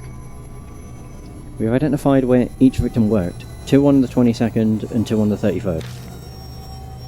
The 44th floor is the management. I'd like to look around there too if we can. One look at the elevators on the left. Oh, he looks at the elevators on the left. Unfortunately, the special elevator that goes to that floor has a new fingerprint system. Only registered personnel can use it, so let's save that one for later. Alright, guess we'll head up then. I'm off to the security room then. Rose, don't run wild now. Van takes the elevator to the basement.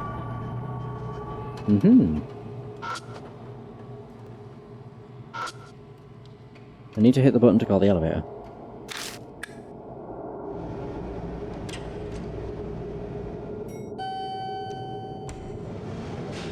An elevator on the west side. According to the control panel, it only stops at each office level in the roof at night. That's 22nd, 33rd. We'll go to the 22nd first. How about 22nd floor? It's probably the best to go in order. Gotcha. 22nd.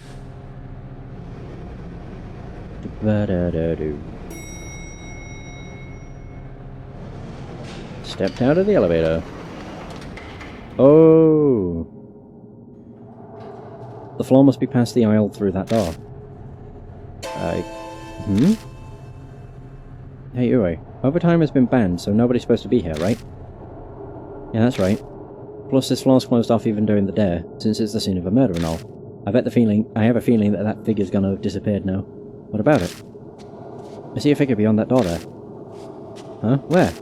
Gone. Knew it. I don't see anything. Huh? It's just there. You're probably just seeing things.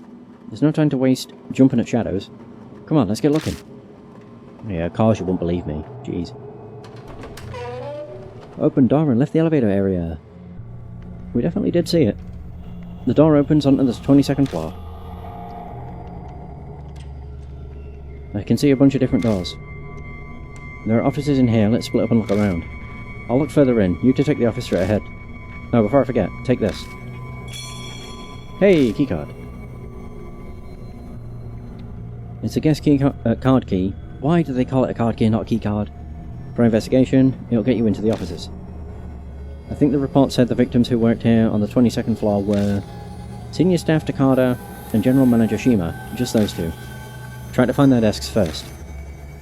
Once we're done looking, we'll meet back here. Well, shall we be off too? Sure, yeah. Huh? That's the phone. In front of the office is a phone for contacting people within the building.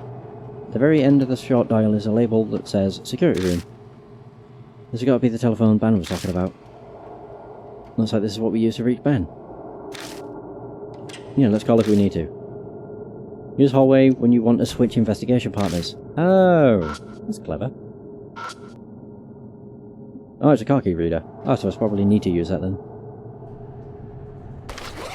Right, so use the key card, although they call it a card key. God, how annoying. I take out the key card and slide it through the reader. I hear the door unlock. Beautiful. Okay, so that's how that works. They're in every building these days.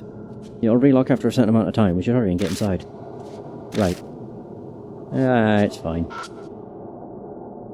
Fall smart fire extinguisher. Looks pretty new, like it was inspected recently. Seems like it'd be useful if a fire broke out. Only if. A famous painting reproduction, hands on the wall. Enter the office.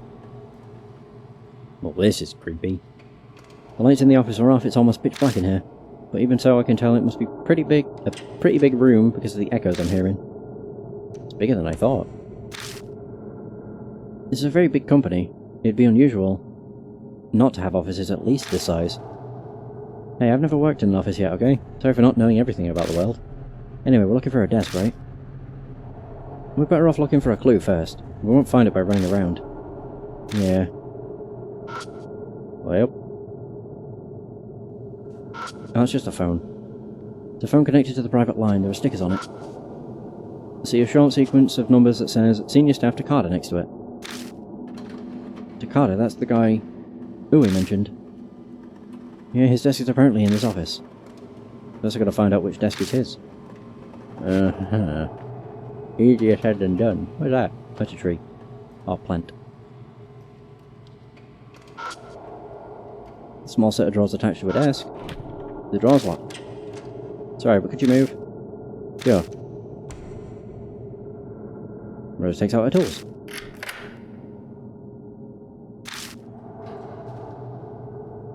It's open now. I'm impressed every time I see you do that. I'm not going to teach you how to do it. You'll need to figure it out by watching. I rummage through the desk and find a piece of paper that looks useful. It's titled Floor Guide for Newcomers and has a map of the office. Ooh, that looks helpful. I spread it out on the desk and shine the flashlight on it. It shows locations of the fire extinguishers and other equipment, as well as which employee works at which desk. Aha! If I recall correctly, Uwe said that Takada and Shima were on this floor. Is this the one? At the end of the third row from the windows it says Takada, Senior Staff. Bingo. Senior Staff Takada is one of the people Uwe said to look for. No doubt about it, huh? Let's go. We still need to search. Huh? I suddenly sense a presence other than Rose. Yeah, I can see it. I point my flashlight in that direction, and it disappears. Oh, it didn't. What's the matter? There was someone standing there. I don't see anyone else here. Perhaps you mistook that plant for a person. Someone was definitely there. The light definitely hit it. Could it have been Killer Peach? Yes. Yes, it could have. Headed toward the back of the office. Oh, there we go. According to the seating chart, Takada's desk is probably here. Let's go search it. Pack of smokes. It's a cigarette brand called Mighty 5. There are no cigarettes inside. Left inside, just paper trash stuffed in it. There's a small set of drawers attached to a desk. Door's locked. Again? Rose, can you do something about this? Sure, I don't mind. Perfect. Takes a closer look at the drawer and her face clouds over. Seems simple at first glance, but now that I look at it, it'd be faster to find the key. Seriously?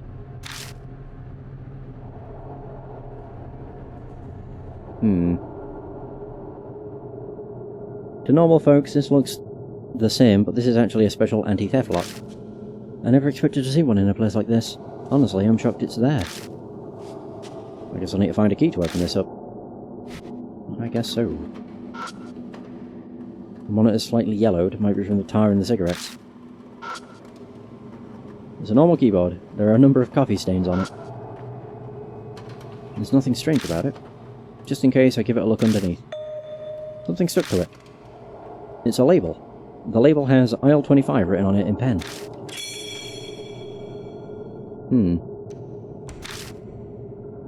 What do you think this is? It's safe to assume it's some kind of password. People with bad memories often use such methods. Must be something important if they're going through the trouble. What's the point of having a password then?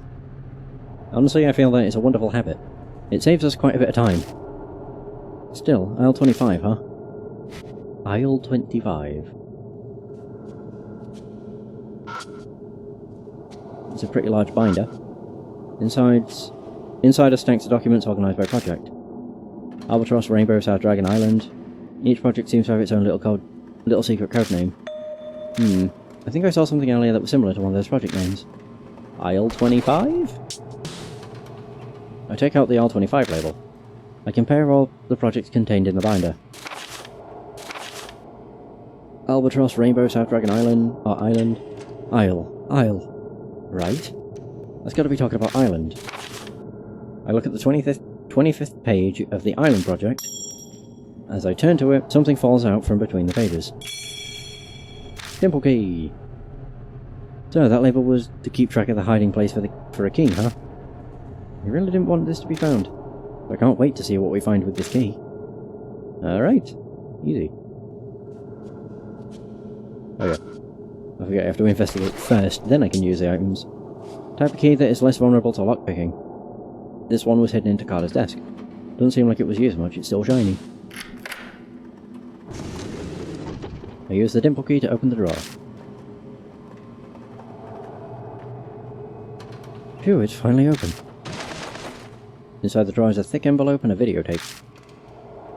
Stuffed inside the envelope are pictures, but something's odd about them. Every picture seems to be taken from an unnatural angle. Oh. And it looks like all of women in underwear are completely naked women. I'm guessing this creep was taking these photos non-consensually. The angle of the photographs makes it seem like they were taken with a hidden camera. Seriously? A hidden camera? Changing rooms and the women's toilet. They seem to have been taken inside the building. Which means this is where he hid his collection and equipment, I suppose.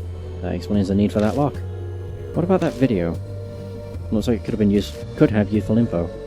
The description on the video reads, 5 out of 5 Club, President Ishimaru's Memorial. President Ishimaru? Now that I think of it, I heard he died recently. Who's he? The president of the Semi Group. I recall reading his obituary half a year ago. Huh.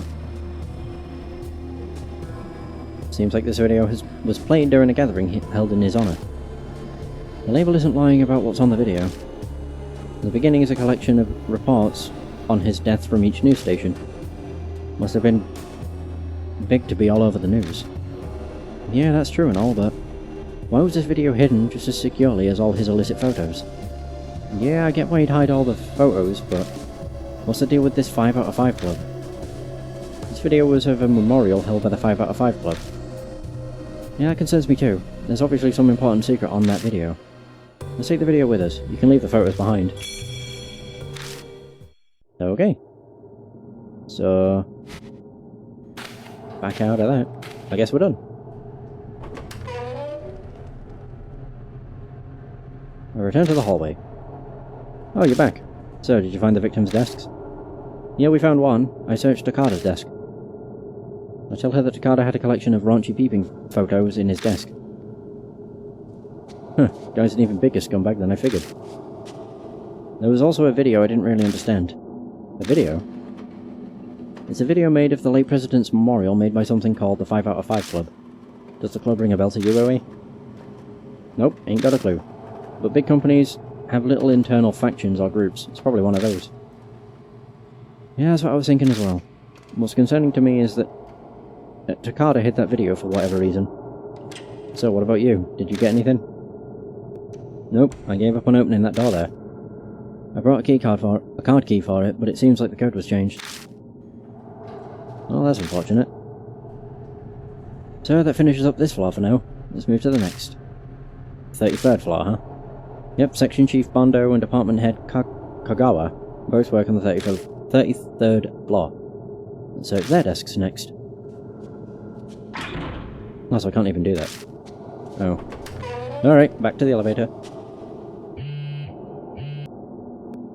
Oh there. Sorry, that's me. Thought cell phones don't work in here. Uwe opens her cell and starts chatting. Yeah, I've been waiting. What about the case I left you with? Yeah, the Sumi. Oh, come on. I just can't win here. They're really butting in this late, huh? Oh, wait a sec. Rose, come here. Uwe suddenly calls for Rose. Me, what do you need? Just come over here real quick. The reports about the 33rd floor, I'm leaving them in your hands. Oh, these are the reports. Reports? This call is going to take a while. Kichima, go on ahead. Right, so about that case. Uwe gives us some instructions, and then quickly returns to her phone conversation. Well, you heard her. We're going to have to continue on without her. Here's hoping nothing terrible happens to her. You know, being left all alone. The 33rd floor.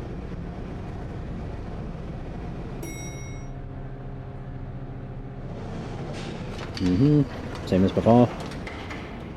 I arrive at the 33rd floor hallway. As expected, there's no one around. So what am I supposed to look for here?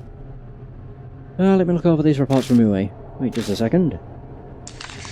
Rose opens up a folded paper and carefully looks it over. The victims working on the 33rd floor were Section Chief Bando and Department Head Kagawa. Both were in managerial positions, and the locations of the desks are recorded here. Great, it'll save us the trouble of wandering around trying to find their desks. If this floor is set up the same way as the lower floors, the officers should be right ahead. Let's go. Hooray!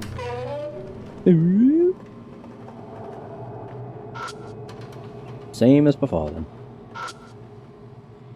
The employee of this floor was Bando, I think. I gotta swipe the keycard. Whoa! Jesus. What? I knew I saw something. But that definitely wasn't a person. It had multiple heads. Agreed. That most certainly wasn't a person. It must be Killer Peach from Uwe's rumour. But what's it want with us? We're not Sumi employees.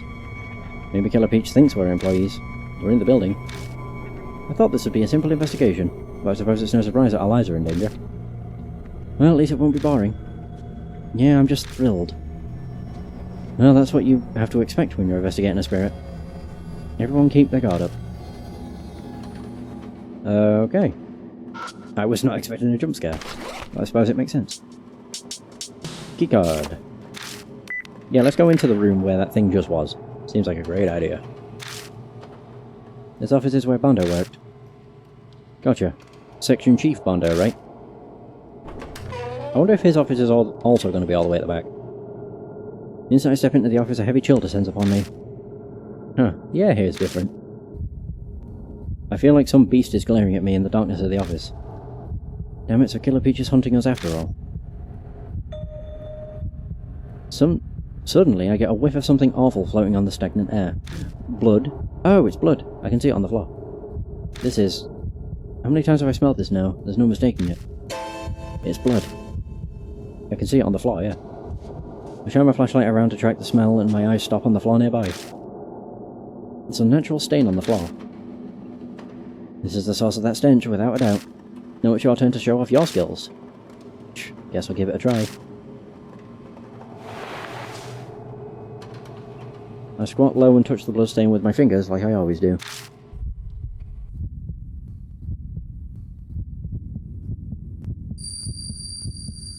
Oh.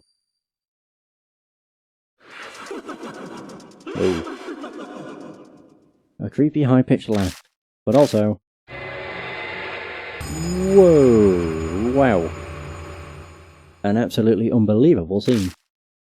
How does that thing swing the sword? It's holding it backwards. Ugh, this is... a mess. An office is covered in blood splatters. I see something lying in a pool of blood. There's something that looks like a human arm. And also a round lump, like a split watermelon. Yeah, that's a head. When I look closer... I realise it's a human head. And behind it is... Killer Peach. A grotesque creature holding what looks like a katana. It's breathing quietly. It's gotta be Killer Peach. It almost seems like the figure can see me watching it through the vision. It's glaring at me. Whoa! The silver, white blade flashes through the darkness as it screams. It's gonna kill me.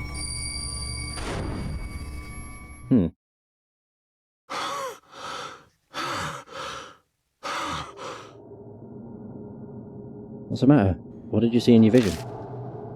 It was Killer Peach. Killer Peach was there. I give Rose a description of the vision that I was shown. I see. Unsettling. And fascinating. So one of the murders transpired here. If this is a crime scene, then the victim must have been that Sumi man named Bando. Yeah, probably. Killer Peach was laughing, and it looked like it was still hunting for prey. That certainly doesn't sound good. That would imply that its next target is... yeah, us. With that, a heavy silence falls on the room. If Killer Peach has already marked us, then avoiding it won't do us any good. There's never been a way to escape it. All we can do is keep pressing forward. Yeah, but if it shows up before we have all our evidence, then we're fucked. Oh, there, this one's open. I look in the drawer and find some documents about Pinky Bath. Bath additive developed by Sumi Chemicals. I really like the jingle from the commercial. I've never heard it. Now I'm kind of curious what that jingle sounds like. It's not like asking either of them to sing it would help, so I rummage through the documents. This is a floor guide for newcomers, huh? It has the floor layout and the locations of fire extinguishers and other equipment. Got Bando's name on it. Oh, it's literally the same as before then.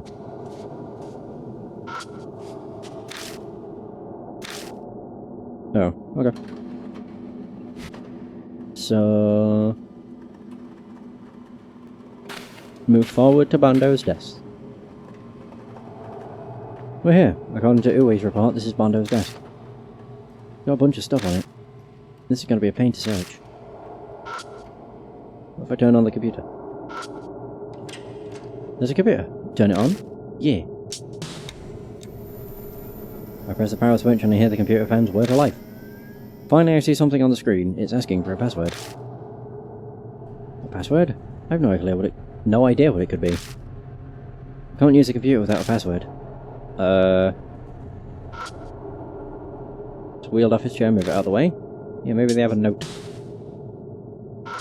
No, did I not choose to move it? Move it. Oh. I moved the chair.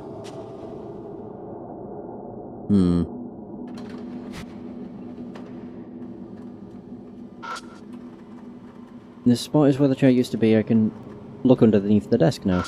Maybe there's a note. I crawl under the desk to see if anything's there. So, did you find anything? Yeah, there's something... but give me a sec. There's a note stuck underneath the desk. It looks like it'll be hard to get off. Well, what's it say? Just read it to me. Sure. It says, Pass Bando. Really? Oh, so we have a password to his computer. Let's try it. Oh, also, I found some laundry, so I grabbed that too. Dirty dress shirt? What the fuck? Did he sleep here in the building? Teleroom and have it rough. I'll let you handle that. My word, that shirt reeks of cologne. If you're taking it with you, put it somewhere it won't be smelled, please. Sure. I crammed the dirty dress shirt deep into the bag. Right, so type the password. I just need to put it in. Bondo. How do I do that? Computer's asking for a password. Ah, there we go. Must be the one we just found. You just step aside for a few seconds. Rose steps to the keyboard and quickly enters the password. I'll try it in all caps first. Bondo. The screen changes to show the desktop. I guess that was the right password. Looks like that did it.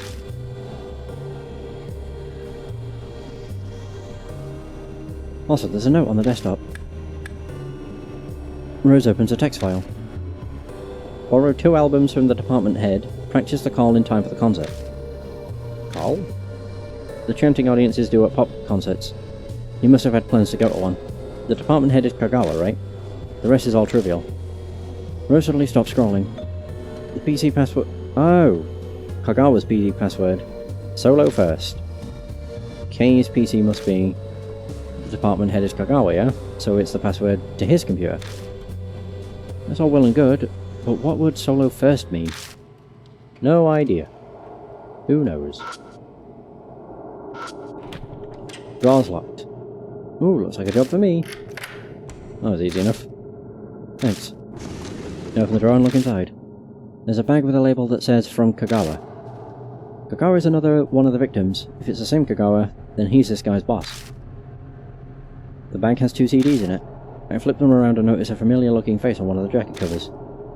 Hazuki? Except she's dressed up like when she's performing as Momo Karuse. The title of the song is Wonder Rabbits. Pardon me. That's the song that Amy snuck onto my phone as my ringtone. One CD from Momo Karuse and the other one is... Love and Hero, no? Pardon me. You know them? I'm quite fond of... Love He. Has a lovely voice. Wow, I'm not sure how to respond to that. Wonder Rabbits and Counterattack. Okay. This desk belongs to some old guy, right? Why would he have this? Music can stir the souls of anyone. But it said it was from Kagawa. Maybe he borrowed it from his boss. So his boss Kagawa owns these CDs. That still means they belong to an old man. Someone will be calling you old before you realise it. Anything else interesting? Yeah, hang on a sec. There's some kind of box farther inside. What might that be? I think it's a safe. It was shoved to the back of the drawer, a safety deposit box. A safety deposit box inside a drawer. Can you open it? Doesn't hurt to ask. With the right tools, sure, but I don't typically carry around the tools to open things like this. Seems like you'll need a key to open the safe. I better look for that first. I think we're done here. Killer Peach file has been updated. So Ishimaru, president of Sumi Group. President Ishimaru's memorial video, 5 out of 5, mysterious faction within Sumi. Department head Kagawa. Love. Rabbit's CD to Bondo. Case computer password solo first. Right.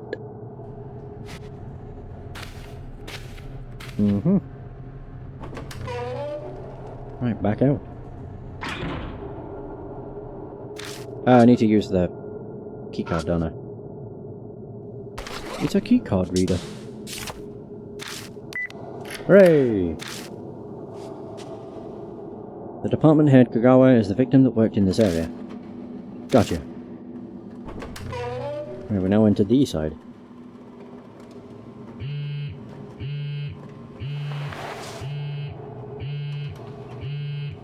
Text.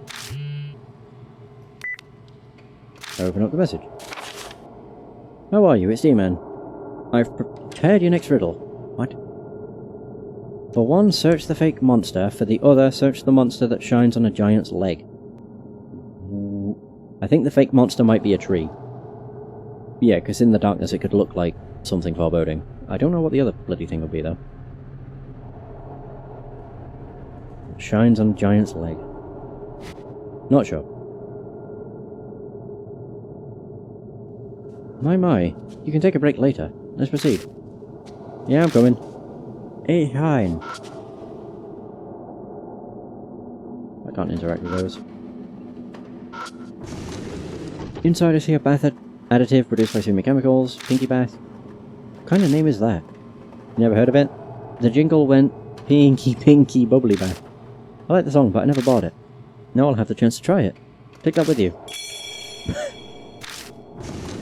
I check another drawer and find a floor guide, just like the one on the 22nd floor. It also shows the location of various equipment. I glance over it and see the locations of some fire extinguishers. It even has where the fire extinguishers are. More importantly, do you see Kagawa's name on it? Oh yeah, that's right. Look over the names by the desks. I found a desk assigned to Kagawa. Yeah, Kagawa's desk is on this floor. It's right at the back. As per usual. As they always seem to be. According to the report, this is Kagawa's desk. Nicely organised, isn't it? That'll just make it easier to look through. Monitor screen does not a single fingerprint. Oh, turn it on. My bad. Yes, turn on the computer. The screen eventually turns on and there are a number of animal pictures. The heck is this? The images are a rabbit, bear, bird and a pig. Underneath is a line of text that says, click the password. Are these pictures of the password? I think I saw something about this at Bando's desk. Solo first. Solo first. Or something like that.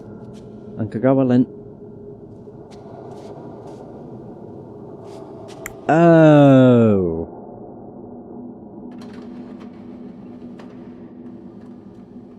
Lent Bando some idol CDs. Maybe I should double check the CDs that I have in my bag. Solo artist first, which would have been the Rabbits. It was Wonder Rabbits. Oh, I don't know what the other one was.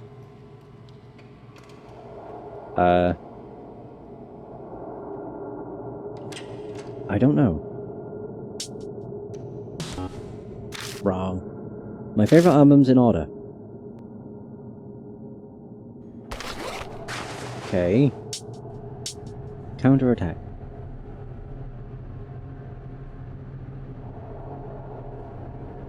Okay, the cover's a group shot with a girl with twin ponytails in the middle. And the word Vihi. Yeah, Wonder Rabbits. I don't know. I mean, the only other CD would be Counterattack, but I don't know how that helps. Enter the password. Do brute force.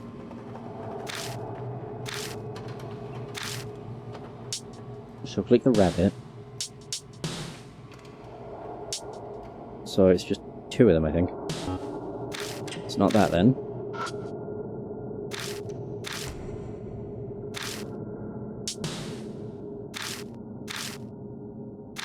Solo first. I'm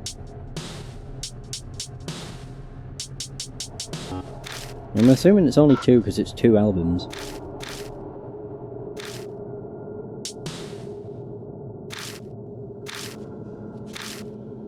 Right, so...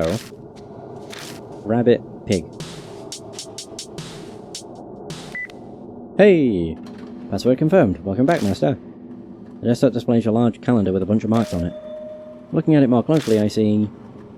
Fluffy advanced sales begin, Momo TV, Momo Radio. Okay, meet and greet. This guy's obsessed with idols. Who cares about that? Isn't there any more useful info? Yeah, I just found something. The calendar also lists a 5 out of 5 club dinner too. 5 out of 5 club? That's the club that Takada. He's hidden away the 5 out of 5 Memorial Dinner video. Yes, because he had that video, we can safely assume he was a member of that club. Well, he's your senior staff. This is a department head.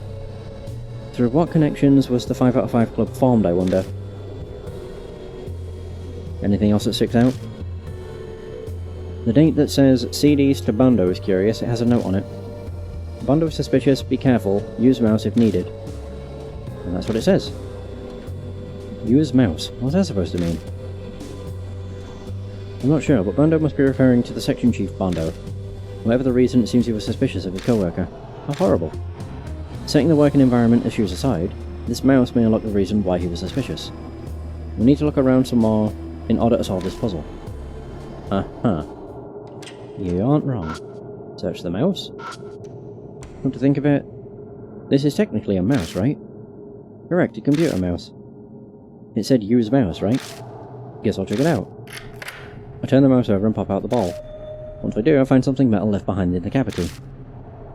Oh, there's something in here. I take it out, and see it's a key for a cylinder-style lock. Or the safety deposit box key. Oh.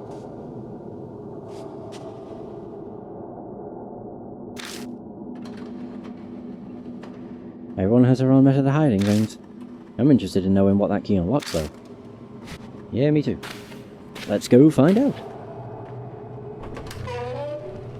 Left the office. Back in this office. And back to the desk. Hooray! Oh, the chair still moved.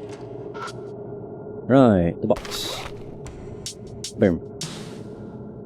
Perhaps the key we found earlier is for opening this box. I'll try it. The safe key opens the box. Inside I find a printed email and a stack of what looks like financial documents. What? No cash? These are clearly more valuable than that. Just a stack of papers. And so is a stack of bills. Hand me the documents, I'll look them over and see what I can learn. Rose looks through the stack of financial papers, slowly flipping them through. Oh, through them. I see. So that's it. What? 5 out of 5 club. I can't say for certain, but these papers all point to something for me. They look like records of fake orders and illegal money exchanges. Fake orders? What's that? Embezzlement, on a large scale too. There's a group of people that are stealing money from the company from within. I suppose at this point, had might be the more appropriate word to use. So that group was...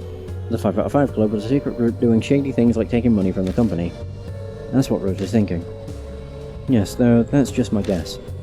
For Bando, these documents were probably his insurance against the plan going awry. It must have figured they might try and pin it all on him, so this was his shield. So they're basically all pieces of garbage. Right? This people ruin society are why pure maidens like me are led astray. So what about the email? You're right, it looks like someone printed out an email. The sender's name is Kagawa. I glance over the paper. It's a printout of an email conversation between Department Head Kagawa and his lover. Man, these guys are something else. Apparently they hooked up in the middle of the night on the sales department floor below here. My, this guy was dipping his pen in the company ink in multiple ways. He just couldn't stop. There's something else written here. It says he hid a card key somewhere. Uh-huh, that sounds important. Yeah. Kagawa hid a card key somewhere so his lover could get into the office at any time. And he hid it. You must be careful not to burn yourself with the flames of passion. So I hid it on a fire extinguisher. Apparently. Oh, I've got the hiccups. A fire extinguisher,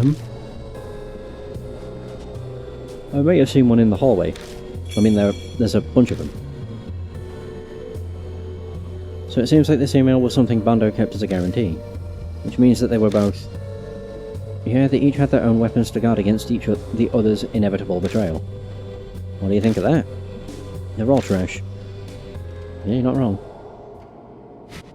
Hooray! So, the fire extinguisher, I guess.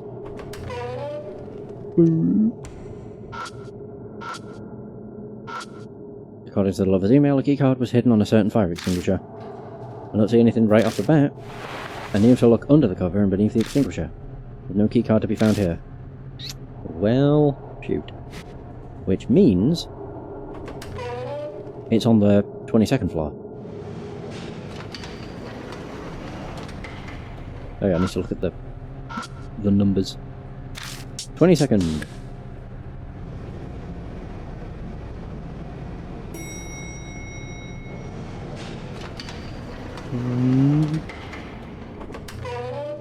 Okay. Famous painting reproduction hands on the wall. Taking down the painting, I check the backside and find a card there. Well, it's a D card, but it's been torn in half. Oh. Looking around, I don't see the other half. Oh well, I guess I'll take this part for now. Half a D card. It must be here then. Search all the fire extinguishers that we've seen around here. Where the hell is that extinguisher hidden? I imagine it must be somewhere else then. It'll be tough to look elsewhere without Ue, and even with her we might not have access. True. Were there any other places with fire extinguishers? Guess I'll check some other spots. Huh.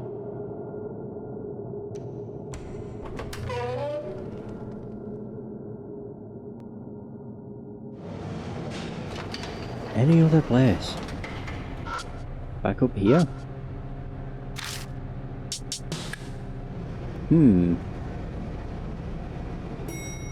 It could have been in one of the offices, I suppose.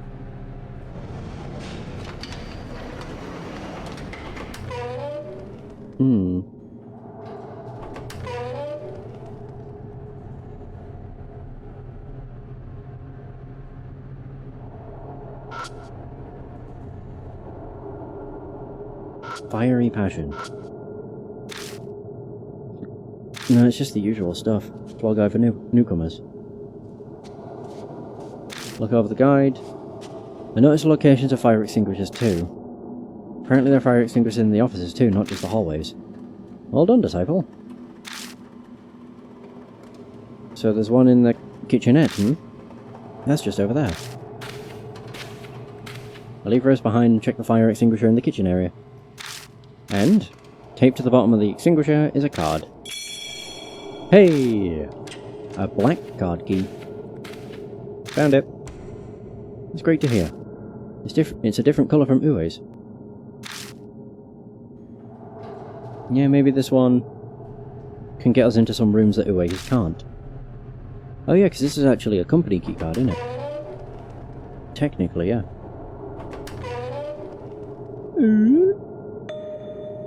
Oh. Hey, sorry I'm late. At that moment, Ue walks out of the elevator. You're too late. You're too late, I'm pretty much done with my search already. Well, you're pretty handy to have around then. So, tell me what you got. the whole lot of shit. I tell Uwe what I found on Bando and Kagawa, and include Rose's guesses about the 5 out of 5 club and the stealing from the company. Makes sense. I could see that being the thing that connects all the victims. So what was this group called again? The 5x5 club? No, the 5 out of 5 club. I think you have the wrong math symbol. Right, the 5 out of 5 club. I'll look into that part. Can't promise any immediate results for you, but... Anyway, next is that secret rendezvous spot. That's the office we couldn't open on the 22nd floor, yeah? Yep, where the general manager Shima worked. Shima's the one who was just decapitated. Well, they were all decapitated, let's be honest.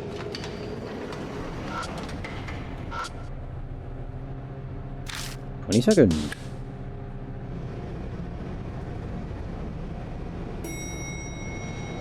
Stepped out the elevator. The usual rigmarole. Oh! Uh-oh. The instant I step into the office, I hear odd breathing. I look up, then down the hallway, and... Oh my! What the hell is that? Oh.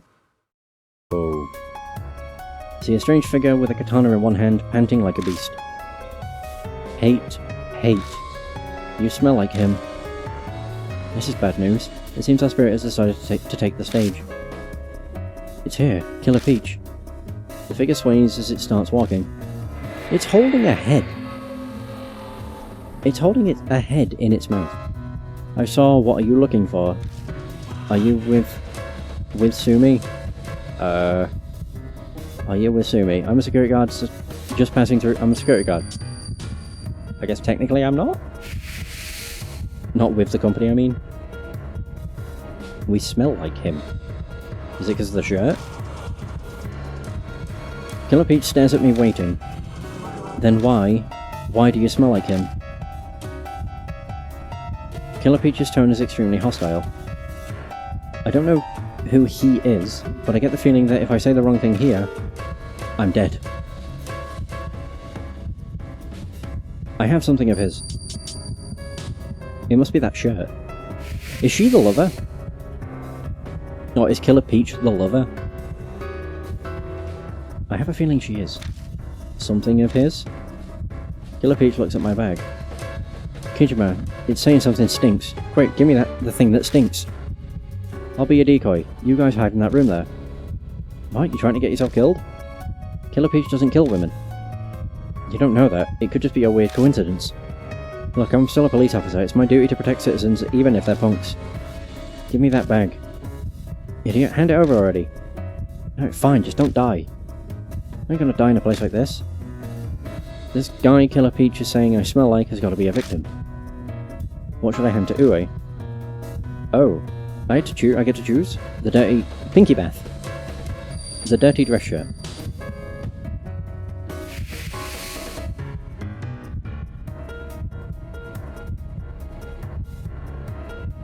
I hand Uwe the dirty dress shirt. Hey, Killer Peach, over here!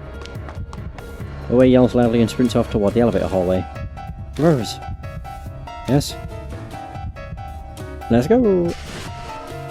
We're alive! Oh.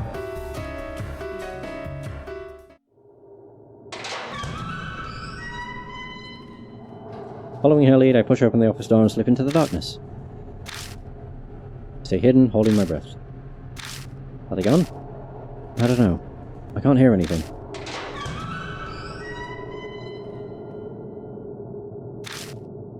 I open the door and peek out into the hallway. Hey, it's safe now. Whoa!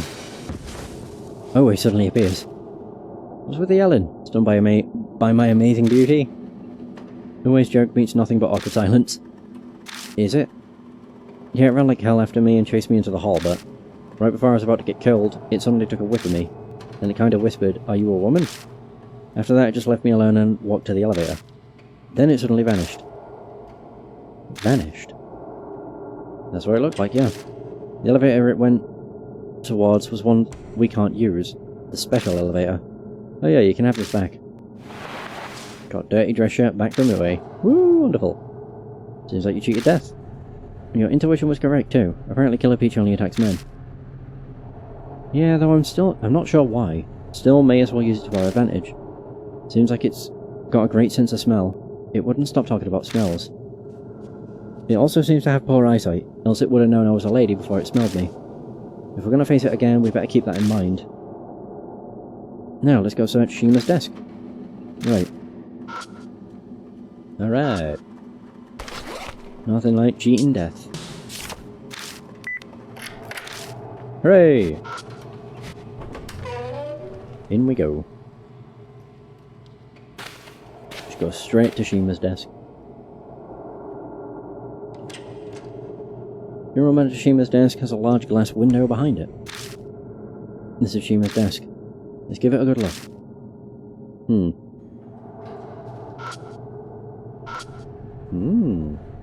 A glass knick-knack with a lead stand, It looks fairly expensive. Lead? I don't see any holes for pencils. Oh, let me make myself clear. The base of the trinket is made of lead. Excuse me, no need to get all snippy. Okay.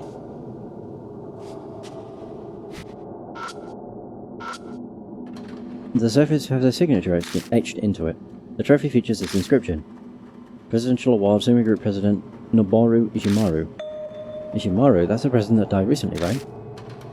It appears that President Ishimaru conferred this award to Shima. I look closer at the letters and notice it's pretty dirty near the letters. Paying more attention, I realise that the dirt is actually fingerprints. This thing's pretty dirty, it's covered in fingerprints. Fingerprints? Rose quietly pipes up behind me. Could you mind use this to pick up that trophy for me? Oh, we're gonna lift the print. Rose takes out a handkerchief. Huh? You want the trophy? Yes, but I need you to be careful to not get your own fingerprints on it. I don't know what you want with it, but I got it. I see what you're doing. You want the prints. Exactly. It must have Shima and Ishimaru's fingerprints on it. The special management elevator has a fingerprint reader, right? Yeah, but do you got the right tools? It's not rare for a state-of-the-art building like this to have a fingerprint reader, so I brought some magic equipment just in case. That's a villain for you, I guess. Wait a sec. You're not going to duplicate a fingerprint, are you? You betcha. It's a surprisingly simple trick. Let's return to the first floor and try it.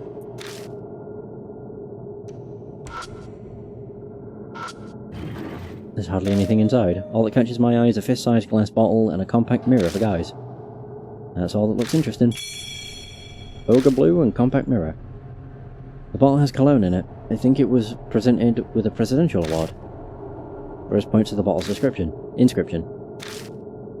That's a brand that President Ishimaru liked. Saw him crowing about it in a business magazine. It's just bottled old man smell if you ask me. The bottle's only half full. Judging by the bottle's emptiness, Shima must have used this cologne daily. Speaking of cologne, the dress shirt that drove Killer Peach crazy reeked of cologne as well. Take a sniff of the cologne to check, and it smells exactly like the dress shirt. Was this cologne the smell that Killer Peach was talking about? Yes, most likely. It has an extremely good sense of smell. It's possible it was using this cologne scent to identify its targets. If it's targeting the smell, then we ought to try throwing some of this cologne on it. If it were covered in the smell that it hates, it'd drive it nuts, wouldn't it? Splash perfume on it, huh? Sounds tough, but I'll make a note of it. That also sounds like how you would destroy it. Yeah. Oh, we might not smell like a lover. We might smell like the president. Yeah, maybe that's why.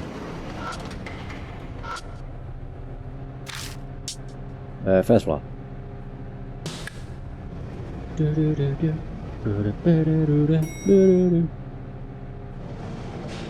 Back out we go.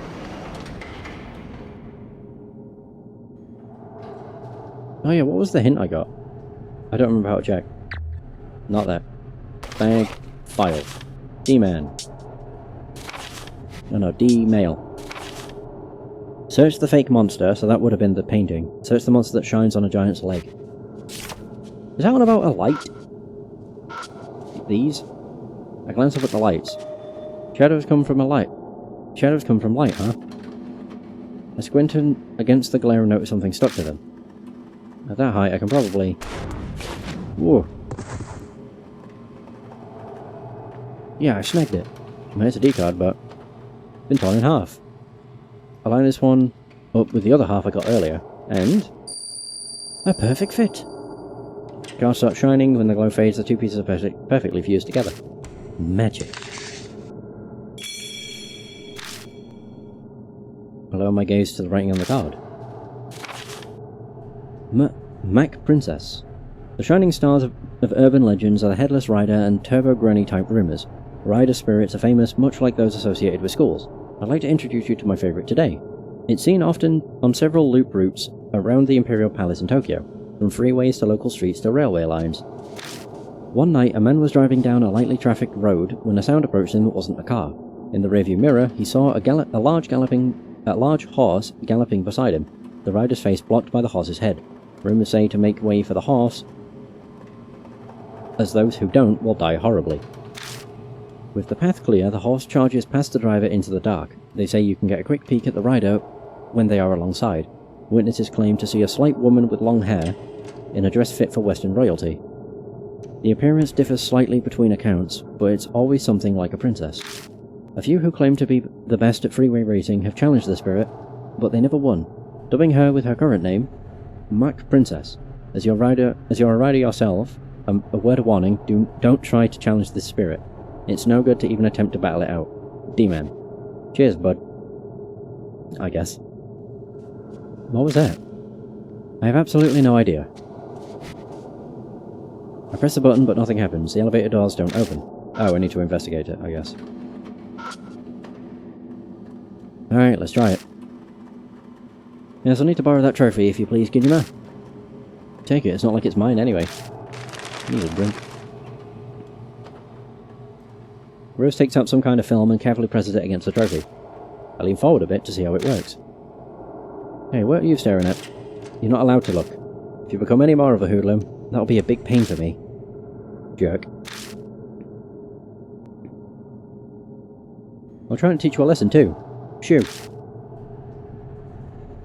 It'd be boring for you to watch anyway. I'll call you when I'm done.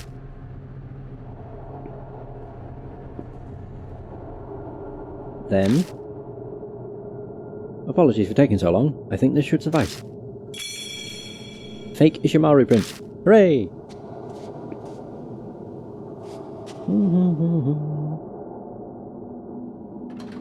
Now that I think of it though, what if this was just some random person's fingerprint?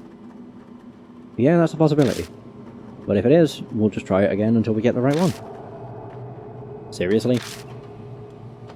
Well, we'll never know until we try it out. Let us hope we got the right one. Yay! Ooh. How has that been updated? Oh, because she disappeared into the special elevator. So, ran into Killer Peach, Ue became decoy. Killer Peach disappeared in front of the special elevator, only attacks men seems to be true. Ogre Blue, Ishimaru's favourite cologne, on Shima's desk. Whoever uses it becomes a target. What if we douse Killer Peach with cologne?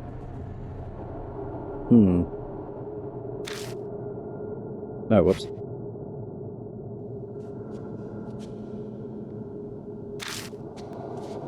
Oh, I need to use the print. God. There. Use the print. I take out the fake Ichimaru print and press it against the fingerprint scanner. Please work. After a moment of silence, a ding announces that the special elevator has arrived. Phew, it worked. Alright, nicely done.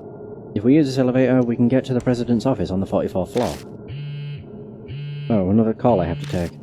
Go ahead without me. Ue walks away from the elevator as she talks into her cell phone. So then, shall we go? Yeah. I step into the special elevator. Everything appears normal here. According to the control panel, the elevator stops at the 44th floor and the roof. We don't really need roof access, but it looks like this will finally get us to the 44th floor. That's the floor with the President's office. I'm sure we'll find something interesting. Please don't go off and do your own thing. After I finish saying that, the elevator sways violently and... Ow. Huh? A strange scream rattles the elevator. It almost sounds like it's coming up from the ground. It seems to have stopped. It's probably an earthquake. Hopefully it hasn't stopped the elevator. Are we moving? Oh, sorry for making you wait.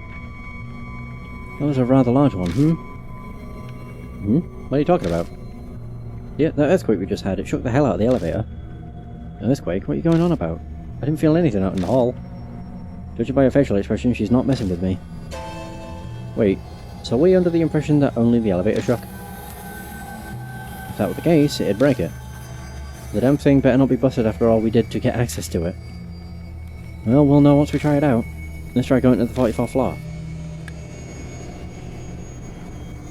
Throwing caution to the wind, I hit the button, and the elevator starts moving smoothly. What? It's moving. Okay. The elevator continues on normally. When we're almost on the 44th floor, the floor display just vanishes suddenly. Oh god. At the same moment, I hear some kind of impact from the elevator ceiling.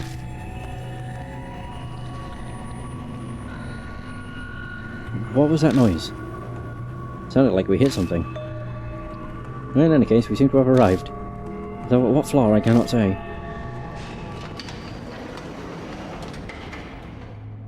Oh, what? What is this place? As soon as we exit the elevator, Rose asks a question that I don't have an answer to. The 44th floor of Moon Tower. This can't be it, there ain't no way. But this is... Uwe begins quickly searching the area. Well, what shall we do? This isn't where we were trying to go. I look over at Uwe. No, wait a sec. Can't put my finger on it, but there's something about this place. Let's look around a bit before heading back. For some reason there's a puddle on the floor. Going off what's around it, I'd say there was a fire here. The sprinklers must have gone off. What is all this? Several red tubes. Looks like they're flares. All of them are either used already or too wet to be able to work. What are they doing here? Head towards the back of the floor. Sense a presence in the dark. I quickly point my flashlight at it and... Oh, it's her again. Oh, it's the head. Right. I see that strange figure lying in wait for me. Damn it, again? It sways as it walks towards me. I'm technically the only one in danger here. Who are you? What are you doing here? Ooh. Investigating a serial killing. Ooh.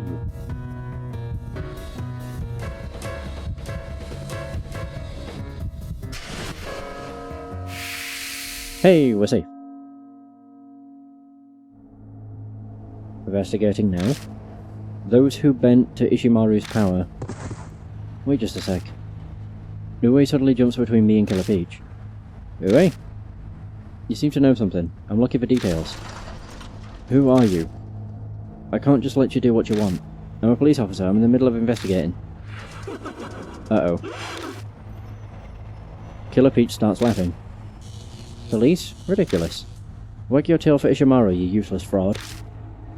Huh? Who are you calling useless? Just tell me what you know already. I get the feeling Uwe's gonna die. Hey, what are you doing?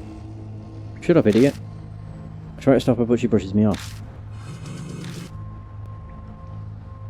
Killer Peach's breathing becomes more ragged. At this rate, Uwe'll... I'm a detective, don't worry, I got this under control. I won't let nothing bad...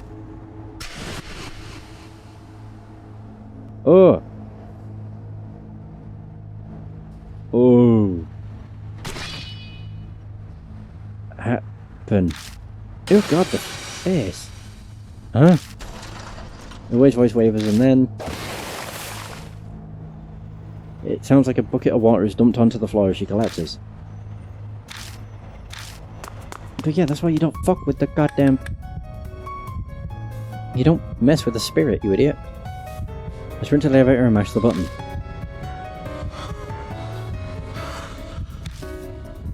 She was killed. Uwe was just killed by Killer Peach.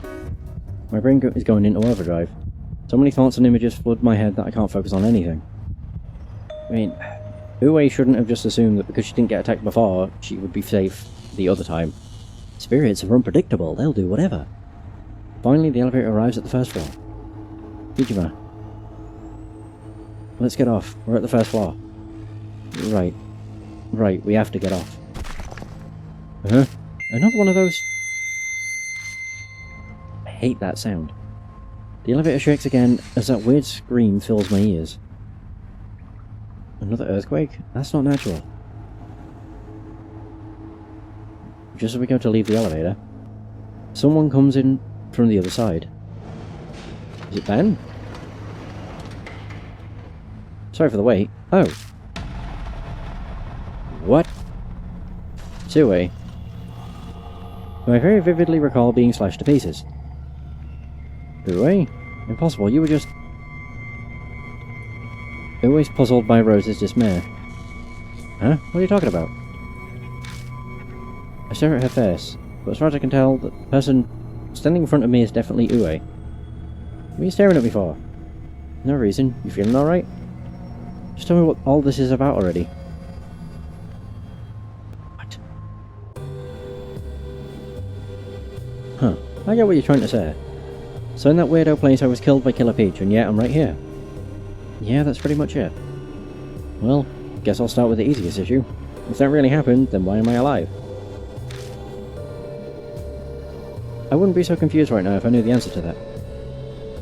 It's no use, it's incomprehensible. Let's try mentally retracing our steps. Where should we start from?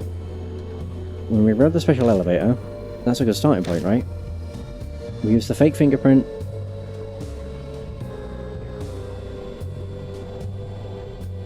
Huh? We used the fake fingerprint and got in the elevator, but Uwe got a call and came later.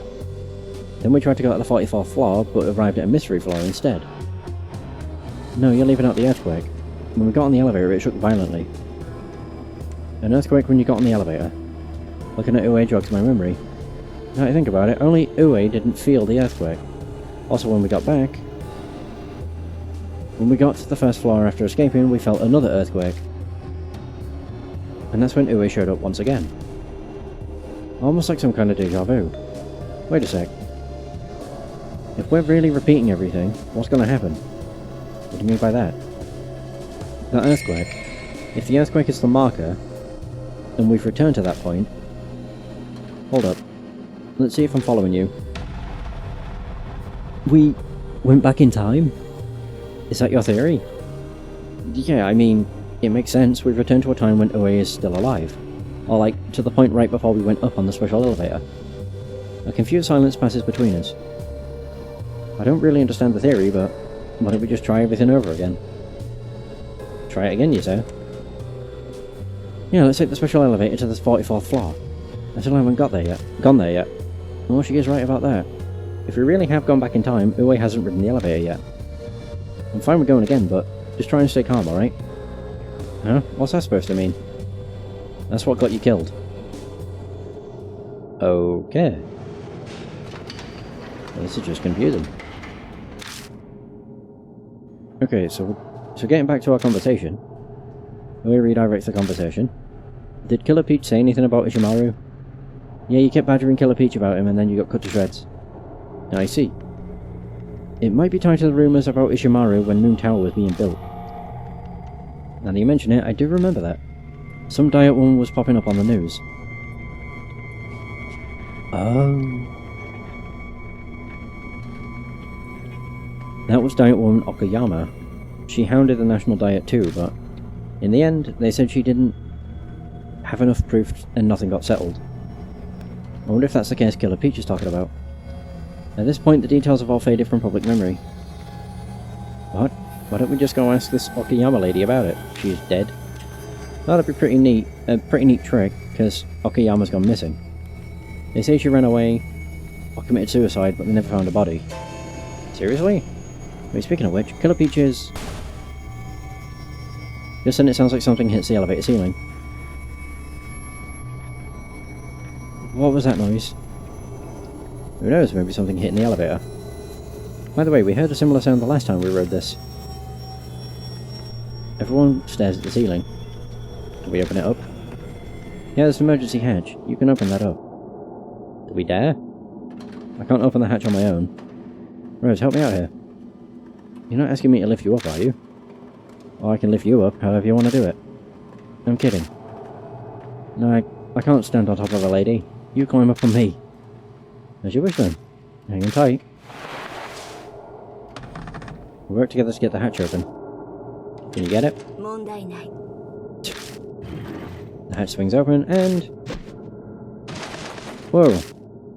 The object that hits the roof clatters down into the elevator. Katana? Ooh, what the heck is something like that? That noise must have been caused by this katana hitting the elevator. And... Rose picks up a small electronic device lying next to the katana. This is a voice recorder. Rose presses the button on it. Oh.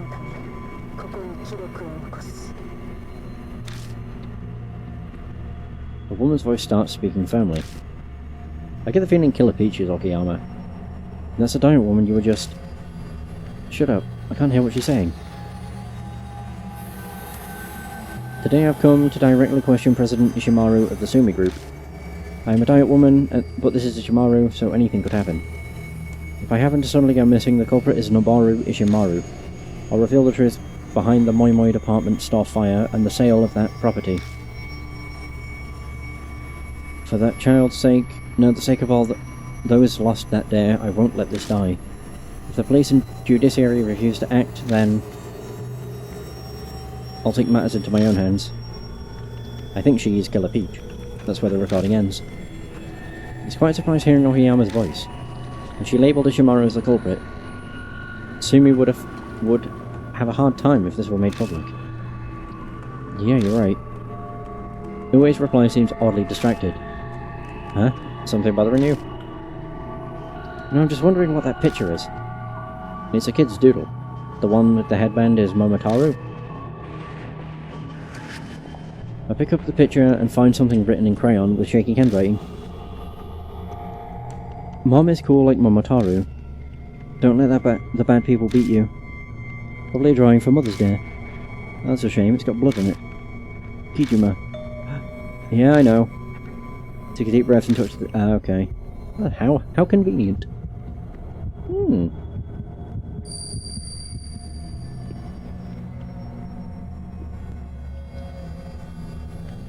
Think she'd this far. All stupid sons. I can hear men whispering. Finally the image starts to come together in my mind. After done with... These are President Ishimaru's orders. Dispose of this woman immediately. The place stirs. It seems like there are 3 or 4 men here. General Manager, are you sure she's... The dignified voice cuts him off and repeats the orders. Cut her head off. That's her punishment for running wild with the President's beloved katana. Once you're done, throw her in the trunk and take her to a treatment plant tomorrow. Yes sir, Bando Takada, you heard him. Cut off her head. But she's still alive. Aha! She is Killer Peach. It's why she's carrying her head around then. I hear a quiet noise, like someone coughing up blood. Should we get to it anyway? You're ordered to behead her. Pity, what a waste of a good woman.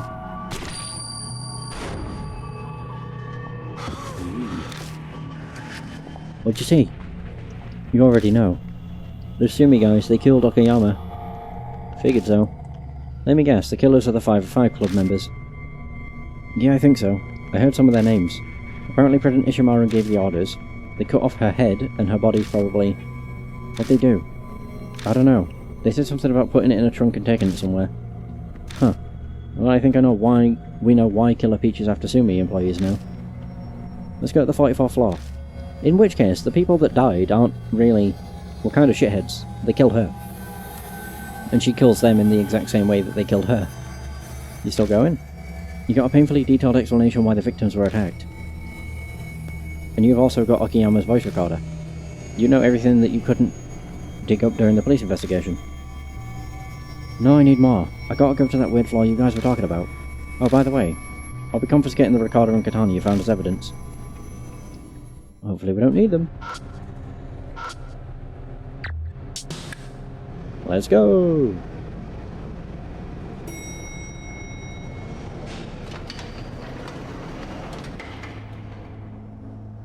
This is the place, huh?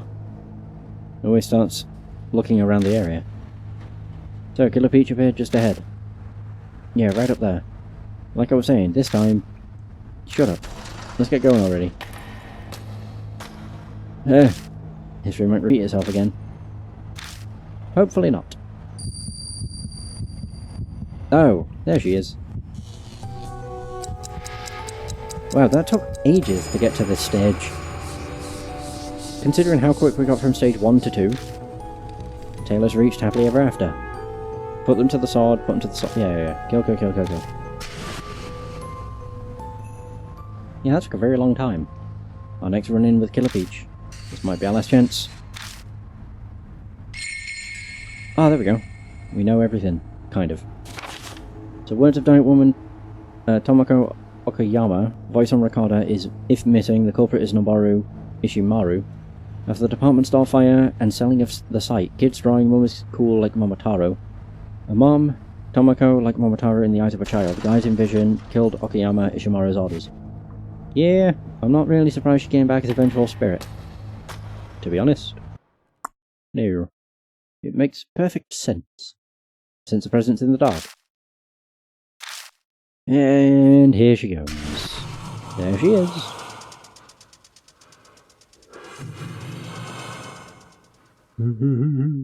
I see Killer Peach lying in wait for me. I thought so. Killer Peach sways as she walks towards me.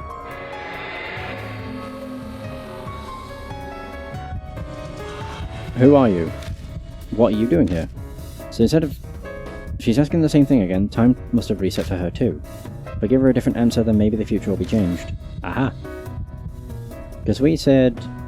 investigating the serial killings. Investigating Okayama's case.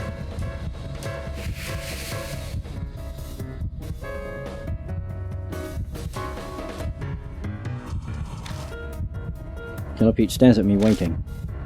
What exactly are you inquiring about? Killer Peach's eyes don't seem hostile for once. The truth she wanted to make known is... You're killers.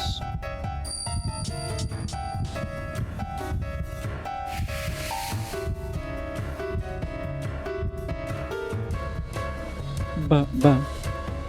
I listened to the voice recorder you left behind. I know what Ishimaru and the 5 out of 5 Club did to you. I see. Then you know my rage. You know why I killed them. Wait, Okayama. I know how you feel too. But could you leave the rest of the police? He whispers her arms out to show she is not hostile and slowly walks toward Killer Peach. Police? Those useless. Stop, Okayama, you're dead. Can't do anything if you're dead. Let us take up your cause and... Well. Ue desperately tries to reason with Killer Peach, but she wavers and then... We hear something that sounds like a bucket overflowing as she falls to the ground. I can't do anything. Foolish prattle, I killed them, I punished them. There's only one left. I don't know where he's hiding, but I will kill him. Wait, the president? He's already dead.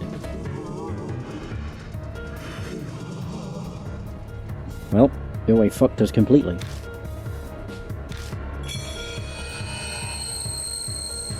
So I guess Ue dies anyway. Because some things have been changed, this time Killer Peach focuses her rage on me. Damn, this is the worst possible scenario. If we can't reach the elevator, we might be able to escape the situation, but she's too fast to get away from. We'll have to stop her somehow.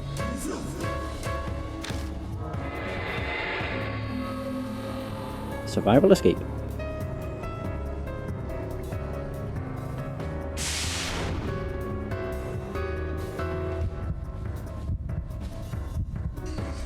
So it's her. Oh. A puddle of water. If anything needs water, they can get it here.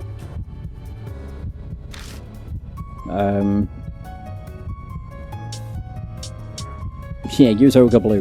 The thing she hates. It seems like a great idea. What about Pinky Bath? Insanely a strong peach smell that people either love or hate. Welp, let's just hope she loves it. Yes. The first time I bumped into Killer Peach, she was completely focused on smells. If she's sensitive to smells, I grabbed the Pinky Bath from her backpack and chuck it into the puddle.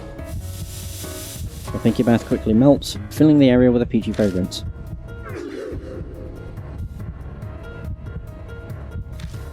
Where are you? Oh yeah, she can't see.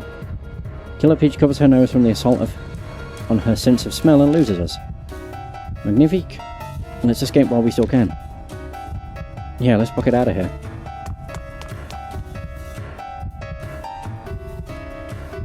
Get to the elevator. Leave it to me. But the elevator doors don't open. What are you doing? I'm hitting the button, but the elevator's not coming. Where are you? Killer Peach's angry yell and the sound of something breaking echo throughout the room. The sound starts drawing closer. It won't respond. Sounds like Killer Peach is almost upon us. If we wait here, it's just a matter of time before she catches us. If we can't run, then we just gotta stand and fight. Seems like this is our only choice. But how should we engage her?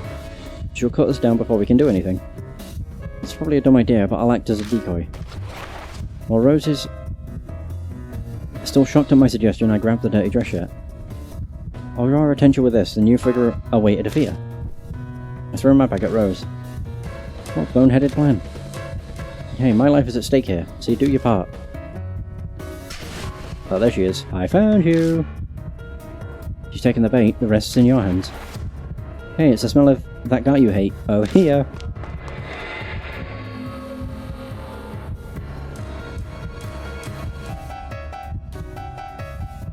Wait, so she killed all of the underling. The only one she hadn't killed is the president. How do I quell Killer Peach's grudge? She's trying to kill the president. The memorial video! It's a television with a VHS player. It seems to have power, but... yeah, the memorial video, because it was for his death. Has footage of Ishimaru's funeral and the TV news report on his passing. Boom. So she'll know that he's also dead. Yeah. I drop to a knee and roll along the floor, barely dodging the blade swinging above my head. I had just enough distance to avoid that without getting harmed, but... oh, hi. At this range I won't be able to dodge again. Damn it, hurry it up! Now accept your punishment. Just then. Listen to this. A machine clicks on behind Killer Peach. And now some breaking news. The president of Sumi Group, who had been hospitalized, he wanted to kill Ishimaru, but reports are coming in sometime early this morning, Mr. Noboru Ishimaru passed away. He's already dead. You're welcome. Ridiculous. He's dead? Yep, he died half a year ago, apparently. No matter how much you want to get your revenge, you can't do it in this world. I see. Then...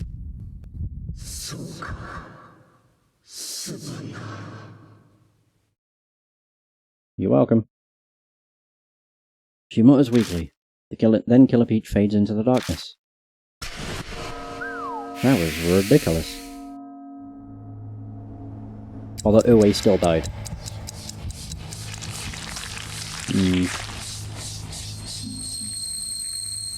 I'm alive! The curse is gone. Phew, that was close.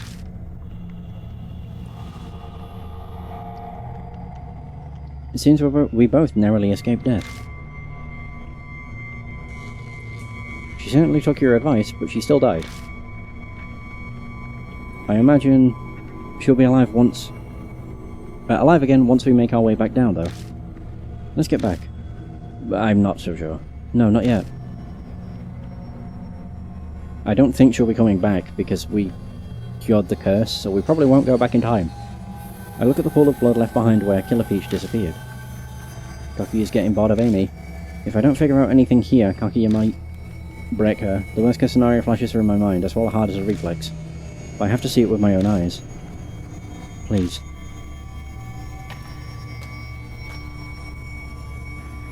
I approach the pool of blood, and I press my fingers against it.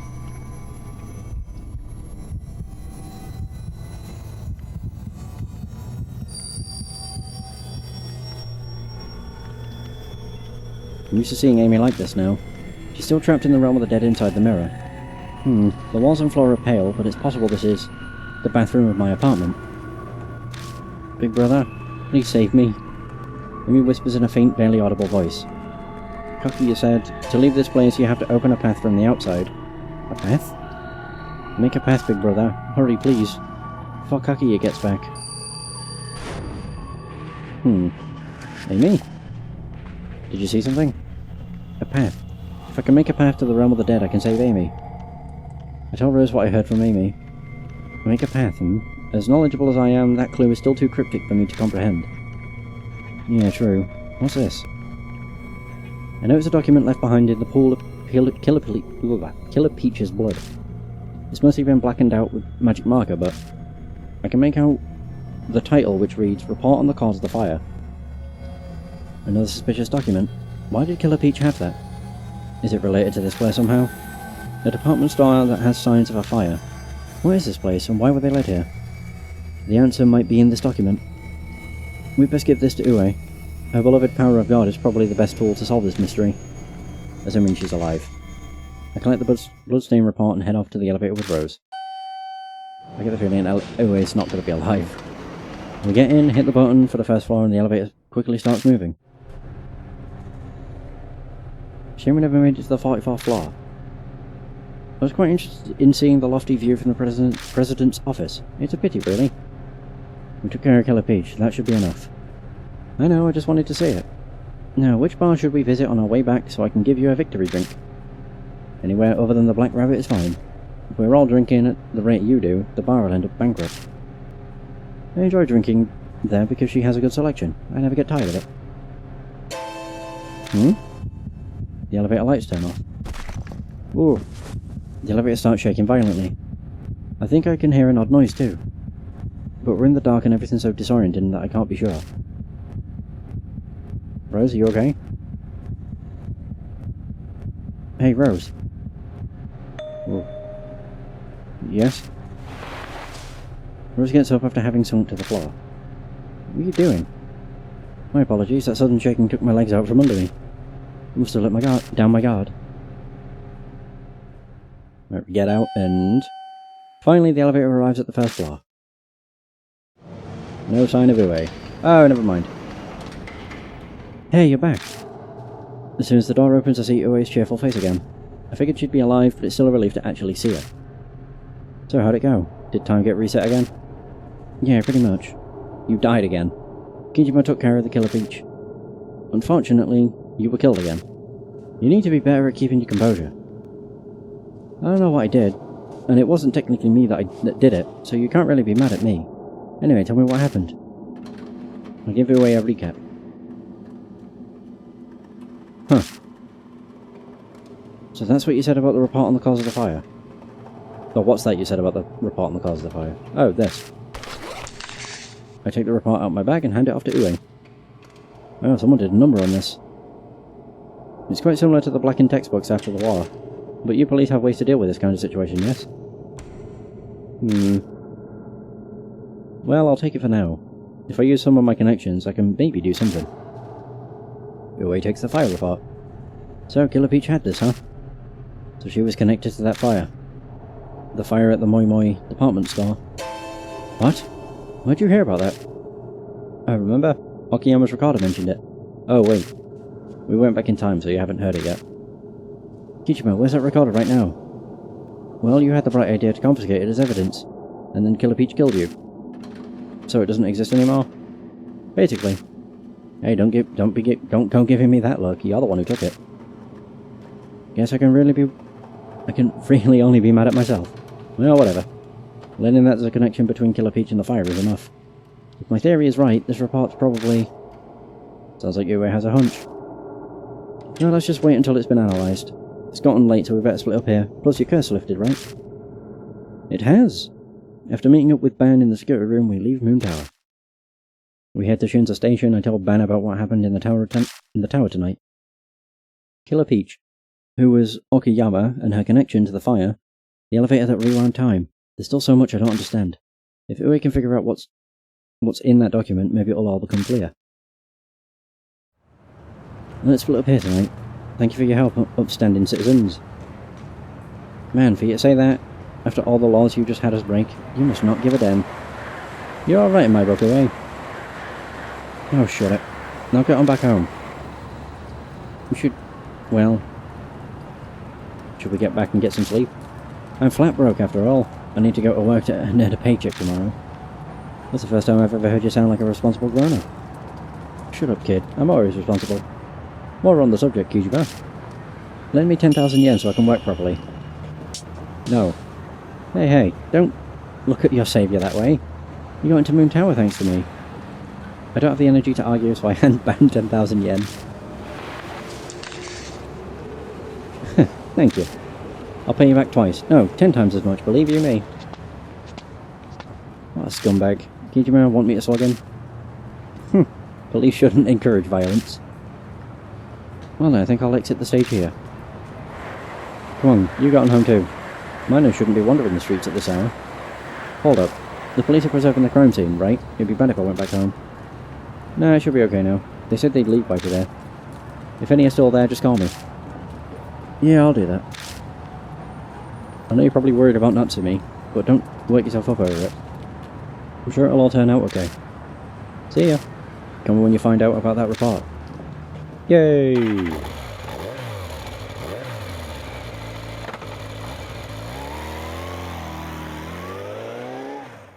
Alright. I get on my motorcycle and drive straight back to my apartment. My body's exhausted, but I still have things that I need to do tonight. Woo! That wasn't a short case, but it wasn't... Actually, considering it only took place over the course of a single day, that was a long one. I think it was 2 hours, or maybe longer. Elevator that travels back in time. Beat Killer Peach, most likely Okayama became a spirit. Amy still okay, can be saved by creating a path from outside. Make a path on my apartment bathroom mirror. How? Fire report completely blacked out. Connected to the fire at Momoi department store. Oh yeah, of course, we have more notes. So Killer Peach was Okayama, who fought Society's darkness, had 3 heads.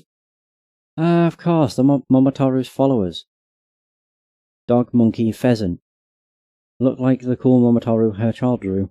Was after evidence against corrupt President Ishimaru. She also investigated why he covered up the fire incident. While on the case, she was brutally murdered, body abandoned.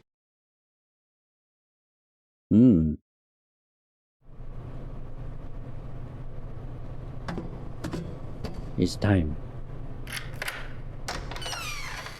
Open a path. Oh! Amy. Amy said, I need to create a path from outside. But what did she mean by path? I've got no idea when it comes to this spiritual stuff, but Amy asked me to do it. That means it's got to be something I can do. That's right, Aunt Natsumi said. Before she collapsed, she said she was going to save Amy. She sounded confident, she must have known how to save her. Was she about to say something? I recall her last words. Amy is inside the mirror. I'm going to save Amy, so hurry and join. Hurry and join. She never finished that sentence, what was she going to say?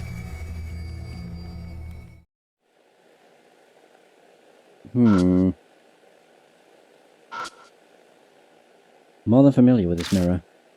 There's a few water stains on it, haven't bothered to clean it for a while. Create a path. Oops, sorry, I caught the mic. Could it just be create a path by using a mirror against a mirror? Because it creates an endless loop? Technically? Or something?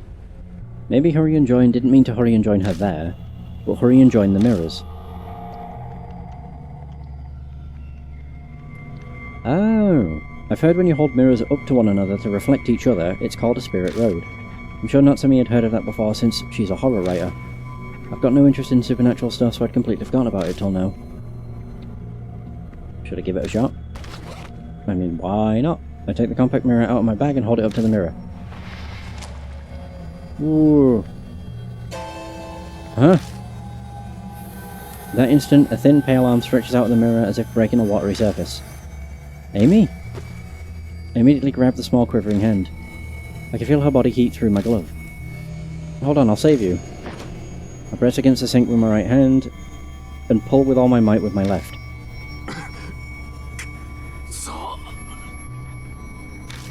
You're heavy. Amy's arm doesn't budge easily, it's like a weed firmly rooted in the ground. Her arm slowly gets absorbed back into the mirror. If I stop pulling for a second, I'll get dragged in with her. Damn it! I finally got you, I'm not letting you go. I fill my lungs with air, and I pull with all my weight. I catch Amy as she tumbles out of the mirror and falls on my back. Big brother! When Amy looks up at me, she gives me that warm smile she's always had. And she slowly closes her eyes, relief clear on her face. Her breathing and pulse are calm, looks like she's fainted, though. I'm seriously beat. I consider letting Amy sleep on the bed while I collapse on the floor, but I really don't feel like spending the night here. Since there's a mirror connecting to the realm of the dead where Kaguya is, anything could happen. We take her to the Black Rabbit. I hoist Amy onto my back while she sleeps, and head to the Black Rabbit. That place should still be safe, though I am being targeted by spirits, so it's not by much. A cool, refreshing breeze blows, a rarity on warm summer nights like these. My mind and body are exhausted, but the sensation still feels strangely bad. Feeling Amy's warmth on my back makes it all finally seem real. I came close to dying so many times, and there have been a lot of victims, but I finally rescued Amy. It's not over yet. As long as Kaguya exists, her game will continue, and I'll be plagued by this curse of death. Amy could just get caught up in it again. Aunt Natsumi's still in a coma too. There's only one way to really end this. I gotta put an end to Kaguya with my own hands. When we get inside the Black Rabbit, I carry Amy inside and lay her on Natsumi's daybed. Then I collapse on a random seat at the bar, or in the bar. Kaguya can come and get Amy back. As long as that possibility exists, I have to sleep with one eye open. Game of Death. Ban Rose. Finn. Oh wow, that was actually the whole... I just realised that was chapter 4 and 5. Was the whole Game of Death, Ban Rose. Yeah, I never realised. I don't think there's all that much left of the game, considering it's been nearly 5.5 hours. And I've been playing for a while. I think my game time will have been about 13 hours? Yeah, I don't know how much of the game's left, but I don't really want to keep going because my throat's kind of hurting from talking so damn much. The only downside to visual novels is it's a lot of dialogue, so it certainly takes its toll. But either way, getting very interesting. We finally saved Amy. Who knows how this is going to wrap up. But that's going to be the end of the session. Thanks so much for watching. I hope you have enjoyed. And until next time, take care. And for those who stopped by the stream, thanks for stopping by. It's much appreciated. Have a good day, and I'll see you next stream.